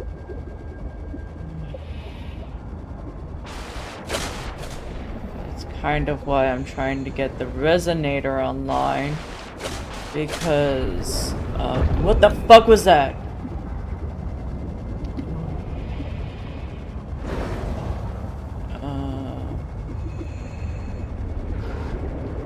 Yeah, so that's why I'm trying to get the resonator online, so that way I can access the viral blooms. But I need more lithium, and the problem with that is, lithium is very hard to find. You know, oh yeah, of course. Have a good one, Scorvo. Welcome aboard.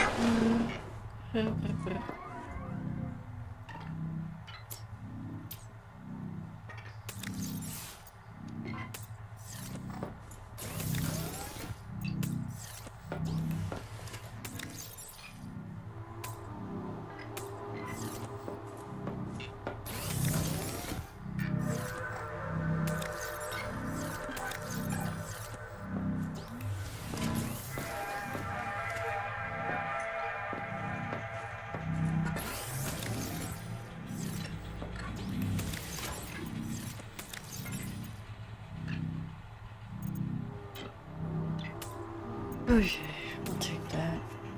It's a precaution. We need to...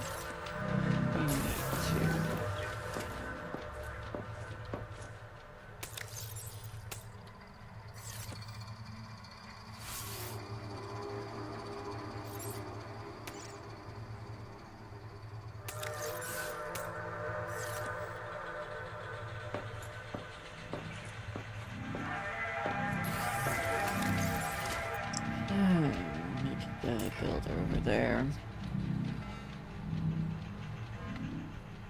Put this right here for now.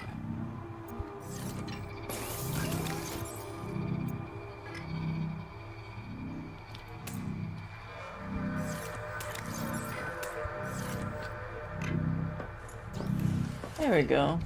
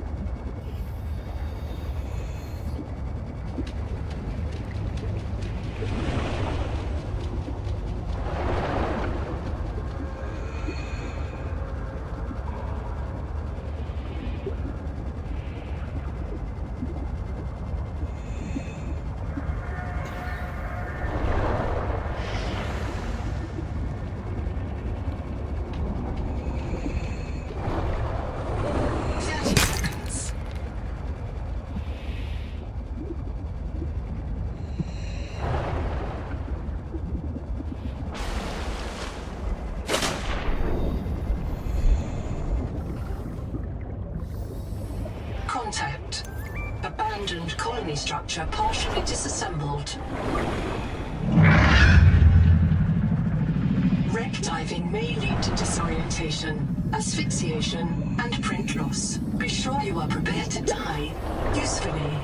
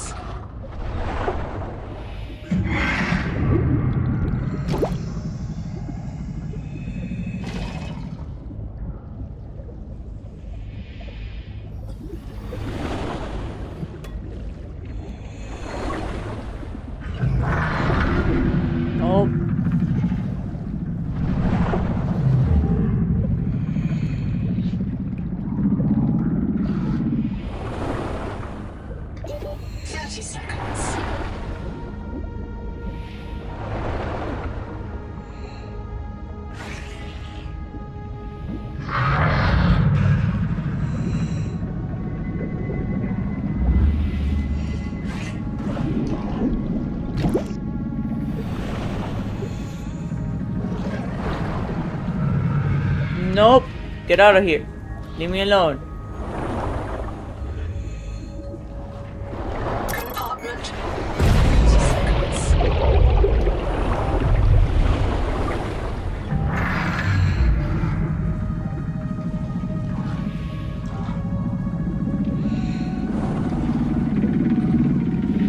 I hear it.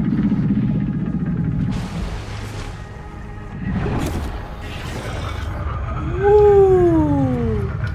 It wants me. It wants my butt. Oh god damn it! I can't. Human remains interred beneath the settlement. This site is a mass grave. Oh, I fucking hate that thing. Yeah, it's going to. Damn it. Okay. Black box, it's Tuba. I'm trapped by a marrow breach. I don't have any flares. I'm not getting eaten. The cook will not be eaten. I'd rather run out of air. Habitat's gone. Chap lost it. He blew up the beds. Some of us made it out with Ganzo. I'm sorry, Ganzo. I said I was going back to Habitat, but I'm going to find the Jubilee, and I don't think they can feed you all. I'm sorry, man. I left you. I don't know where I'm gonna reprint. I don't know what I'll remember. Look, if I find this, the Jubilee went south, to the cave where the crabs die. Do you understand? If it's that laggy, I'm gonna switch games then. 30 seconds. It was more of me having hope that I could run this game.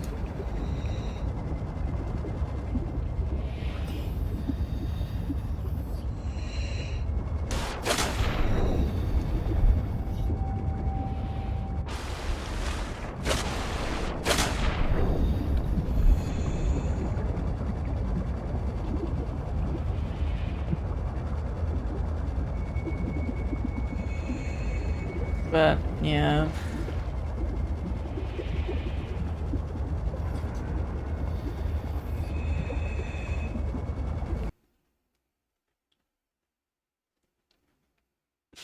Okay, let's do a different game.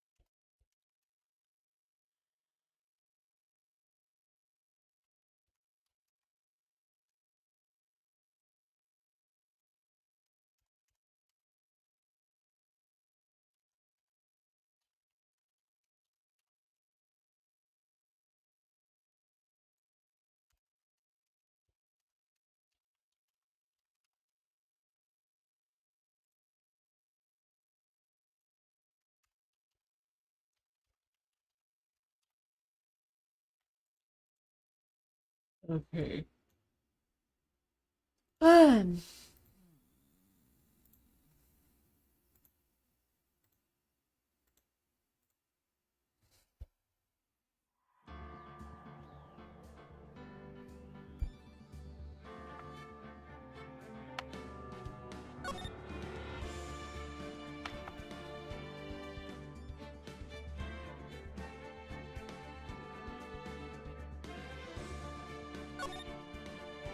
Just a little bit. It's fine though. I can live. I'll live.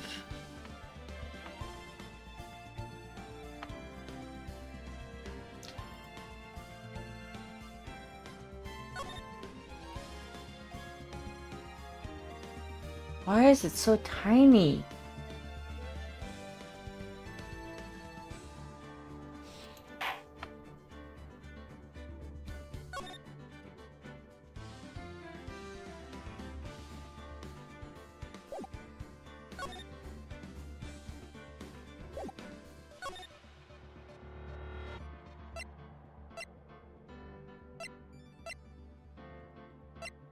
There we go. I'm a potato. I'm a potato. Hi, Rizo.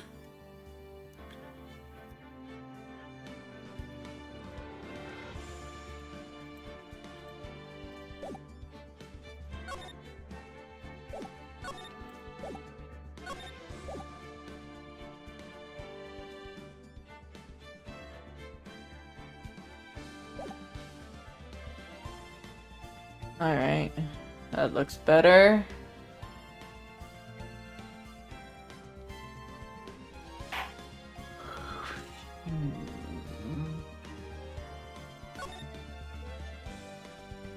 No.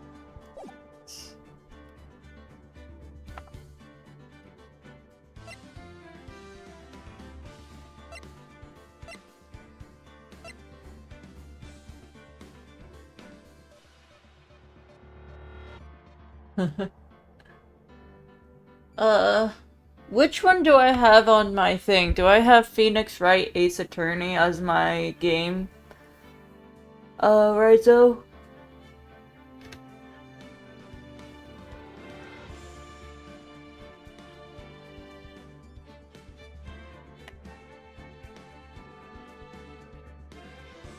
Okay.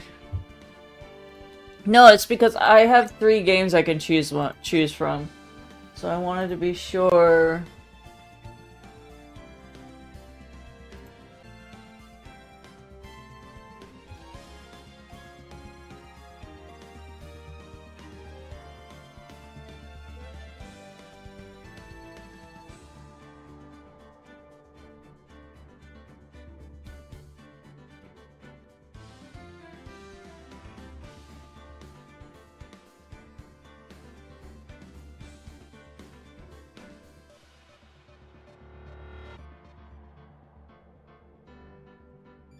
Phoenix Wright Ace Attorney.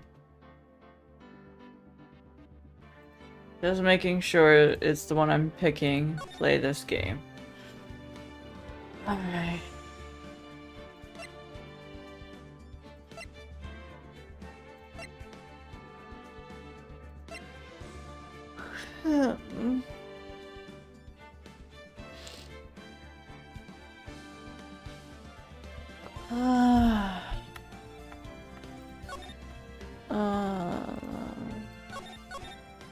Do you guys want the first one? Or the second one?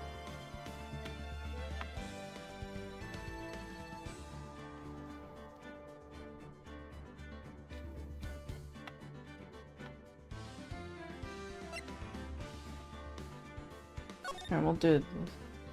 Yeah, okay.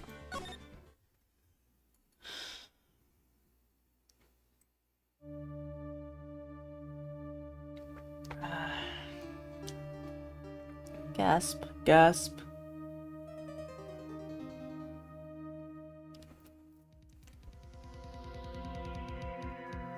Damn it.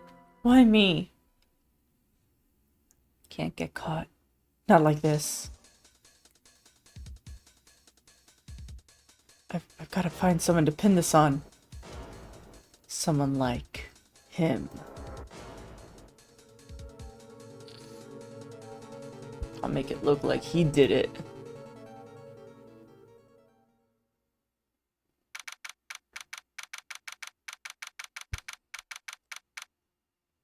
August 3rd, 9:47 a.m. District Court, Defendant Lobby number 2. Boy, I'm nervous. Right! Oh, hiya, Chief. Phew, I'm glad I made it on time. Well, I have to say, Phoenix, I'm impressed.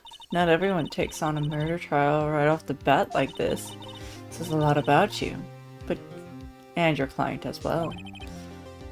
Thanks. Actually, it's because I owe him a favor. Favor? You mean you knew the defendant before the case? Yes. Actually, I kinda owe my current job to him. He's one of the reasons I became an attorney. Well, that's news to me. I want to help him out any way I can. I just really want to help him. I owe him that much. It's over! My life's over! Everything! All of it! Is that your client screaming over there? Yeah, that's him. Death! Despair! Oh! I'm gonna do it! I'm gonna die! It sounds like he wants to die. Yeah. Nick! Hey. Hey there, Larry. Dude, I'm so guilty. Tell them I'm guilty. Give me the death sentence. I'm afraid to die. What? What's wrong with Larry? Oh, it's all over. I'm finished. Me every day I have to go to work. Yeah. I can't live in a world without her. I can't. Who? Who took her away from me, Nick? Who did this? Oh, Nick, you gotta tell me who took my baby away. The person responsible for your girlfriend's death. The newspaper says it was you. My name's Phoenix Wright. Here's the story. My first case is a fairly simple one. A young woman was killed in her apartment. The guy they arrested was the unlucky sap dating her. Larry Butts, my best friend since grade school. Our school had a saying, when something smells, it's usually the butts. In the 23 years I've known him, it's usually been true. He has a knack for getting himself into trouble. One thing I can say, though, it's usually not his fault. He just has terrible luck. But I know better than anyone that he's a good guy at heart. And I owe him one, which is why I took the case to clear his name. That's just what I'm gonna do. August 3rd, 10 a.m. District Court.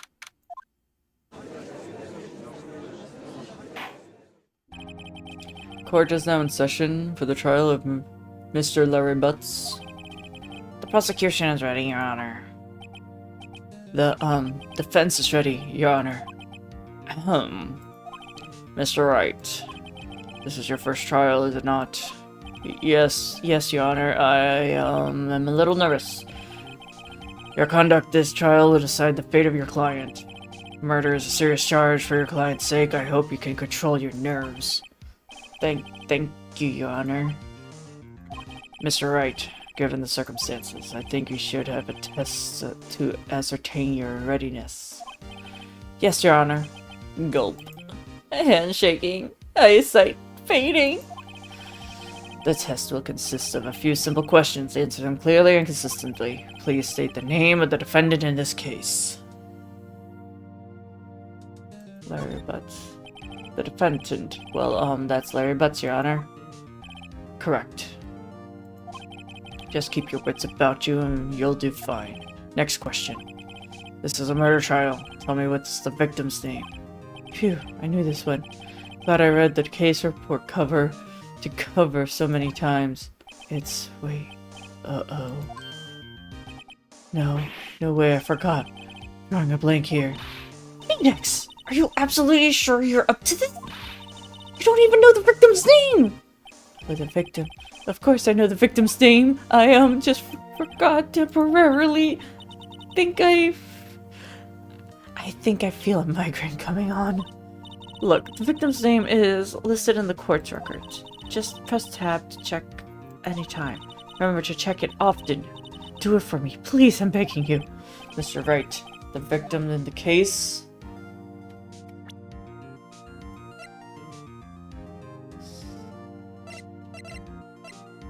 Sydney.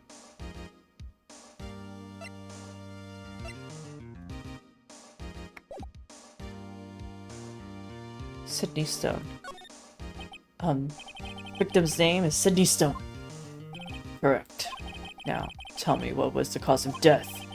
She died because she was... due blood loss of blood due to blunt trauma. Hit with a blunt object. She was struck once by a blunt object. Correct. You answered all my questions. I see no reason you shouldn't proceed. You seem much more relaxed now, Mr. Wright. Good for you. Thank you, Your Honor. Because I don't feel relaxed, that's for sure. Well then. First, a question for the prosecution, Mr. Payne. Yes, Your Honor. Mr. Wright just told us the victim was struck with a blunt object. Would you explain to the court just what that object was? The murder weapon was the statue of the thinker. It was found lying in the floor next to the victim. I see. The court accepts this into evidence. Statue added into the court record. Right. Be sure to pay attention to the evidence they added during the trial. That evidence is the only ammunition you have in court. Use the tab to check the court record frequently. Alright. The statue in the shape of the thinker. It's rather heavy.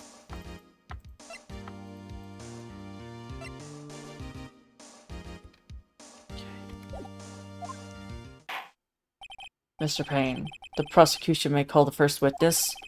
The prosecution calls the defendant, Mr. Butts, to the stand. Chief, what do I do? Pay attention. You don't want to miss any information that might help your client's case. You'll get your chance to respond to the prosecution later, so be ready.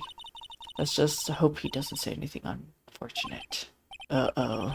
Larry gets excited easily. This could be bad. Ahem. Mr. Butts, is it not true that the victim had recently dumped you? Hey, watch him, buddy! We were great together! We were Romeo and Juliet, Cleopatra, Mark Anthony! Didn't they all die? I wasn't dumped. She just wasn't taking my phone calls. Or seeing me. Ever. What's it to you anyway? Mr. Butts, what you described is generally what we mean by dumped. In fact, she had completely abandoned you and was seeing other men.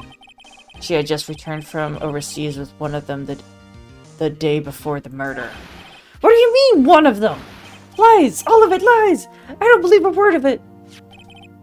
Your Honor, the victim's passport. According to this, she was in Paris until the day before she died. Passport added to the court record. Indeed. It appears she had returned the day before the murder. Dude, no way! The victim was a model, but didn't have a large income. It appears that she had several sugar daddies. Daddies? Sugar? Yes, older men who give her money in gifts. She took their money and used it to support her lifestyle. Dude. You can clearly see what kind of woman this Miss Stone was. Tell me, Mr. Butts, what do you think of her now? Right? I don't think you want him to answer that question. Yeah, Larry has a way of running his mouth in a wrong direction. What should I do? Stop him from answering. My client had no idea the victim was seeing other men. That question is irrelevant to this case. Wits. Dude, Nick, what do you mean irrelevant? That cheated she-dog! I'm gonna die! I just want to drop dead! Yeah, and when I meet her, I'm going to get the bottom of this. Let's continue with the trial, shall we? I believe the accused motive is clear to everyone. Yes, quite. Oh boy, this is not looking good. Next question. You went to the victim's apartment the other day, the murderer. Did you not?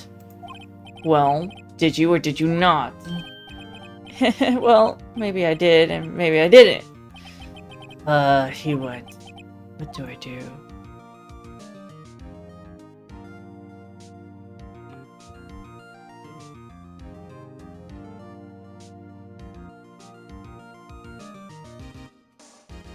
What do I do?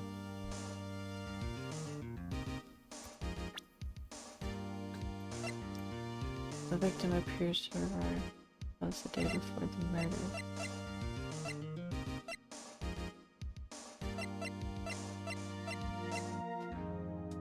Between 4 and 5 p.m. Have him answer honestly? I know, I'll send him a signal. Tell them the truth. Yeah, I was there, I went. Order. Well, Mr. Butts. Dude, chill. She wasn't home, man, so like, I didn't see her. Your Honor, the defendant is lying. Lying? The prosecution would like to call a witness who can prove Mr. Butts is lying. Well, that simplifies the matter. Who's your witness? The man was found by the victim just before making the gruesome discovery. He saw the defendant fleeing the scene of the crime. Order! Order in the court. Mr. Payne, the prosecution may call its witness. Yes, Your Honor. This is bad. On the day of the murder, my witness was selling papers to the victim's building. Please bring Mr. Frank Swat to the stand.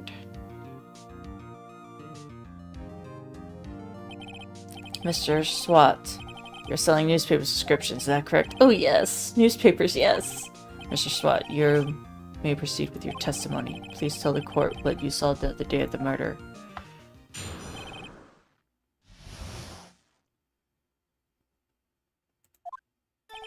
I was going door to door selling subscriptions when I saw the man fleeing the apartment. I thought he must be in a hurry because he left the door half open behind him. Thinking it strange, I looked inside the apartment, and I saw her lying there, a woman, not moving, dead.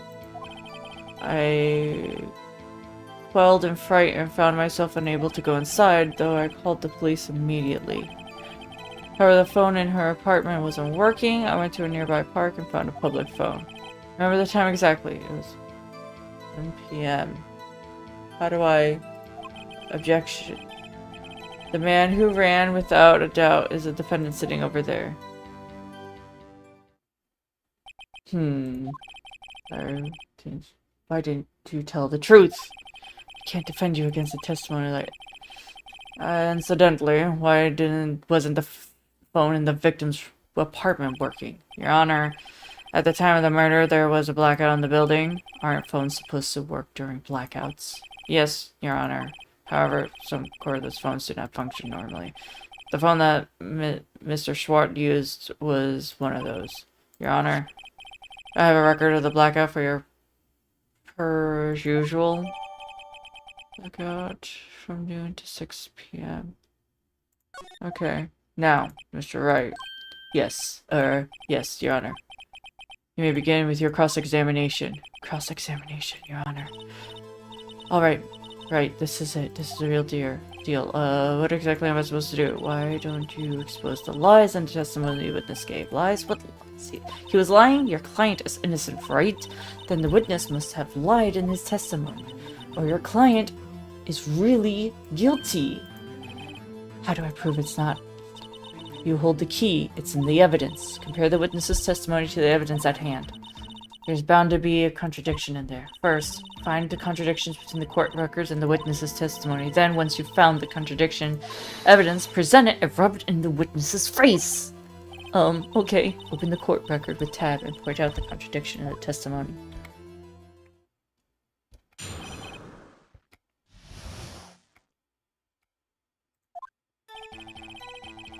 Selling subscriptions when I saw a man fleeing the apartment.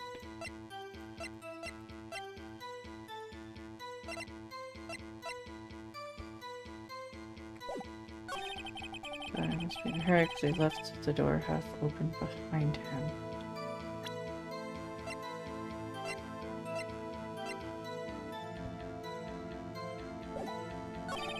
Thinking it's strange, so I took a... When I saw her lying there, a woman not moving, dead. Quelled and frightened, I thought I'd call the police immediately. However, the phone in her apartment wasn't working.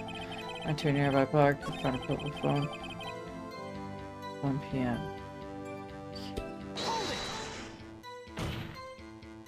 1 p.m.? Are you certain? Yes, absolutely. Seems really confident. 1 p.m.? Right. Does that seem strange to you? Press evidence to contradict him.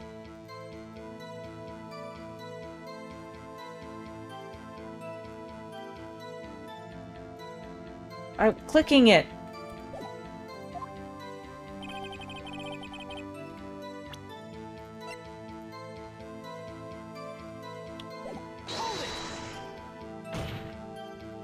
One p.m.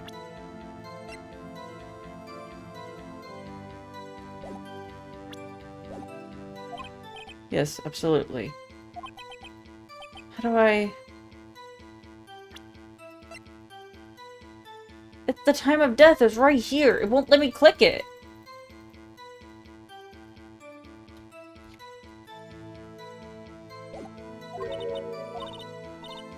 So it's changed you. Present some evidence to contradict him. How do I present the evidence? Tab to present. Oh.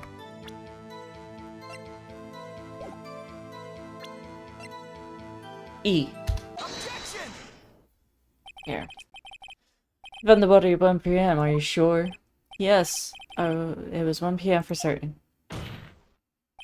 Frankly, I find that hard to believe. Your statement directly contradicts the autopsy report. The autopsy notes the time of death, something after 4 p.m. There's no body... there was nobody to find at 1 p.m. How do you explain this 3-hour gap? Oh, that's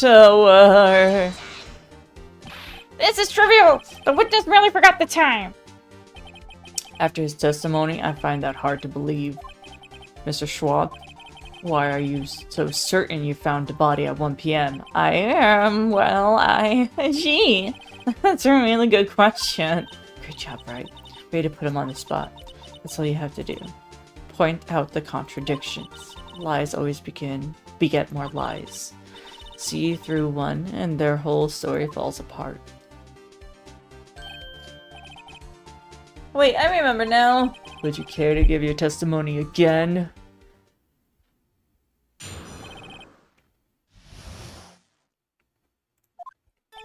You see, when I found the body, I heard the time.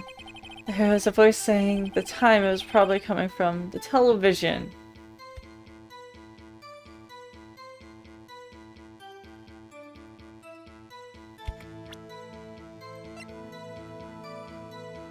I can't present just yet. Oh, but it was 3 hours off, wasn't it? Yes, the victim must have been watching a videotape program.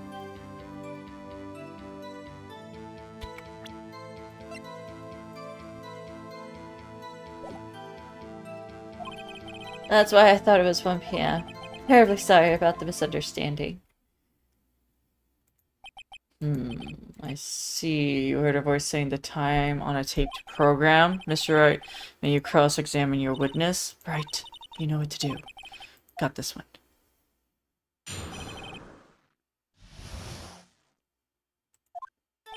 See, I heard the time. There's a voice saying the time. It's probably coming from the television.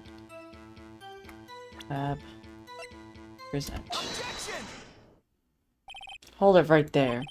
The prosecution has said there was a blackout in the time of the discovery, and the records prove it. You couldn't have heard a television or video. Yeah. Yeah, well, the defense has a point. Did you have an explanation for this, Mr. Schwat? No, I find it quite puzzling myself, quite. Wait, I remember now. Mr. Schwat. The court would prefer to hear the accurate testimony from the very beginning. This constant corrections are harming your credibility. That you seem rather distraught. My apologies, Your Honor. It must have been a shock of finding the body. Very well, Mr. Schwat. Let's hear your testimony once more, please.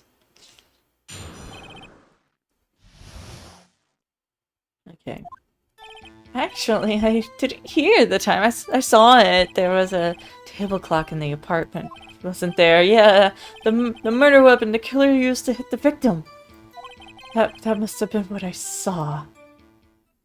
You saw a clock? Guess that would explain it. The defense may cross-examine. Gladly.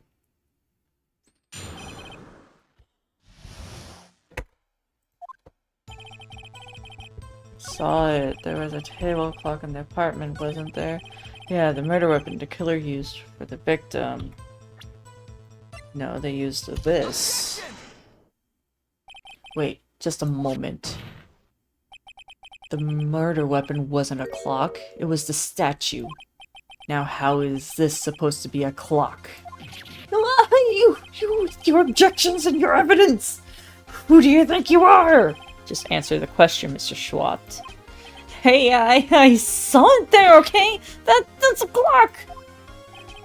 Your Honor, if I may? Yes, Mr. Payne.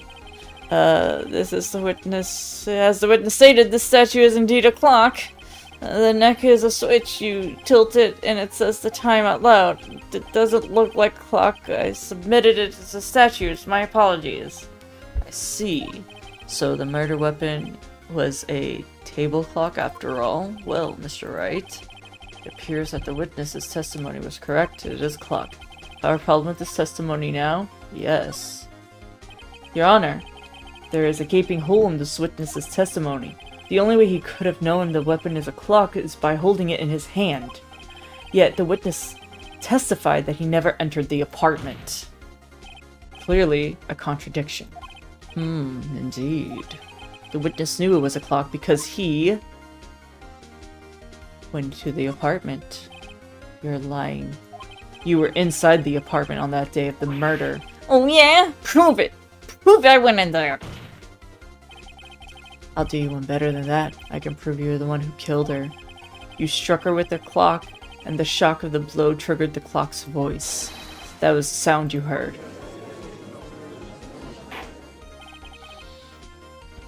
Order in the court.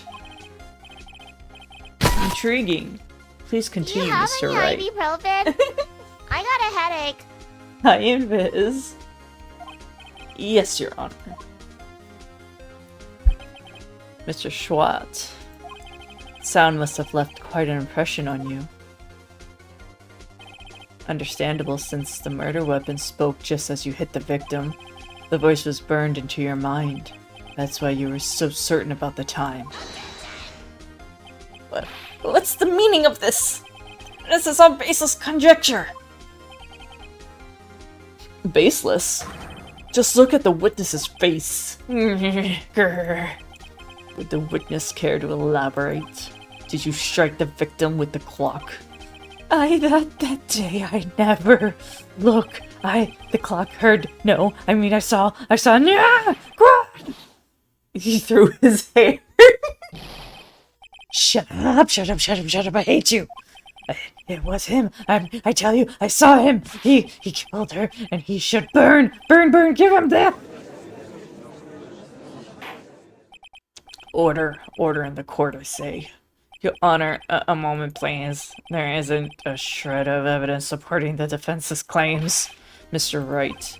Your Honor, your claim the sound the witness heard came from the clock. Do you have any evidence?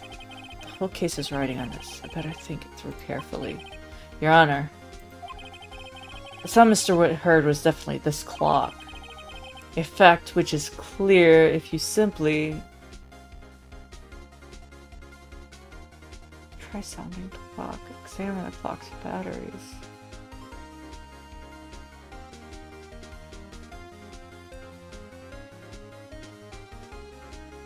Maybe try sounding the clock? Oh, no, check the batteries.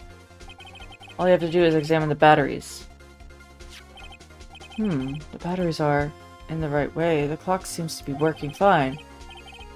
What exactly did you mean, Wright? The clock was working fine. Yes, and?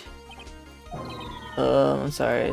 Mr. Wright, I expect more from a lawyer in this court, even if it's your first day. I'm afraid you have to... Okay, hold on. Yes, Your Honor, as I was saying, the whole case is riding up. Show her is definitely the clock. There's simply try sounding the clock. Let's try sounding the clock now, here in this court. Your Honor, ask the court to listen very carefully. I think it's 8:25. That certainly is a strange way to announce the time. Well, he is the thinker after all. So, we heard the clock. What are your conclusions? Mr. Payne, can you tell me what time it is now? It's 11:25. Ack! As you can see, the clock is exactly 3 hours slow. Precisely discrepancy that Mr. Schwat heard and the actual time of death. So, Mr. Schwat, try to talk your way out of this one. You forgot one thing! Uh-oh, what's he gonna think now? While it may seem like the clock is running 3 hours slow, it proves nothing. How do you know it was running 3 hours slow on the day of the murder? If you can't prove that, you don't have a case. He's right. How am I gonna prove that? Damn it. So, Mr. Wright, seems you lack the crucial evidence to support your claim. Yes, Your Honor. It means you cannot let this go. Fortunately.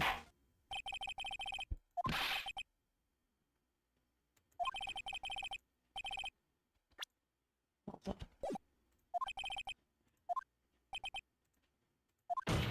Hold on.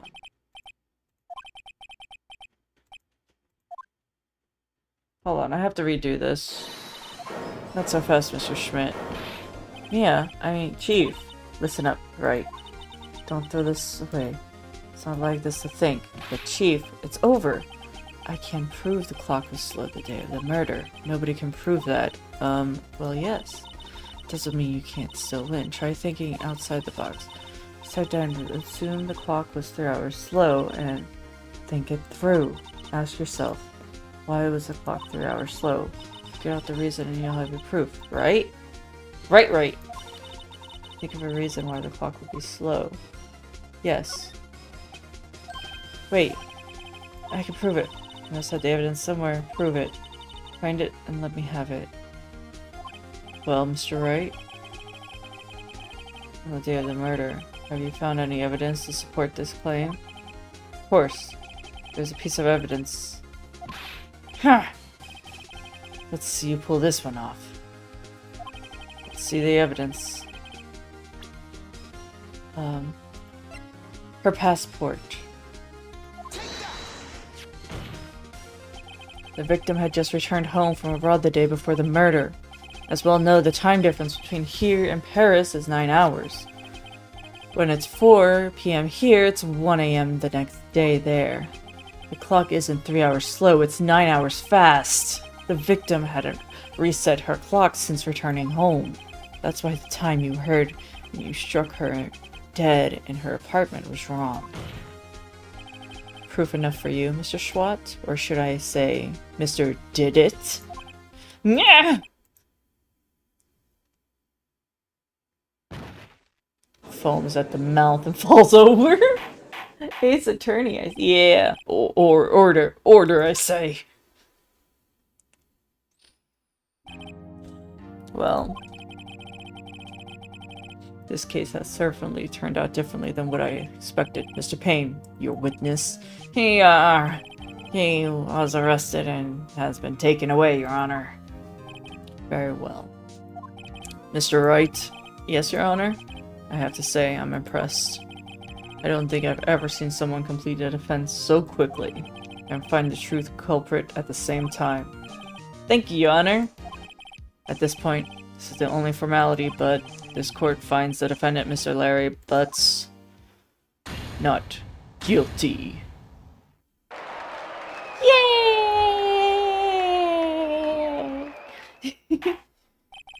And with that, this court is adjourned. Hells yeah! Turns out that Frank Schwat was a common burglar. He posed as a newspaper salesman to check to see when people were out of the house. That day, when Larry went to her apartment, the victim wasn't home. After he left, Mr. Schwartz let himself in to do his dirty work. While he was searching her place, the victim returned. Flustered, Mr. Schwartz grabbed the nearest blunt object he could find.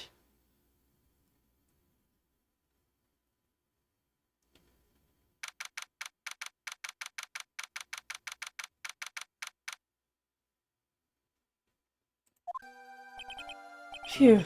Still can't believe we won. Right, good job in there. Congratulations. Thanks, Chief. I owe it all to you. Not at all. Not at all. You fought your own battles in there.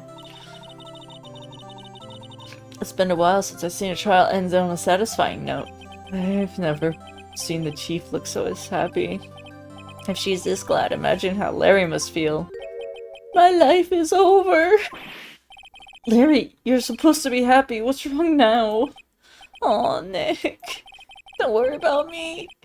I'll be dead in God soon.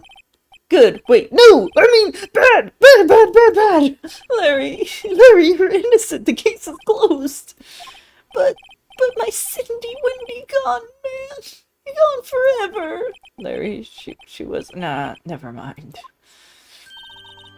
Congratulations, Harry. Harry? Yes, I can practically see the headlines now. Harry Butt's innocent. Thanks. I really owe you one. I won't forget this ever. Let's celebrate dinner. Movie. My treat. Oh no, I couldn't. Hey, I was the one who got you off the hook. Oh, hey. Here, take this. It's a present. A present for me? Wait. Wasn't this the evidence that... Actually, I made this clock for her. I made one for her and one for me. Really? You made this? Well, thank you. I'll keep it as a memento. Yo, Nick. Can you believe it?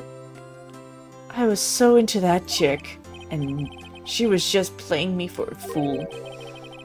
Don't that make you want to just cry? To defend innocent or guilty people.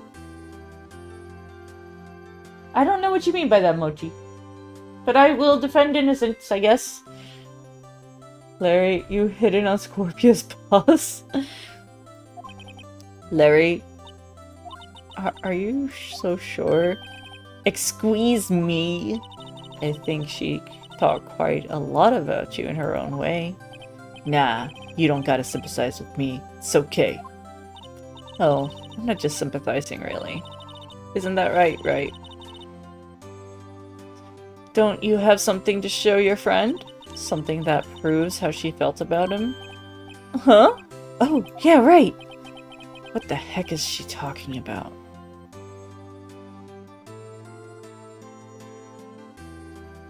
I don't believe I was defensive right now. Wait, yes, this! Check this out, Larry. Proof positive you weren't just some chump to her. Huh? What about the clock? This is the clock you made for her, Larry. And she took it with her when she traveled. Whatever, she probably just needed a clock, that's all. You think so? It's pretty heavy to take traveling. Well, make what you will of it. Hey, Nick. I'm glad I asked you to be my lawyer. Really, I am. Thanks! I hope that made him feel a little bit better. Right. I hope you see the importance of evidence now. Also, hopefully you realize things change depending on how you look at them. People too. You never really know if your clients are guilty or innocent. All we can do is believe in them. And in order to believe in them, you have to believe in yourself. Right? Listen, learn, grow strong. Never let go of what you believe in. Never. Well, I think our work here is done. Shall we be off? Yeah, I guess so. Say, how about dinner on me? We'll drink a toast to innocent butts. Yeah! Oh, speaking of Harry. You were saying part of why you became a lawyer was because of him.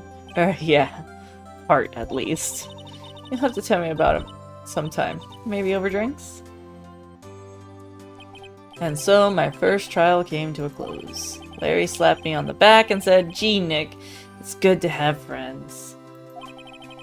But I'm pretty sure he's not going to pay us, unless you count the clock he gave me, huh? I didn't know it then, but that clock was so going to be the center of another incident. And my promise to tell the chief about me and Larry would be one promise I wouldn't be able to keep. The end.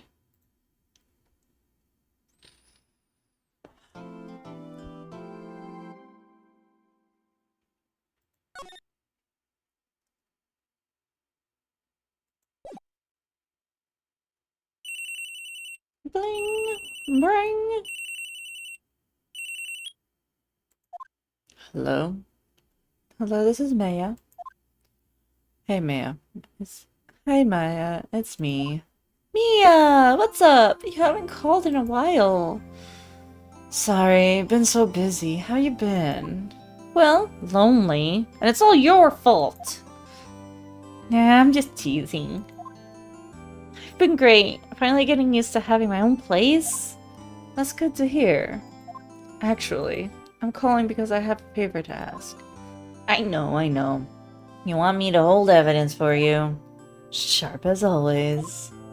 There's a lot of buzz about the upcoming trial. I just don't feel safe keeping the evidence here. I gotcha. So what is this time? It's a clock. A clock? Yeah, it's made to look like the statue of the thinker.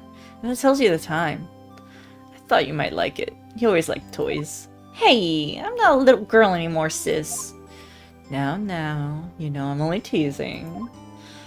I should probably tell you the clock isn't talking right now. Huh? It's not working. That's lame. I had to take the clock work out. Sorry. I put some papers inside it instead. Papers? Is that the evidence then? Well, there's a possibility that it might turn out the way. Yeah. Can you come by the office tonight at 9 to pick it up? I'll be in the pre-trial meeting room until then. Okay, sis. But I expect dinner. Something good. Like burgers. I could really go for some good burgers. Okay. We'll hit the usual joint. Alright, it's a deal. Okay, sis. See you soon. Yep, I'll be waiting, Maya. Conversation recorded September 5th, 9:27 a.m. September 5th, 8:75 p.m. Faye and Cole offices. Now, Miss Faye, I'll take what's mine. The papers. I'm sorry, but I can't give you what I can't give you that. But I can't give you what I don't have. Miss Faye, you're a poor liar. Why, I see it right over here. That must be the thinker that swallowed those papers. How could you know? Oh, you're not.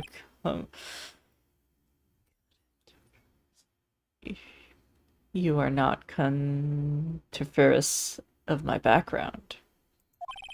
Gathering information is my business, you see. I should have been more careful. Oh, my dear Faye, I'm so very sorry. But I'm afraid I must ask you for one more thing. Your internal silence. Farewell, Miss Faye. Huh?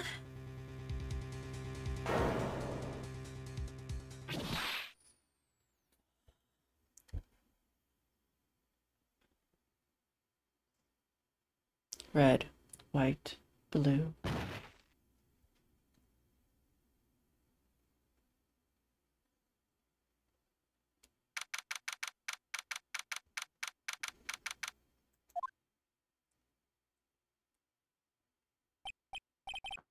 Uh-oh, I'm late. Huh? That's strange. Guess the chief left without me.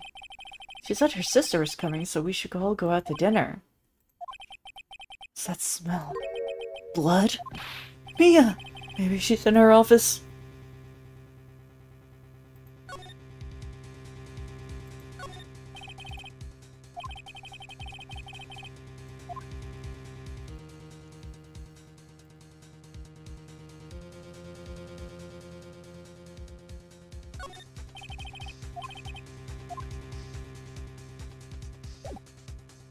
of. Smell blood. Sob. Sis. Someone's there. Chief. Chief. Chief!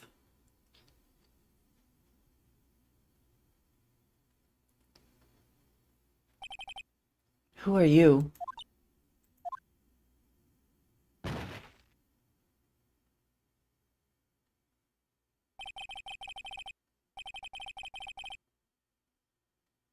That strange girl dropped out cold. I left her lying in the office sofa. I'm back to the chief, where she's laying under the window.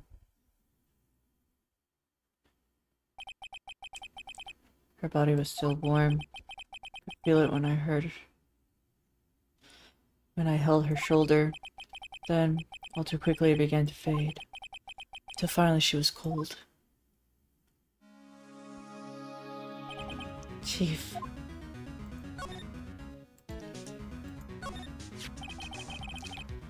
It's encrusted with dried blood. How ironic, the same murder weapon again. Smashed shards of glass scattered on the floor. They seem to be remains of glass.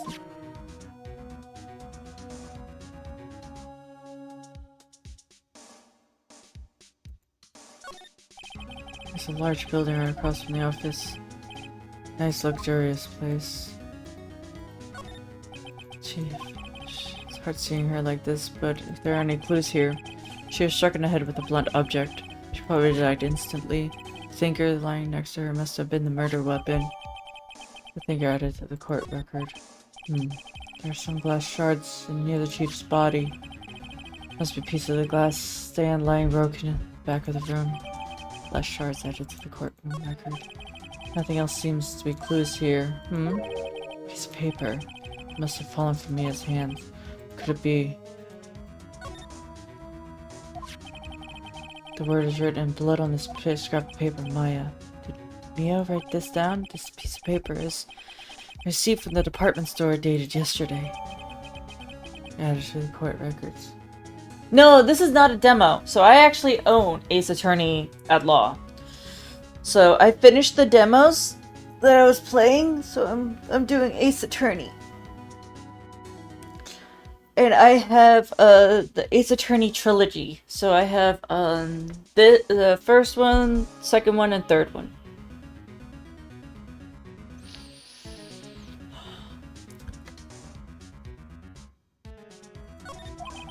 I think that's enough snooping around for now. Better call the police and find out what the girl was doing here.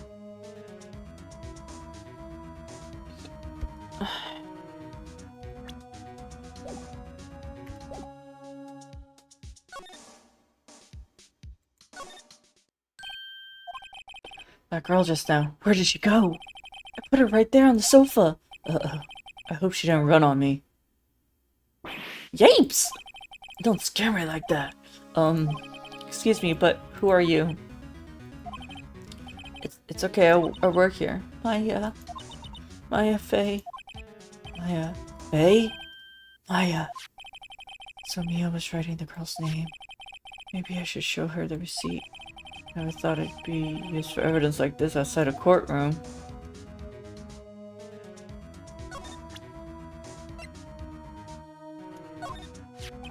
Before Maya died, she wrote a message with her own blood. She wrote on the back of this receipt. That's my name! Why? Why would she write my name? Please just calm down. Why would my sister write my name? Uh-oh. Now I've done it. Better hurry up and call the police.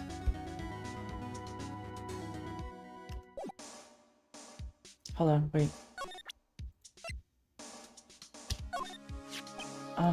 About the thinker.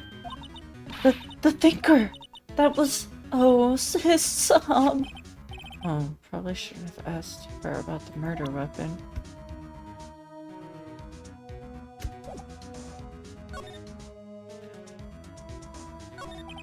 She seems to be in shock. I don't want to disturb her now. Excuse me, can you tell me what happened? I came in, the room was dark. Sis. She's already dead.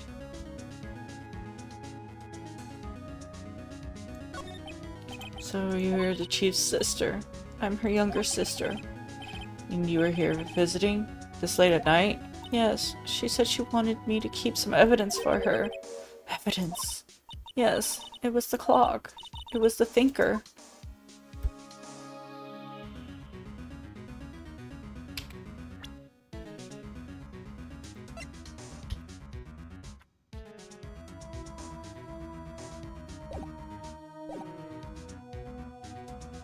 Maybe I can present it again after she said it was the thinker.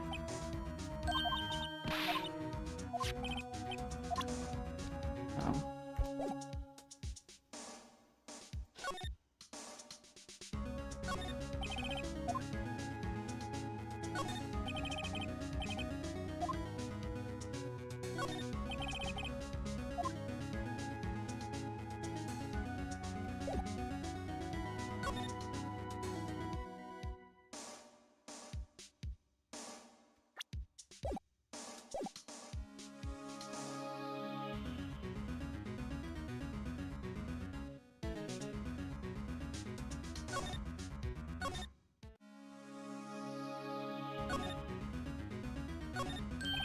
Right, I'll be able to call the police. That's funny. Shoot, the screws on the receiver are missing. It's like someone's halfway through taking it apart. Police! Please, come quick! What's that? Someone's screaming from outside the window. She's staring right at me. She's holding a phone in her hand.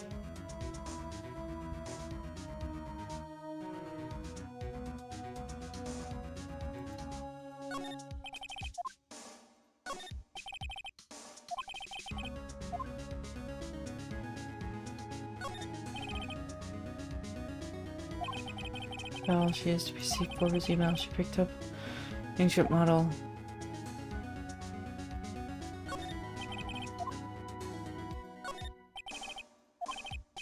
Simple functioning.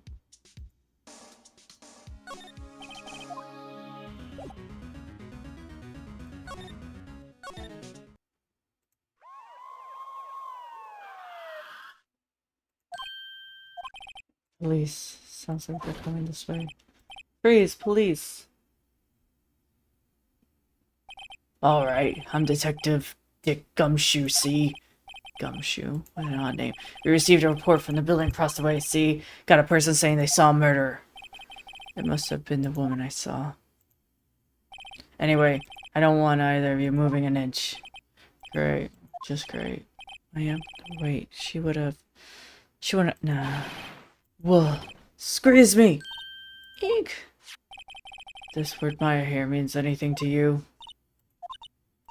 That's my name. What? Victim drew this in her own blood, see? With her dying breath, she wrote the killer's name. Killer? I'm not... Case closed. You're coming down to precinct, ma'am. What? Oh my god. Mia's younger sister Maya was arrested on the spot. Taken into questioning. Didn't get out until the next morning. My eyes were heavy, but I couldn't sleep. Sat around waiting for visiting hours to begin in the detention center. I had to talk to Maya as soon as possible. September 6th. Oh, they have poor Maya locked like a criminal. Oh, it's you, the lawyer. Good morning. Good morning. She looks so tired. Are you gonna be my attorney? Well, that's what I want to talk to you about. It's up to you. Better give it to her straight. It's up to you. Up to me? Yes. I don't think this is something I should decide. After all, you're the one in trouble here. They're never going to believe me, are they? Even you, when you found me in the office, you looked at me like I'd done it. Did I look at her like that? No, I never thought. It's okay. I understand. And I've also heard about you. Heard what about me? I was talking to my sister on the phone the other day. Today was my junior partner's first time in court. Wow, really? How'd it go? It was quite the scene. Honestly, I was on edge the whole time. It's been a while. So he crashed and burned? He's a genius. One of those strikes fear into the hearts of evil types. The only thing he's lacking is experience. Huh. Sounds like it was fun. Well, I know who to go to if I ever get into trouble now. I don't know, Maya. I think you might want to wait. Give him 3 more years. That is, unless you want to be found guilty. That's what she said.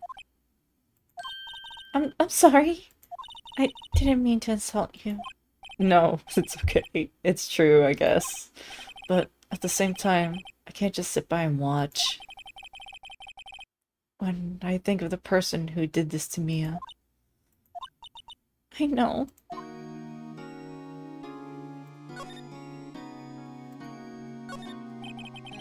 Smile for the camera. Guard monitors, visiting room. He hasn't moved an inch. Real pro, this guy. Clues here. Clues here. Clues here. Clues here. Okay.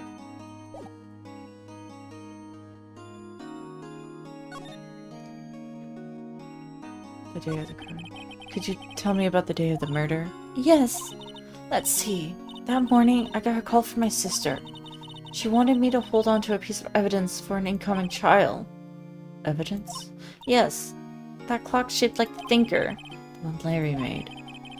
How could that have been evidence in a case? Right. She said something about that. I remember. Do you want to hear it in her own voice? Her own voice? Yes. I'm pretty sure our conversation is on my phone. It's on my cell phone. You recorded it? Yeah. I forgot how to delete those things. So, you say you have a conversation with your sister on a cell phone. Let's hear it. Right. Oh, I just remembered that the detective took my phone. Sorry. Oh, right. Of course. Next time I see the detective Gumshoe, I'll ask him for it. I'll write you a note so you don't forget, okay? Sure. Thanks. Alright. There's something I've been wanting to ask you. Yes? What's with your outfit? Oh, this? It's what all acolytes wear. It's my uniform, you could say. Acolytes? Like people in religious training? What is it you do? Oh, it's nothing strange, really. I'm a spirit medium in training. A spirit medium. I'm pretty sure that qualifies as strange.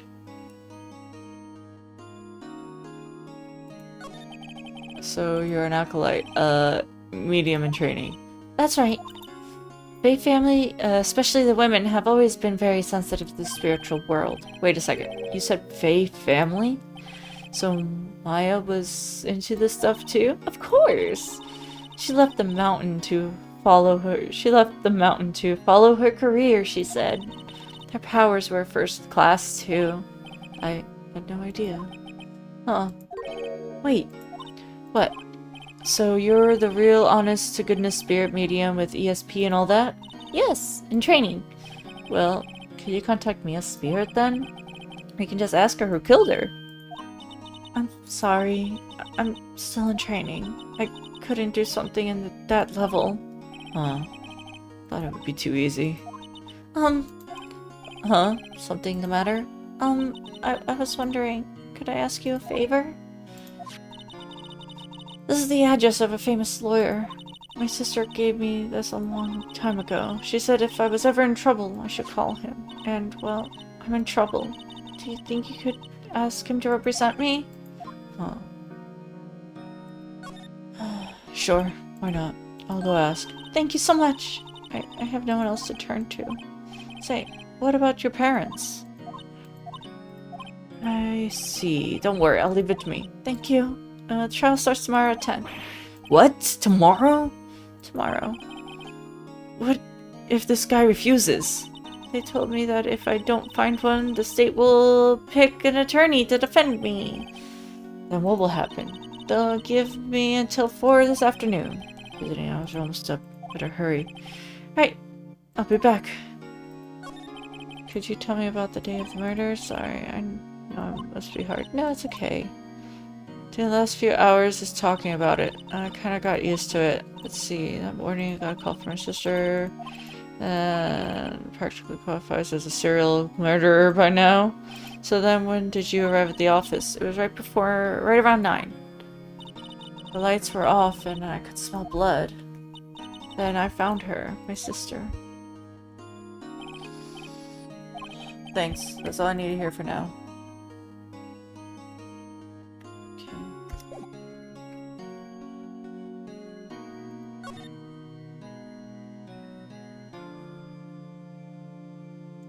We'll go there. According to the receptionist, the big boss is out. She couldn't say when he'd be back. It'd be hard to keep track of everything when you're a famous lawyer, not to mention in an office like this. Guess I just have to come back later. Table of clients from an elegant ebony case. If mistaken, that lighter's made of solid gold. You and I can tell someone here has money to burn. Painting has been bugging me ever since I stepped in here. The oil painting's so thick it's practically giving me stuffed nose. Nothing to sneeze at either.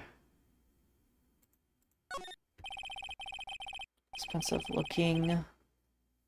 Mahogany bookshelf filled with expensive looking books. Funny. They don't look like they've ever been read.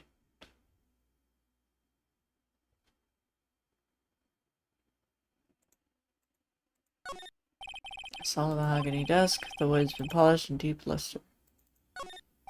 No clues here.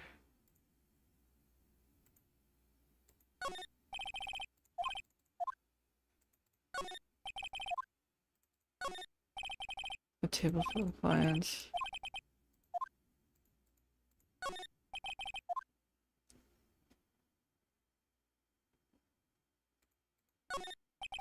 An expensive potted plant. No idea what kind of plant it is, but it's probably the most expensive one available.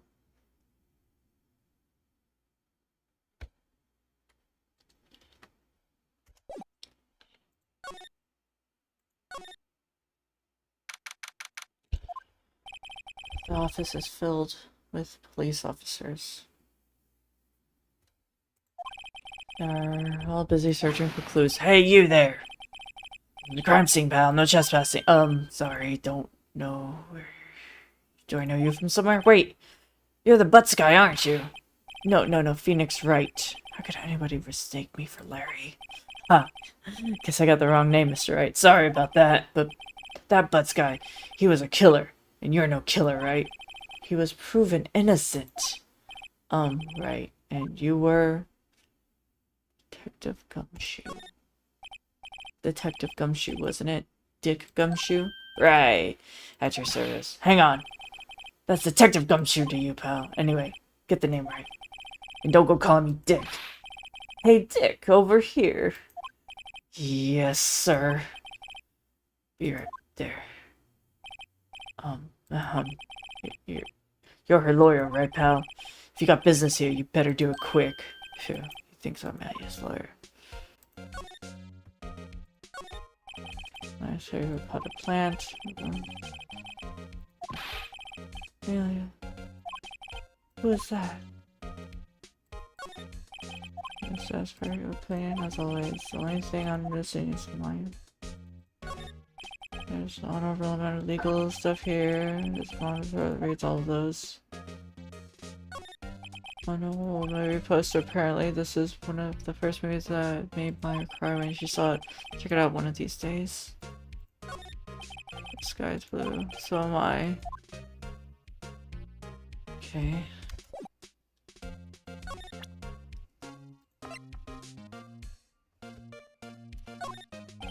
I was wondering, did you see my cell phone? Oh, that. I have that. Do you think you could give it back? Sure. I mean, wait a second, pal. Tricky lawyer. Uh-oh. He's on to me. Tell him not so straight. Tell him straight? Tell him not so straight. I don't know. He seems like no matter what, he doesn't change his mind even when evidence is presented.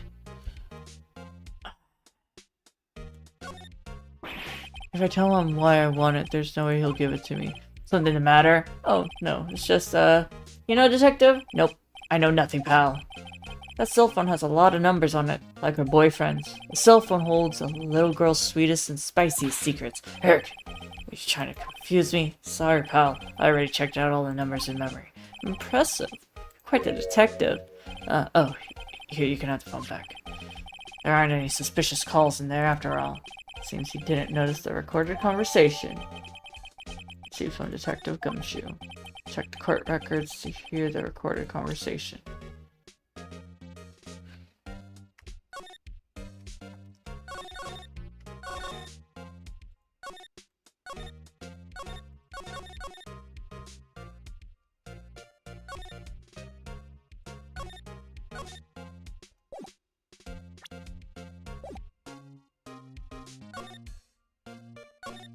About me, Miss Faye. You do an autopsy, You want to know the results, eh? Now don't you look at me like that, pal. It's no use. She might have been your boss. That doesn't mean you got any special treatment. Alright. You can see the report. But that's all.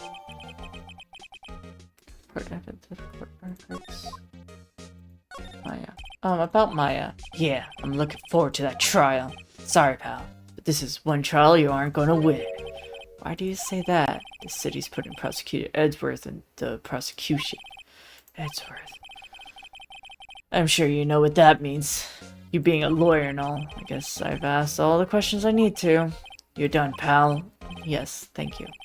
Be heading out now. Oh, wait. One more thing I wanted to mention to you. I don't suppose you're planning on talking to the witness. You better not. No influencing the witness with your lawyerly ways, pal. Come to think of it, I had completely forgotten about her. The witness. Yeah, Miss April May. Sorry about this, but I can't tell you anything about her. Well, you just told me her name. So you sent her home already then? Haha, you're trying to loyal trick me now again. She's not going outside her room until the trial. So she's in the hotel across the way. I guess I should know better than to try my detective to leak information. You got that right, pal. Time to pay a visit to Miss May. Prosecutor Edgeworth. That's right, pal. Mr. Miles Edgeworth himself. Wait, you know him? Of course not. Never heard of him. Whoa, you call yourself a lawyer, pal. About 4 years ago, this Edgeworth became prosecutor at the age of 20. Everyone says he's a genius. I'm surprised you didn't know him. Of course I know him. I was just plain dumb. He's this cold and heartless machine who'll do anything to get a guilty verdict. Rumors in the back alley deals are forged evidence. All I know for sure is that Edgeworth hates crime with an almost abnormal passion. I never imagined I'd be facing against him so soon.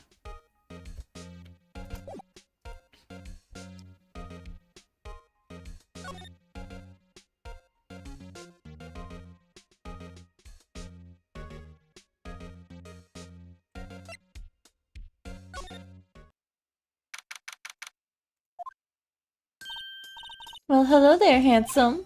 Hi. Smooth, right? Real smooth. You're the lawyer, aren't you? The detective told me. He said, don't say anything to the lawyer, pal. Memo to self. Thank Detective Gumshoe for making my job harder.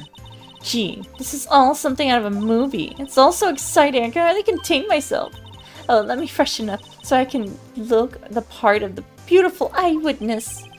Pity the lawyer that has to cross-examine this one. There's a screwdriver stuck in the drawer. I wonder what's inside. Let's take a look. Hey! What are you doing? No touchy! Oh, bad boy. You really shouldn't pry around other people's rooms now. Wouldn't want to make me upset, would you?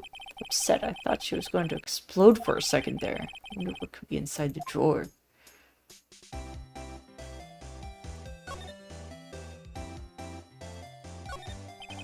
Late summer sunlight stream in the window. There's a very cool office building, of course. can see the inside of the room pretty clearly from here. It would be a little difficult to recognize a face from this distance, though. What's here? A bottle and 2 glasses on one table. Somebody must be staying with her. No clues here. Flowers are fake as expensive. I know some flower and tulips, but those are about the extent of my floral knowledge. What's inside? Cough, cough! Maybe later.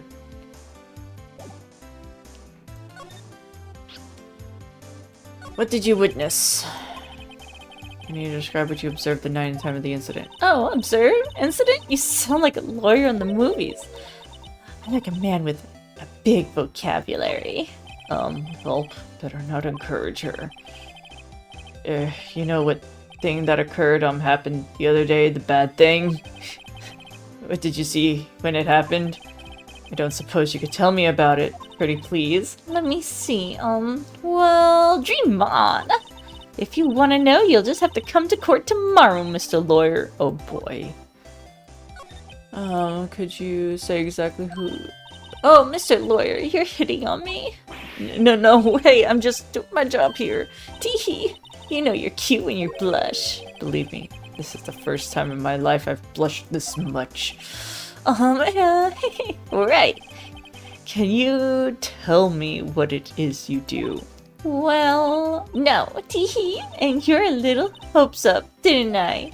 Oh boy. See, there are 2 glasses on the table. Is someone staying with you? Oh, what amazing power of observation.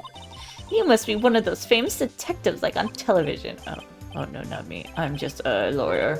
Say, Mr. Big Detective, why don't you look for clues in the garbage, huh? Miss May doesn't like nosy little lawyers. Oh boy. Let's see if I can examine the trash. Oh, okay.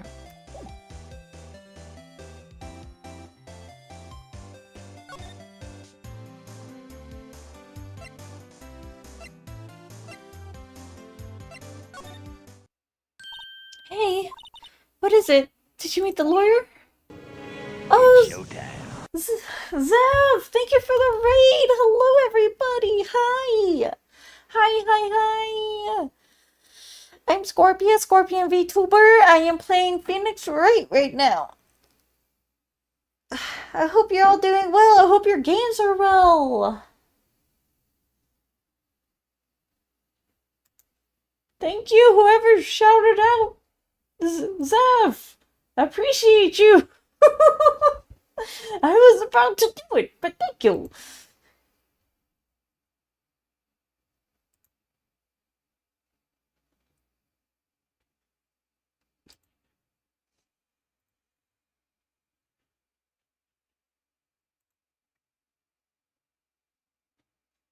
Hold on 1 minute. My computer's being a butt. I apologize. Alright, anyway, League server sweaty as— oh no. I hate when that happens. They always go through like the roller coaster of like, oh, they're fine to play, and then, oh no, tryhards. Well, I'm sorry I'm sorry that all the sweats were out the day. Anyway, back to the story at hand. Sorry, I haven't seen him yet. I see. I'll go see if I can find this elite lawyer she's talking about.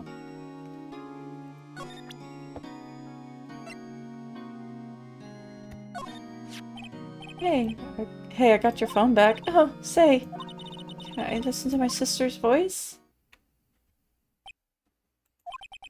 Maya's eyes closed as she listened to every word, such intensity. Before long, tears began to roll down her cheeks. Thank you.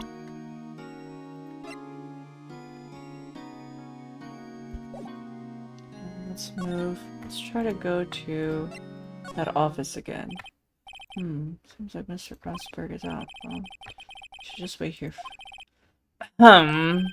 That wasn't the most over-the-top clearing of the throat I've heard. Oh, So you're the one they say have been looking for me. Yes, that's me. He looks even grandier than I imagined. That badge on your collar. So you're a lawyer, are you now? Yes, well, yes. And what do you want? I'm not particularly busy these days. Please proceed. Not busy? Is this how no one could get in touch with you? Something the matter? You came to see one and only Marvin Grossberg, did you not? Well, here I am, boy. What do you want? Out with it. Well, sir, actually, it's about Maya Fey. Yes, Maya Fey. Go on. That's a strange reaction. Cha-cha? I'm really quite busy here, son. I can't take in cases on a day's notice. No, it's quite impossible. Wait a second. How did you know the trial was tomorrow? Anyway, I'm afraid this is entirely impossible for me to represent her. Sorry. End of discussion. What's going on here? He refused me before I even got a chance to ask him. What do I tell Maya?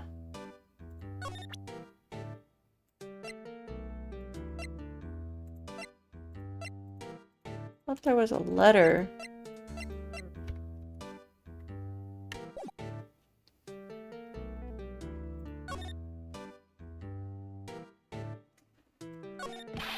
How could you just refuse like that? Please tell me. Why won't you take the case? Well, you see, it's just so busy, you see. But the client's Maya Fey's sister. Maya trusted you. She knew her sister would be in good hands. Yes, of course, I know that. However, I'm sorry, but I must refuse. Sorry, goodbye. Creep. Fine. I don't have the time to argue with you anyway. I'll go look elsewhere. I think not. Did you say something? I think not, I said. What do you mean? I'm terribly sorry, sir. But I'm afraid no lawyer worth their salt would take this particular case. Terribly sorry, my boy. Why? I can't say. I beg your pardon? But could you leave now? I have nothing more to discuss with you. What's going on here? That's quite a painting. Aha, you noticed. My pride and joy. Impressive, isn't it? Well, isn't it? The color of the sky, the hue of the sea, the wave of the straw hat. It's worth at least 3 million. I have no intention of parting with it, of course. No, I won't sell it. Not even for you. I wasn't interested. Not for sale. I'm not buying. How did you know Mia Fey? She's worked here a long time ago. Quite the apprentice, that one. Learned my teachings in the blink of an eye. She left one day, quit suddenly. She had a mission, you see. A mission? You could see it in her eyes. She followed it with a burning passion. Never looked back, that one.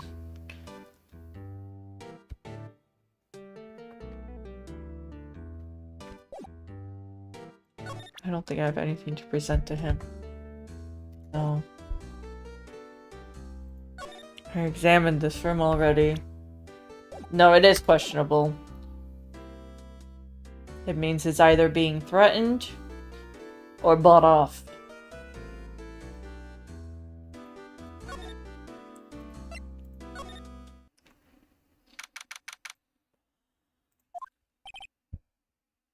Hey, oh, you're back. Did you find the lawyer? What do I tell her? Well, see, just be honest. I really don't think you should use that guy.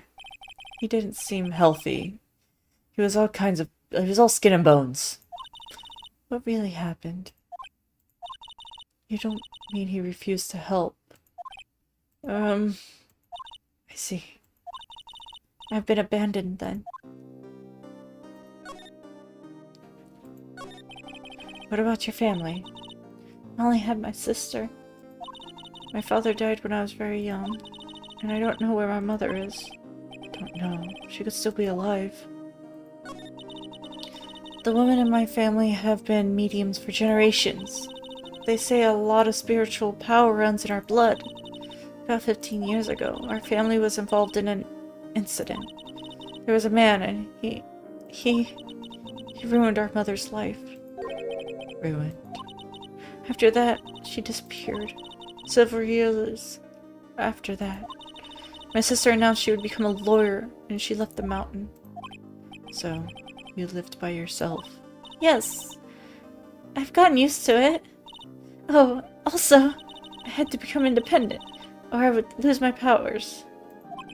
I feel bad for her, all by herself up in that mountain. So, who was this man who ruined your mother? About 15 years ago, there was an unusual murder case. It made quite a stir, everybody talking about it, apparently.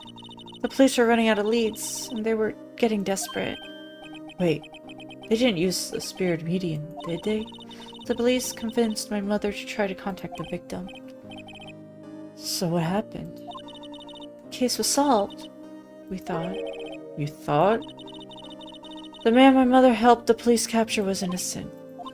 The police consultation with the medium had all been carried out in secret, of course. But the man found out and leaked it to the press.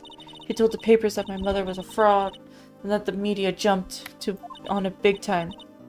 My mother, became a laughingstock of the nation. I see. White. Excuse me? White? That was his name. My sister told me. White. Huh. Just a little longer now before my state-appointed lawyer comes, I guess.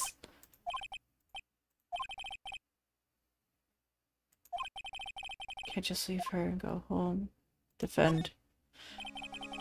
I made up my mind. I'm going to defend you whether you want me to or not. Why? Why? Well, I can't abandon you. No one is as sad as a person without a friend. I know. I've been there a long time ago.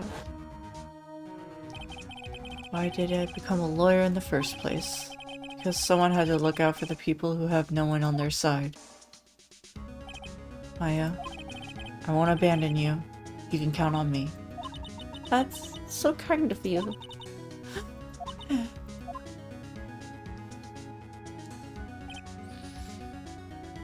Well, let's fight this one and get you out of here. Alright, thank you. True, she smiled at last. At least she looks like an entirely different person. One last question. Are you innocent? You are innocent, right? Yes. And I trust you. So you trust me too, okay? It's a deal. So, what's next? There's something that's bugging me. Just what's inside that strange woman's drawer. Just when I tried to look inside the drawer, she got defensive. There has to be something in there.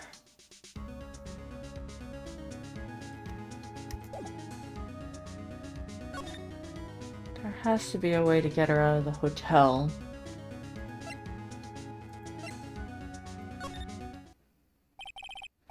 Good afternoon, sir.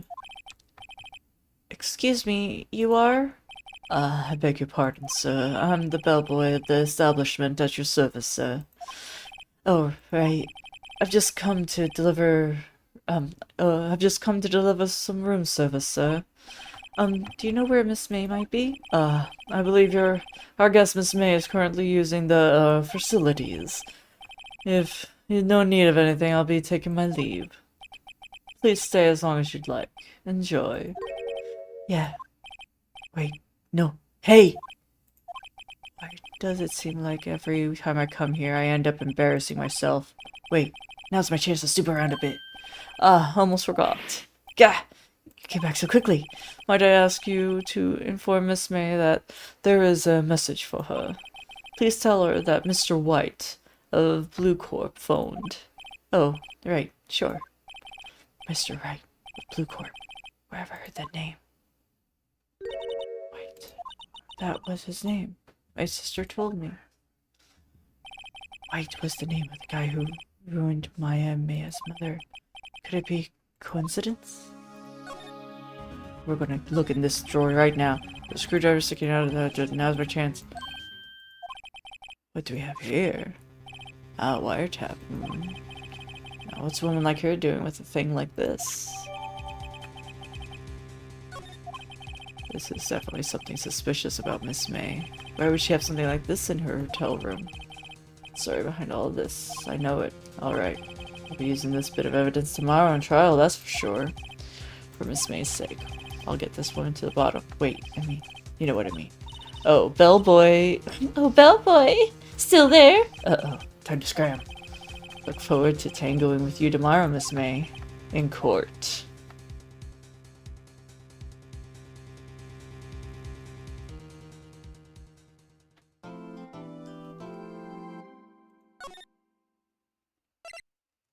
I'll save on for.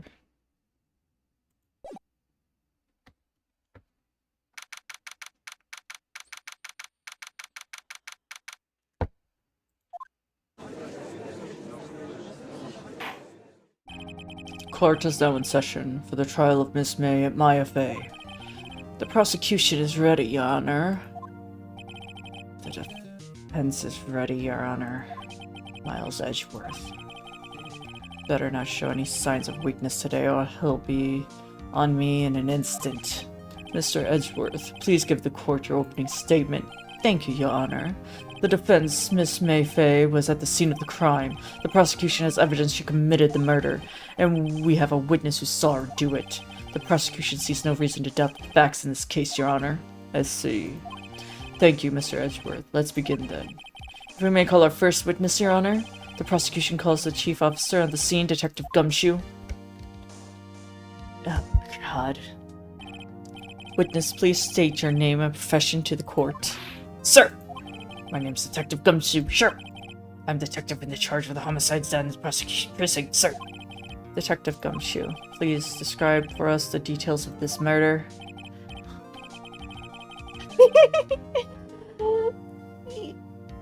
Well, you mentioned it the other day, and I was like, I haven't touched this game. I played it once for a little bit, and just never played it again, so I'm playing it again. Very well, sir. Let me use this floor map of the office to explain. The body was found by the window here. The cause of death? Loss of blood due to being struck by a blunt object, sir. The murder weapon was a statue of the thinker found next to the body, sir. It was heavy enough to be a deadly weapon, even in the girl's hands, sir. The court accepts the statue as evidence. They're still calling it a statue. Floor plans added to the court record. Now, detective. Yes, sir! You immediately arrested Maya Fey, who was found at the scene of the scene, correct? Can you tell me why? Yes, sir! We had hard evidence she did it, sir. Detective Gumshoe, please testify to the court about this hard evidence. Okay. As soon as the phone came in, I rushed to the scene. There were two people there already. The defendant, Miss Maya Fey, and the lawyer, Mr. Phoenix Wright. I immediately arrested Maya Fey. Why, we had the witness account describing her. The witness saw Maya at the very moment of the murder. Very... What would you say? Very well, right? Begin your cross-examination. Yes, Your Honor. Cross-examination what? Couldn't see a single contradiction in that testimony. Whoosh. Smack. Maya just threw something at me. What's this? When my sister couldn't find any contradiction in witness testimony, she would bluff it and press the witness on every detail. The witness always slips up and says something wrong. It worked lots of times. I should have expected Maya would do something. Alright, let's give it a try. Something the matter? No, Your Honor. I'd like to begin my cross-examination.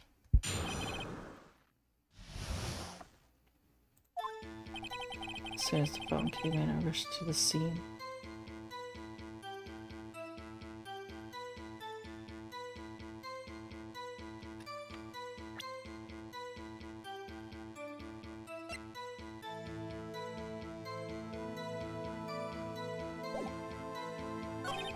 There were two people there already. The defendant. I immediately arrested Maya Fey. Why? I had a witness describing her. Witness.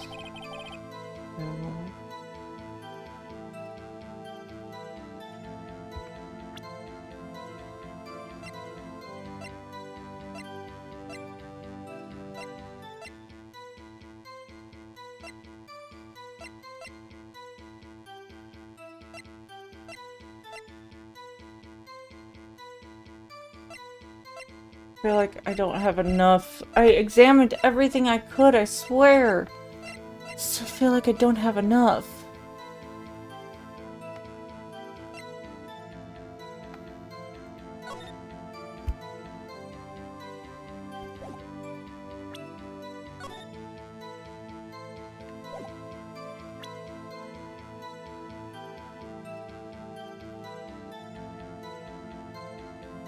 That's not gonna do anything. I see a single contradiction in there. Does take my advice and press him for something suspicious. As soon as the phone call came, I rushed to the scene.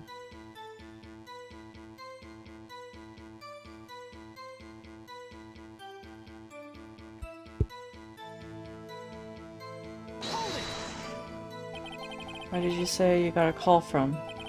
Hey pal, don't play dumb, you know who. The call was from a customer at the Gateway Hotel, right across the street from the scene.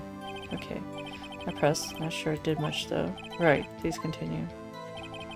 2 people there already. The defendant. And the arrested. Why is that? Why was your reason? We had the witness accountant describing her. We had the witness. Hold on, just 1 second. Yeah, if you heard correctly, you said you arrested her because you had hard evidence she did it, correct? Huh? Did I say that, mate? I heard you say it. You did say it. You said it. Exactly what is this suspicious woman in pink claim that was hard evidence? What? Miss May isn't suspicious and she isn't pink, pal. Well, I guess she is pink. That's enough. Detective Gumshoe. Do you have solid proof other than her claims? I guess pressing has its advantages. Yes! Yeah. Sorry, I got the order of things mixed up in my testimony, Your Honor, sir. There was something I should have told you first off. Well, Detective, let's hear your testimony again.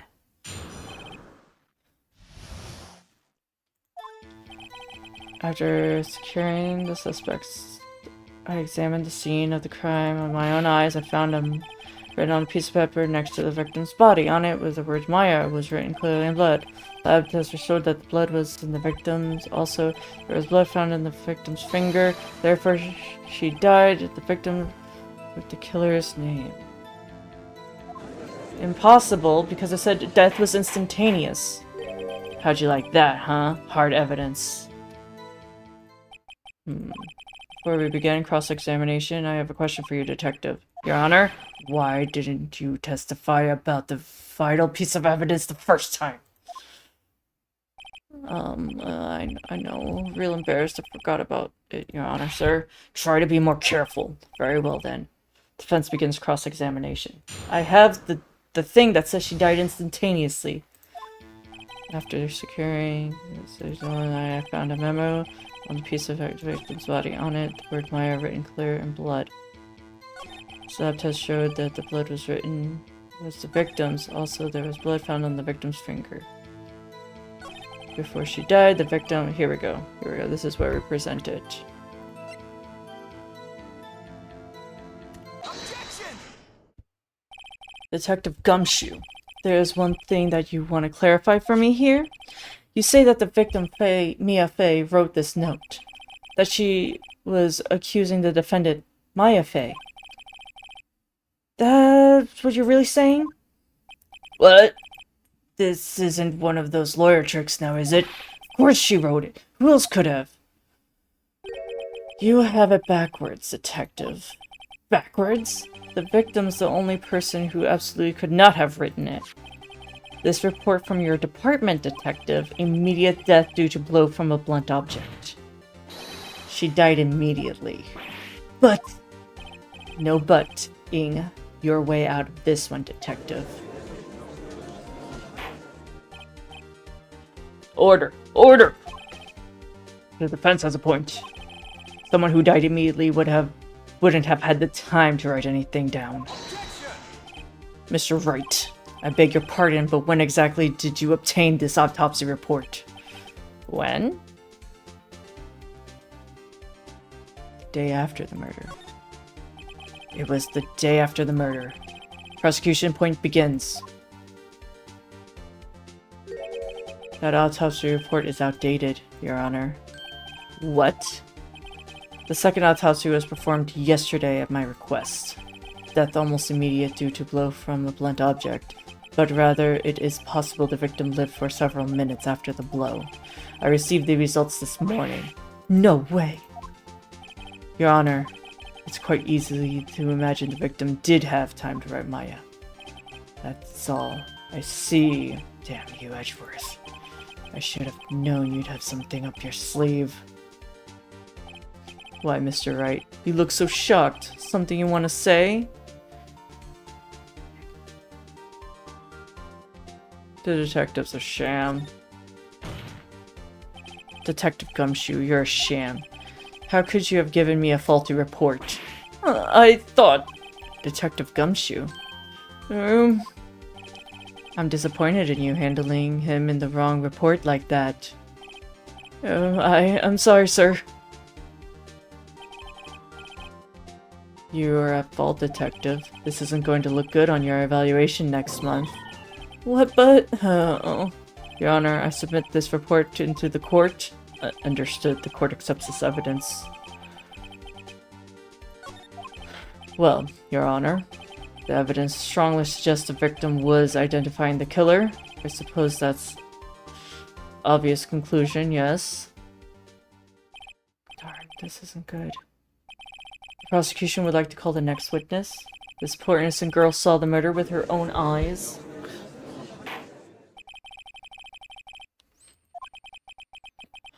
Exactly what part of her is innocent, for sure.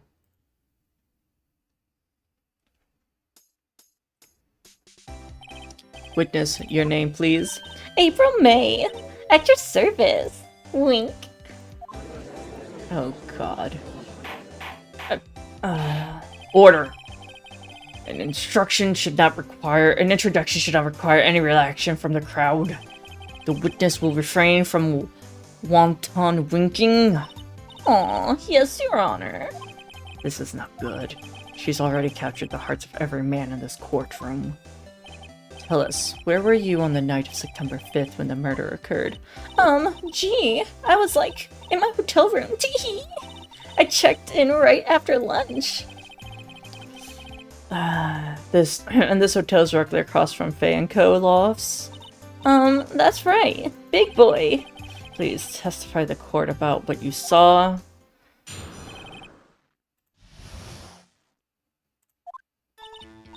I was like, 9 at night, I looked out the window, you know? And then, wow, I saw a woman with long hair being attacked. The one attacking her was a mousy girl sitting in the defendant's chair. And then the woman, like, dodged the one side and then ran away. But then the girl, she caught up to her and hit her. And then the woman with her long hair, she kinda slumped. The end. That's all I saw. Every bitsy wink. Well, Your Honor, I see. This is remarkably solid testimony. I don't see any trouble. Wait, Your Honor. Yes, Mr. Wright. What about my cross-examination? I thought the witness's testimony just now was quite firm, didn't you? Mr. Wright, I understand. Were you not? You must know her technique well. Her cowardly ways of finding tiny faults, perfectly good testimony. Hey, how dare you? Well, Mr. Wright, will you cross-examine? Yes, I'm doing it. Gladly proceed with cross-examination. Only because I have a feeling Edgeworth doesn't want me to. Chaz must have some kind of weakness. Very well, you may begin. This is going to be hard. I know it's going to be hard. It was like 9 at night.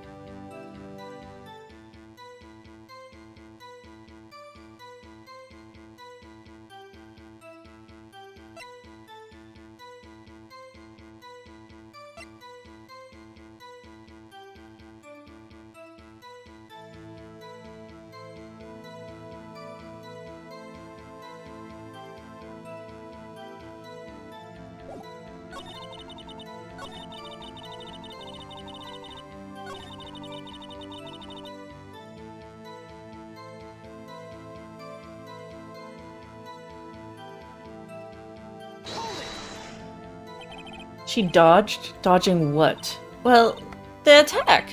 Please continue your testimony. But the girl, she caught up to her and she hit her.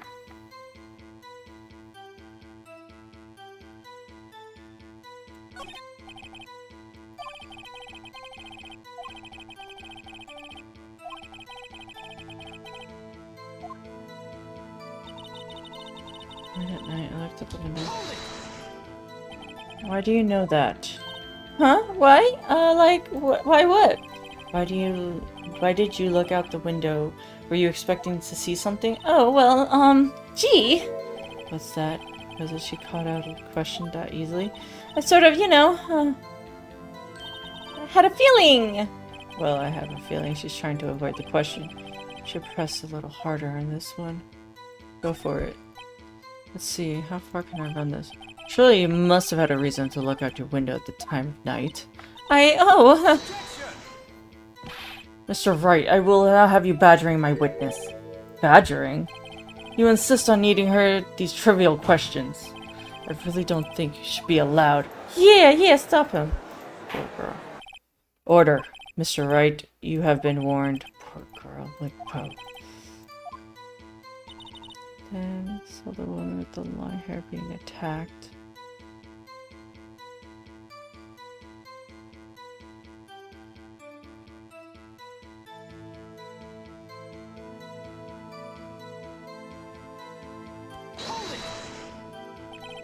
Oh, with the long hair.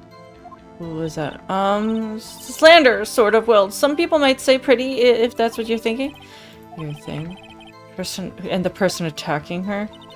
When attacking her was the mousy girl sitting in the defendant's chair. There has to be something I can resent for this. This is going to be hard.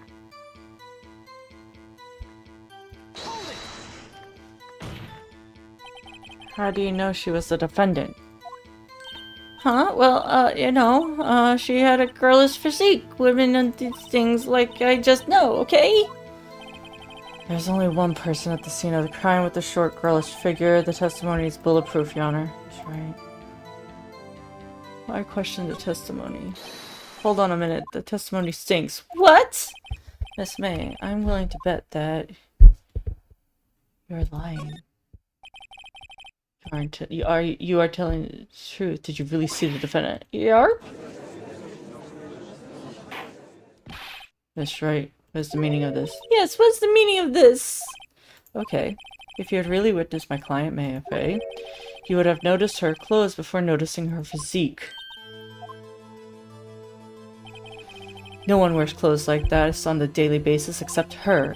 And I am no expert of fashion, but her hairdo looks far from normal to me. However, the witness testimony neither of these things. The testimony is bogus. But, still, you don't know if she was dressed that way the night of the murder. She was, Your Honor. I saw her, and so did Detective Gumshoe. What do you say to that, Miss May? Rawr! What are you trying to say, you mean lawyer? I saw what I saw. I just don't think thrilling details are necessary. Miss May, the court would like you to remind you that you to please omit nothing you saw in the testimony. I'm sorry, Your Honor. I'll be a good girl, promise. Your testimony again, if you would.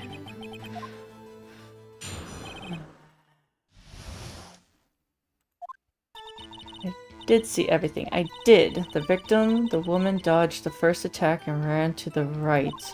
Then the girl in the hippie clothes ran after her, and she hit her with that weapon. I saw it, I did. That clock, kind of statue clock thing. Hold on, there's no way she would have known it was a clock.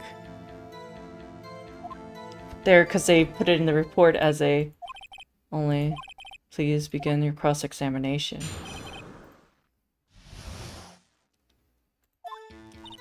Okay, saw everything. The victim, the woman dodged the first attack. Girl and hippie, She hit her with the weapon. I saw it, I did. That clock. Thank you. A clock? Didn't think this come to another testimony recently. Well, Didn't you look so sour, Miss Laura? You can't win them all. No, but I have a feeling I saw this one. That clock, statue-y thing. Hold on. Maybe it is... But it's actually... Objection! Miss May, what you said just now was quite revealing. Revealing? Oh, you'd like that, wouldn't you, naughty lawyer? You just said the statue, the thinker, was a clock. There's no way of knowing that by looking at it. Burp! Another person is much more positioned in much the same position as you recently called this a clock too, and then was found guilty of murder. Order, order. Miss May, can you explain how you know this was a clock? Oh, yarp! The witness saw the murder with her own eyes. That's all that's important here. The defense is trying to confuse the issue with trivial concerns. Yes, yes, of course. Will you withdraw your question, Mr. Rohr? But the questions are all I have, Your Honor. And as you recall, I've caught murders with these questions before. Well, only once. Objection sustained. You may continue to questioning the witness. Oh, Deviant Doctor, hello! If the music stops, you pick the right option. Okay. That was close. If he stopped me here, the trial would have been over. Thank you for the water. Huh? What? So what happens now? What happens now is you answer my question. How did you know it was a clock? What? That's... because I heard it. Yes, I heard it say the time. So you've been in the law office at Fayco? No, I didn't say that. Why would I? I heard it from my hotel room. Teehee. The law office Fayco, where the murder took place, is very close to the hotel. She could have easily heard Well, Mr. Wright, you satisfied? No. No, Your Honor. Can't give it up now. I'm not satisfied because she couldn't have heard it. You were in the hotel. There's no way you could have heard a clock go off a building next door. You have proof she could not? Hold on. The courtroom... No, then a test if she really could have heard it. Then prosecution denies your request. What? On what grounds? This is a trivial matter with no direct bearing on the... Indeed, objection sustains. Damn, it's time to switch tactic tricks. Mr. Wright? No, Your Honor. Can't give up now. I'm not satisfied because... it couldn't have rung. Your Honor, the members of the court... This is inconceivable. The clock in question couldn't have rung because... it's empty. That clock is missing the clockwork. Yes, that was it. How could you possibly just take a look right now? Oh, see anything interesting, Your Honor? And the defense says this clock is missing the clockwork. It's quite empty. Mr. Wright, would you care to explain to the court the meaning of this? It is, as you can say, the clock was empty. It couldn't have rung. Therefore, this witness is big fat liar. Fat? Well, Miss May. Tisk, tisk. Quite to show you've put on for us, Mr. Wright. He knew the clock was empty. Somehow he knew. I'm afraid you've forgotten one thing, however. Indeed, the clock is empty. As you say, it can't ring. However, you must ask, when was the clockwork removed? If it was after the witness heard the clock, then there's no contradiction. That's true. That is a possibility. The clock might have been empty after she heard it. And that's exactly... Thank you for the knocking and the stretch! Well, Mr. Wright, can you prove when the clockwork was removed? Ho ho, impossible of course. I have proof. What? It wasn't you who told me the proof is everything? Well, I was listening. And now I'll show you the proof you like so much. The evidence that proves the clockwork was removed is the phone. Take a look at this. That's a very cute cell phone. Ho ho! You have a girly phone. Wait, this is not my phone. Listen. This is the defendant's cell phone, and it contains the recording. A recording of a conversation she had with the victim on the day of the murder. Order! Order! The defense cell phone? This wasn't brought to my attention. Perhaps Detective Gumshoe overlooked it. Bull. Thank you. I think the phone is pretty cute too. Hi, Kurito! The good detective better remember he's up for evaluation soon. Gotta say, I'm starting to feel bad for the big fella. Let's hear the conversation. Beep. So you just want me to hold the thinker for you, then? If you could. I should probably tell you the clock... the clock isn't talking right now. Huh? It's not working? That's lame. I had to take the clockwork out, sorry. December 5th. Your Honor, I think that makes it clear the clockwork was already gone at the time it was recorded. Which was well before the witness arrived to her tell. Well, Miss May, would you care to explain this to the court? Just how did you know the weapon was a clock? Well, isn't it obvious? I saw the clock before. What store was it again? Oops, I forgot, I think. So the witness had seen the clock. That would have made sense. Defense have any objection to Miss Wright? Yes. The witness claims she's seen it before, but there's a direct connection between that piece already submitted to this court. Well then, let's see it. Please produce the evidence that will prove this.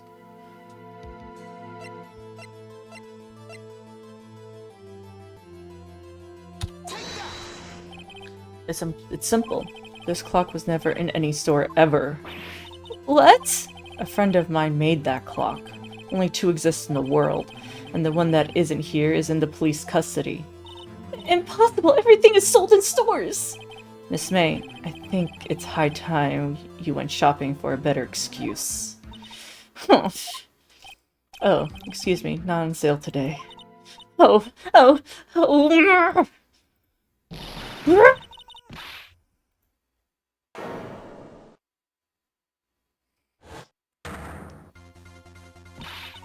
What is it with you, porcupine head? Stupid clock doesn't matter, okay? She did it, and she doesn't die for it. Die! And she should die for it. Die! Well, let's not get ahead of ourselves. This is a court of law, and the witness will remain calm. Oh, okay, silly me. Did I, lose it? I guess I did. Teehee. Wink. Scary. Miss May, let me ask you. Tell me, how did you know the weapon was a clock? Oh dear. Does this offense have an opinion on this behavior? Okay, this is it. Yes, Your Honor. Allow me to explain how I see the truth of this matter. Miss May, you knew it was a clock because you heard about it. The witness had never held the clock in her hand. However, she had heard it was a clock. She heard? That is correct, Your Honor. There is no other way she could have known the thinker was a clock. And I can show you the proof. Well, this is interesting. Let's see it then. Show me the evidence proving the witness heard the murder. I have a look at this. Oh, I found this in Miss May's room. Mr. Wright, please explain to the court what this is. Miss April May, you were tapping the victim of Miss Mia Fay's phone, were you not? Oh. Your Honor, this is irrelevant. I'm not entirely sure that it is. Objection overruled. It troubled me that our witness was in possession of a wiretap. This is outrageous. Does the defense truly claim that the witness is tapping her phone? Absolutely. Even if that was the case, which is not, you still have no proof of the thing. Did the victim ever say that the weapon was a clock on the phone? Can you prove that? I think not. Oh yeah? I think I can. It's simple. What? Here's my proof. Proof that the victim said on the phone that the weapon was a clock is...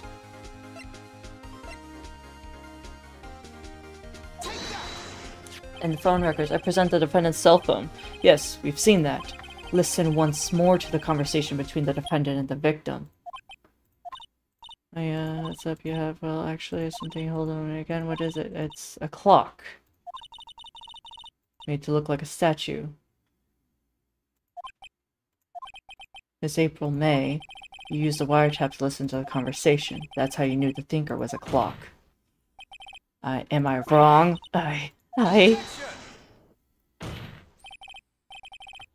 Your Honor, this is ridiculous.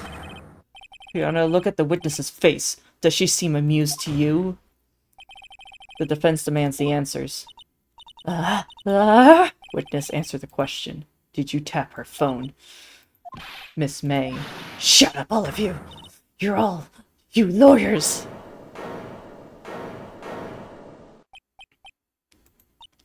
It's not fair. All of you ganging up on me like that. Oh, I'm a bad girl, is that it? Is that it? Oh, where? That did it. The court seems the real Miss right now. Now the deal is the final blow.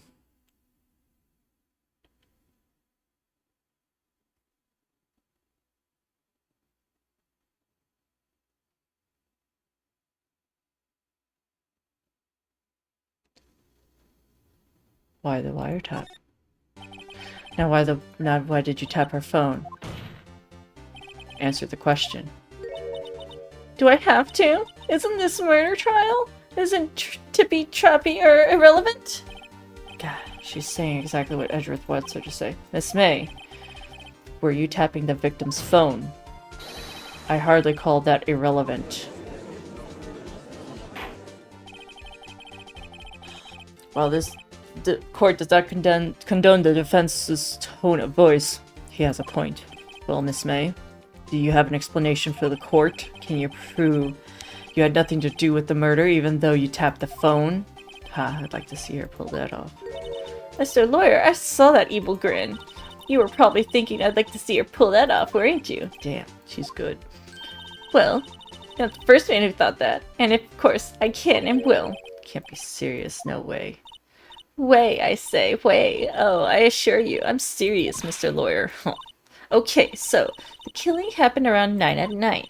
Why, that's just when I was getting room service from a sweet bellboy. Room service? Iced coffee, I believe. It was. Iced coffee. You know, like normal coffee, but cold. But you don't think it... drink it quickly. The ice melts, and then you have regular coffee. Iced coffee. I think making this up. Ask the bellboy. Ergo, the witness not at the scene... was not on the scene at the time of the murder. So, where does that leave us? This is my great displeasure to inform you that the witness appears to have been tapping the victim's phone. However, that is separate crime and not bearing on the court case whatsoever. Her testimony stands. She saw the defendant was murdered. Now there's going to let her just walk away. There's no way I can win unless I tie Miss May to the murder somehow. Well, does the defense have anything to say? No, come on, think. Something. Call the bellboy. The defense would like to call the bellboy as a witness. There's something suspicious here and I'm going to get to the bottom of it. I think you've sunken quite low enough already. Objection, calling the bellboy? Why? What's your reason? Because I hold the wiretapping and had nothing to do with the killing. However, if you agree to one condition, I'll call in this witness. Condition? If his April May alibi is not called to question after you examine the bellboy, then you will recognize that Miss April May was not the killer, thus she's innocent, and thereby you must also accept the verdict of guilty. That is my condition. What? Better find something suspicious in that bellboy's testimony, otherwise Miss May will be declared guilty on the spot. What should I do? I have to accept it. Alright. Understood. Accept. Huh. Fool. Fell right into my trap. Uh-oh. Very well. I feel like I did this wrong.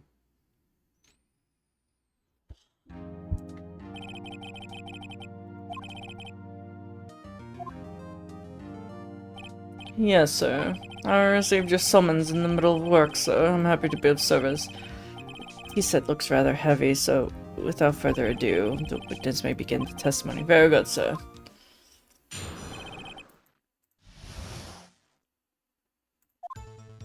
I am the head bellboy at the Fine Grandwater Hotel in business for 4 generations. I believe I received a call after 8 in the evening from our guest, Miss May. She asked for an iced coffee to be brought to her at 9 on the dot, sir.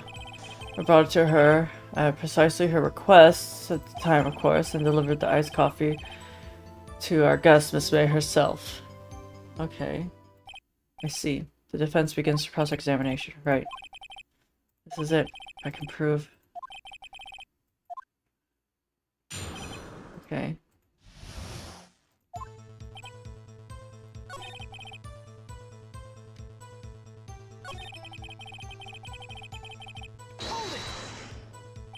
Nine on the dot, you say? Yes, sir. I confirmed that the detail several times. She was watching a program on the TV and wished to drink after she finished, sir. 9 on the time of the murder. I brought it to her precisely requested, of course.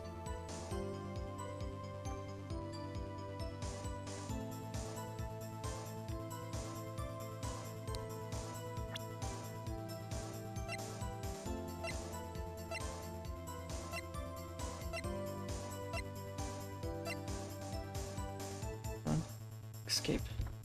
Hold on. I delivered the iced coffee to our guest herself. But I have to finish something. That depends on the news one more time. I'll press him until he... I am the head bellboy, and I believe I received a call at 8. She asked for iced coffee to be brought to her at 9 on the dot. Brought it to her at precisely her request. Time, of course. And I delivered the iced coffee for our guest herself. I'm hitting the back button! Are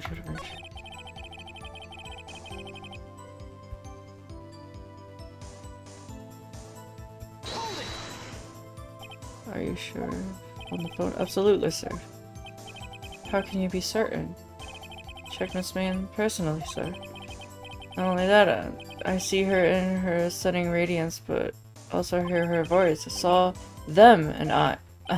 The point being, I remembered her quite well, sir. Sir, what then? I asked for iced coffee to be brought to her at 9 on the dot, sir. 9.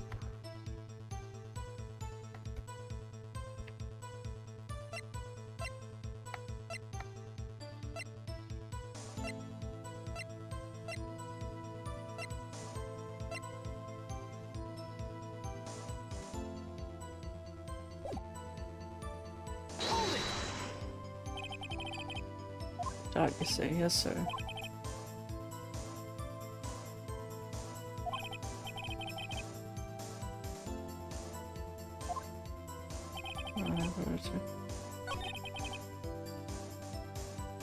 Tap.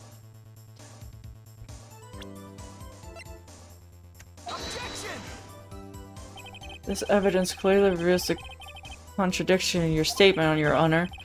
How exactly is evidence statement? They aren't, are they? No. Fuck.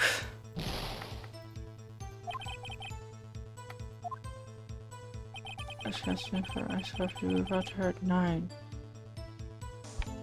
I start playing these games, Scorpio. Yeah, I'm just having trouble.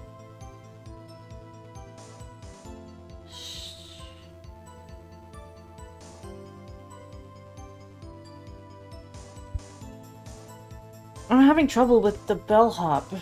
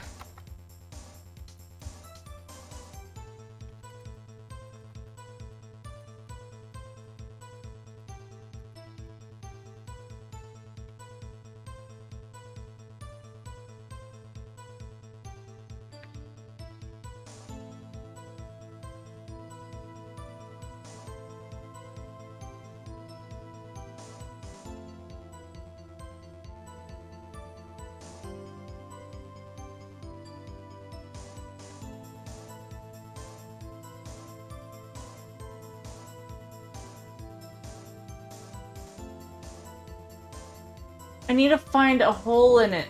And I pressed him for the time of both things.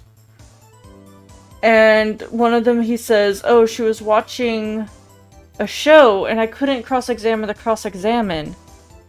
Like, I pressed him for this, and it says, oh yeah, she was watching a show.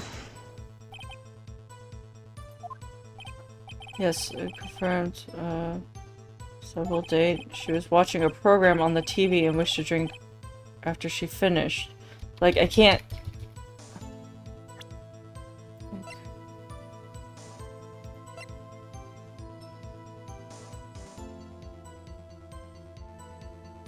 Like, I don't know what to do. Like...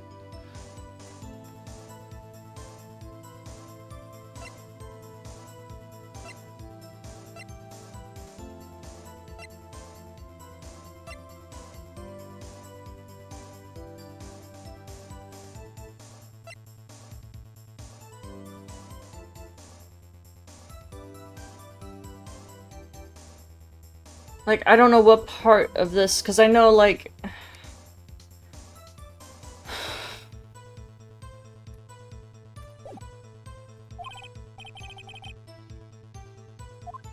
And when I brought it up the night of the time of the murder, I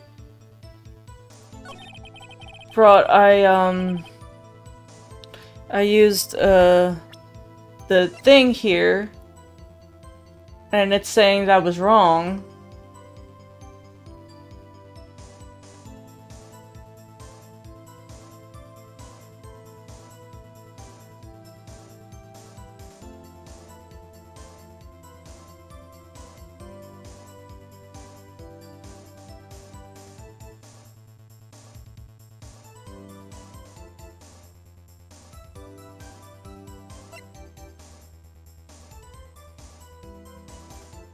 Yeah. Alco, I'll take a little help, please.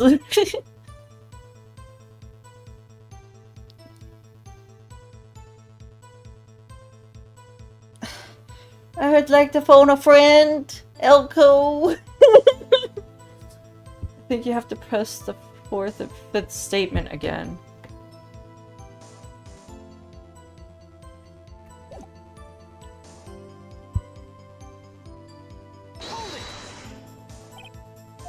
Yeah.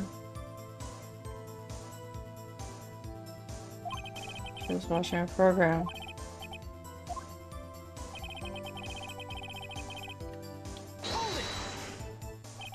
Precisely 9 then.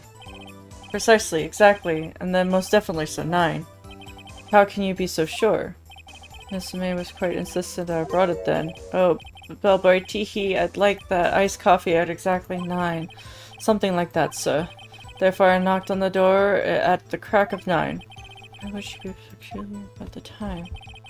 And then delivered the iced coffee.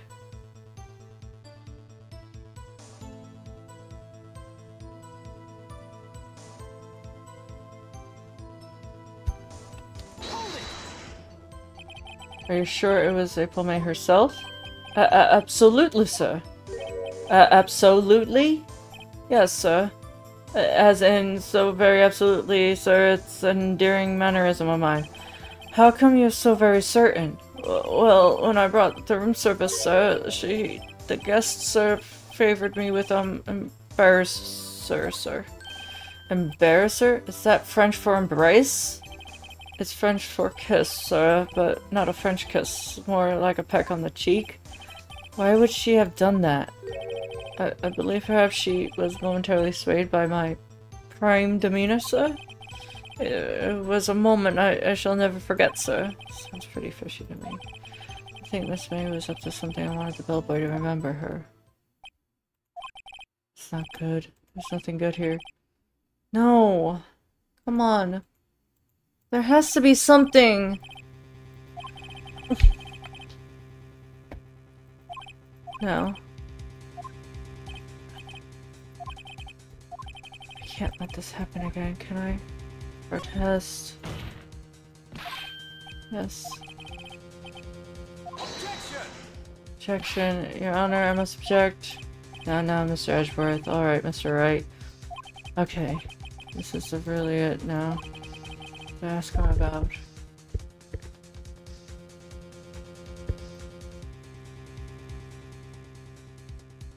To only ask him about one. Room service? Tell me again about the room service. Again, sir? Exactly 9 to delivered.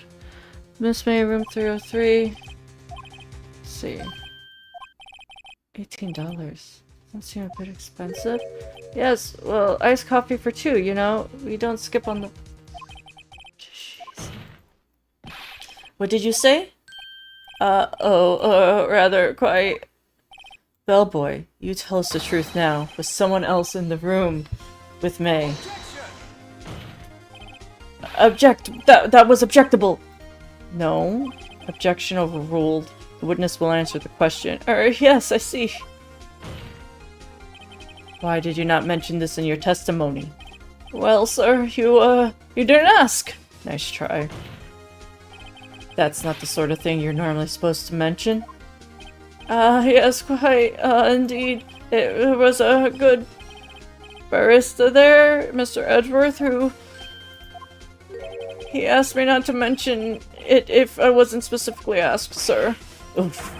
You fool! You've done it. I've won! Miss April May checked into twin room with a man. Correct? Yes, sir. Then when you brought the room service, you didn't see that man in the room? That's right, sir.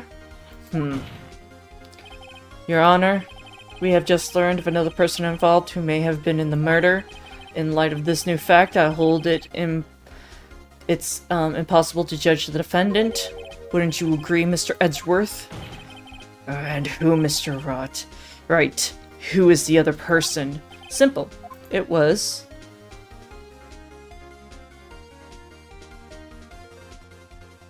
with Miss May. The man who checked in with Miss May. Oof. Your Honor, as has been previously revealed, Miss April May was tapping the victim's phone, yet Miss May herself has an alibi at the time of the murder. However, that does not clear the man that was with her. The bellboy saw no one else in the room at the time of the murder. My, what convenient little setup. But it's too late. Too late? I suppose you'd like it if it was too late, wouldn't you? After all, it was you who hid the presence of another man from this court. Oof. Start. Amateur. These accusations are ludicrous. Enough. The court acknowledges the defense's argument. I exact the prosecution and defense to look into this matter fully, and am I understood? Yes. Yes, Your Honor. That is all for today, the trial of Mayfei. Court is adjourned.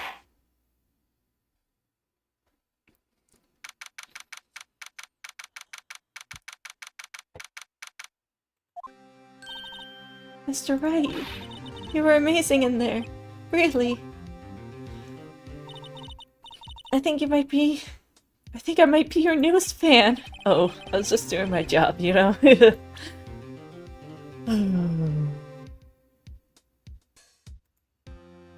Save. 4. Thank you.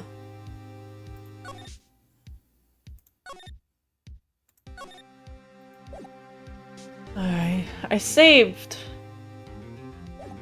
Oh. Then again, that other attorney was pretty cool too. Huh? That face of his with his eyes wide and trembling lips. It shivers up my spine. If you say so. So what happens to me then? Do I go home now? Well... No, I don't think so. Not yet. Oh, I see. But I got agreed on today's trial. A lead? That man with Miss May. He's the key. Oh, I get it. What happened to Miss May after that anyway? I heard they arrested her. I guess she's learning her charm doesn't work everywhere. She's probably at the detention center now. I may have to go down there later. Anyway, this case is far from closed. Yes, sir! I'm going to find out more about this man. Do you think he was the one who... Maybe so. Sis, don't worry. I'll find him by tomorrow. I promise. I'm counting on you. I asked for a full record of April May's testimony. I thought it might come in handy during tomorrow's trial. But now I have it. I'm not so sure. Most of her testimony is all lies. In fact, there's only one part that has been stricken from the record. Victim dodged an attack, then ran to the right, but she was caught and struck. I don't know much good this will do me at all now. Anyway, time to hit the pavement and do something investigating. Maya doesn't belong in that detention center, and that's up to me to get her free. To be continued.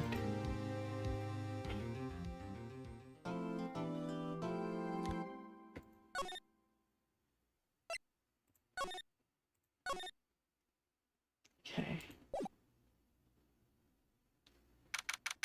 September 7th, detention center. Well, hello! I didn't expect anyone to visit me in such a dang place like this. Really quite moving. Not, you stinking lawyer. I hope you die. Have you come to laugh? Yes, laugh at the fallen Miss May. No, not really. There's something I wanted to ask. Unfortunately, there is nothing I want to be asked. Haven't you done enough questioning, you spiky head? Here we go again. Please, you're scaring the security guard. So, what is it you wish to ask me then?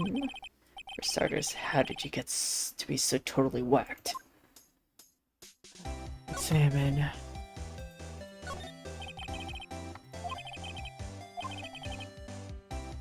Or maybe he just doesn't get to see a lot of women like Miss May.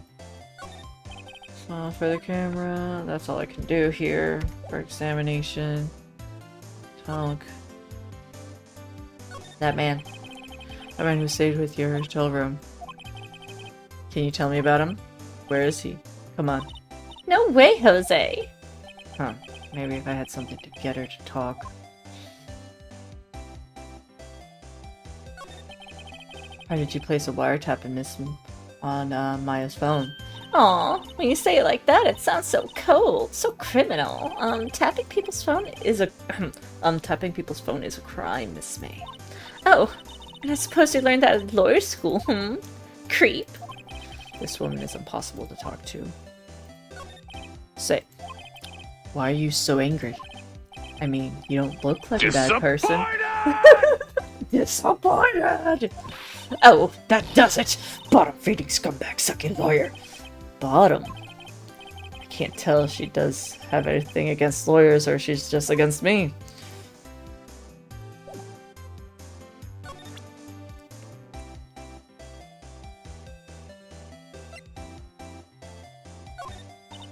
Hey, guess what? Actually, I really hate your guts. So, get lost, because, well, I'm not cooperating. Thanks, I noticed.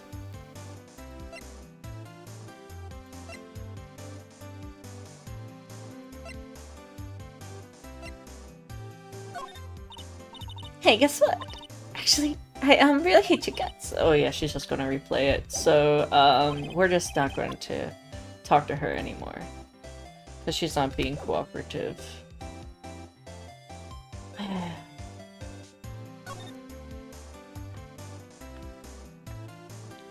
Let's go to the hotel room. Welcome, sir. Quite the performance today, I dare say myself. Currently waiting on Kudo to do tech support because they're swapping from slobs to OBS. Then we're gonna do Jackbox. Oh, let me know. I'll join you all. If there's room and stuff. Thank you, Elko. You're so sweet. I'm sorry for putting you on the spot like that. No, not at all, sir. Your efforts today can only be help the gateway reps, as they say. Huh? Rep?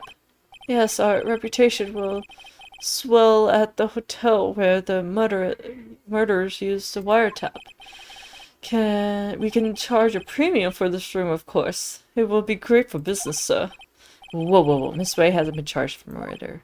I, too, will become famous. The bellboy who brought the murder coffee. Why do I feel like we're both struck in the same bad dream? So, you are our honored guest. Please let me know if there's anything I can bring you. Examine. Oh, there's still a screwdriver stuck in the drawer. Ah! Please leave as that is, sir. That's the drawer of terror, hiding a piece of the murderous wiretap. It's set to become one of the most popular attractions here. This guy's serious. I don't believe it. Let's go there again today. Starting up in the next 5 minutes? Okay. Ah, phew. Okay. Well then... I think I'll raid out to Kudo then to do that. Well, is Kudo live? Yeah, Kudo's live. Okay. Yeah, I'll raid out to Kudo and start that then. I'll save this and we'll... Oh yes, it's a saw telescope in the window, of course, sir. Just $5 to earn 3 minutes of a view to kill. Just kidding, sir. Oh, by the look of his eyes, I'd say he was more than serious. Alright, let's just save.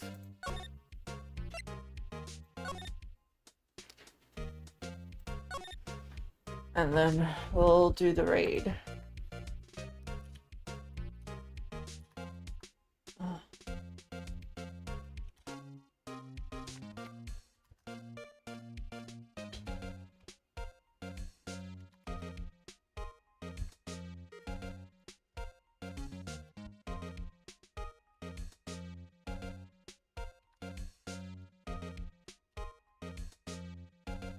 Okay, we're gonna raid Kudo. They're gonna be playing Jackbox. I am gonna try to get in on that. I hope you all have a wonderful night. And I think they're doing viewer games, so if there's room for us, you know what? Let's try to join or join the audience to play with them. Let's get that Jackbox party on the go. All right, let's go raid and say hello. And I think I'll be back on Wednesday. Yeah, Wednesday. I'll be back on Wednesday. I'll see you all later. Bye-bye.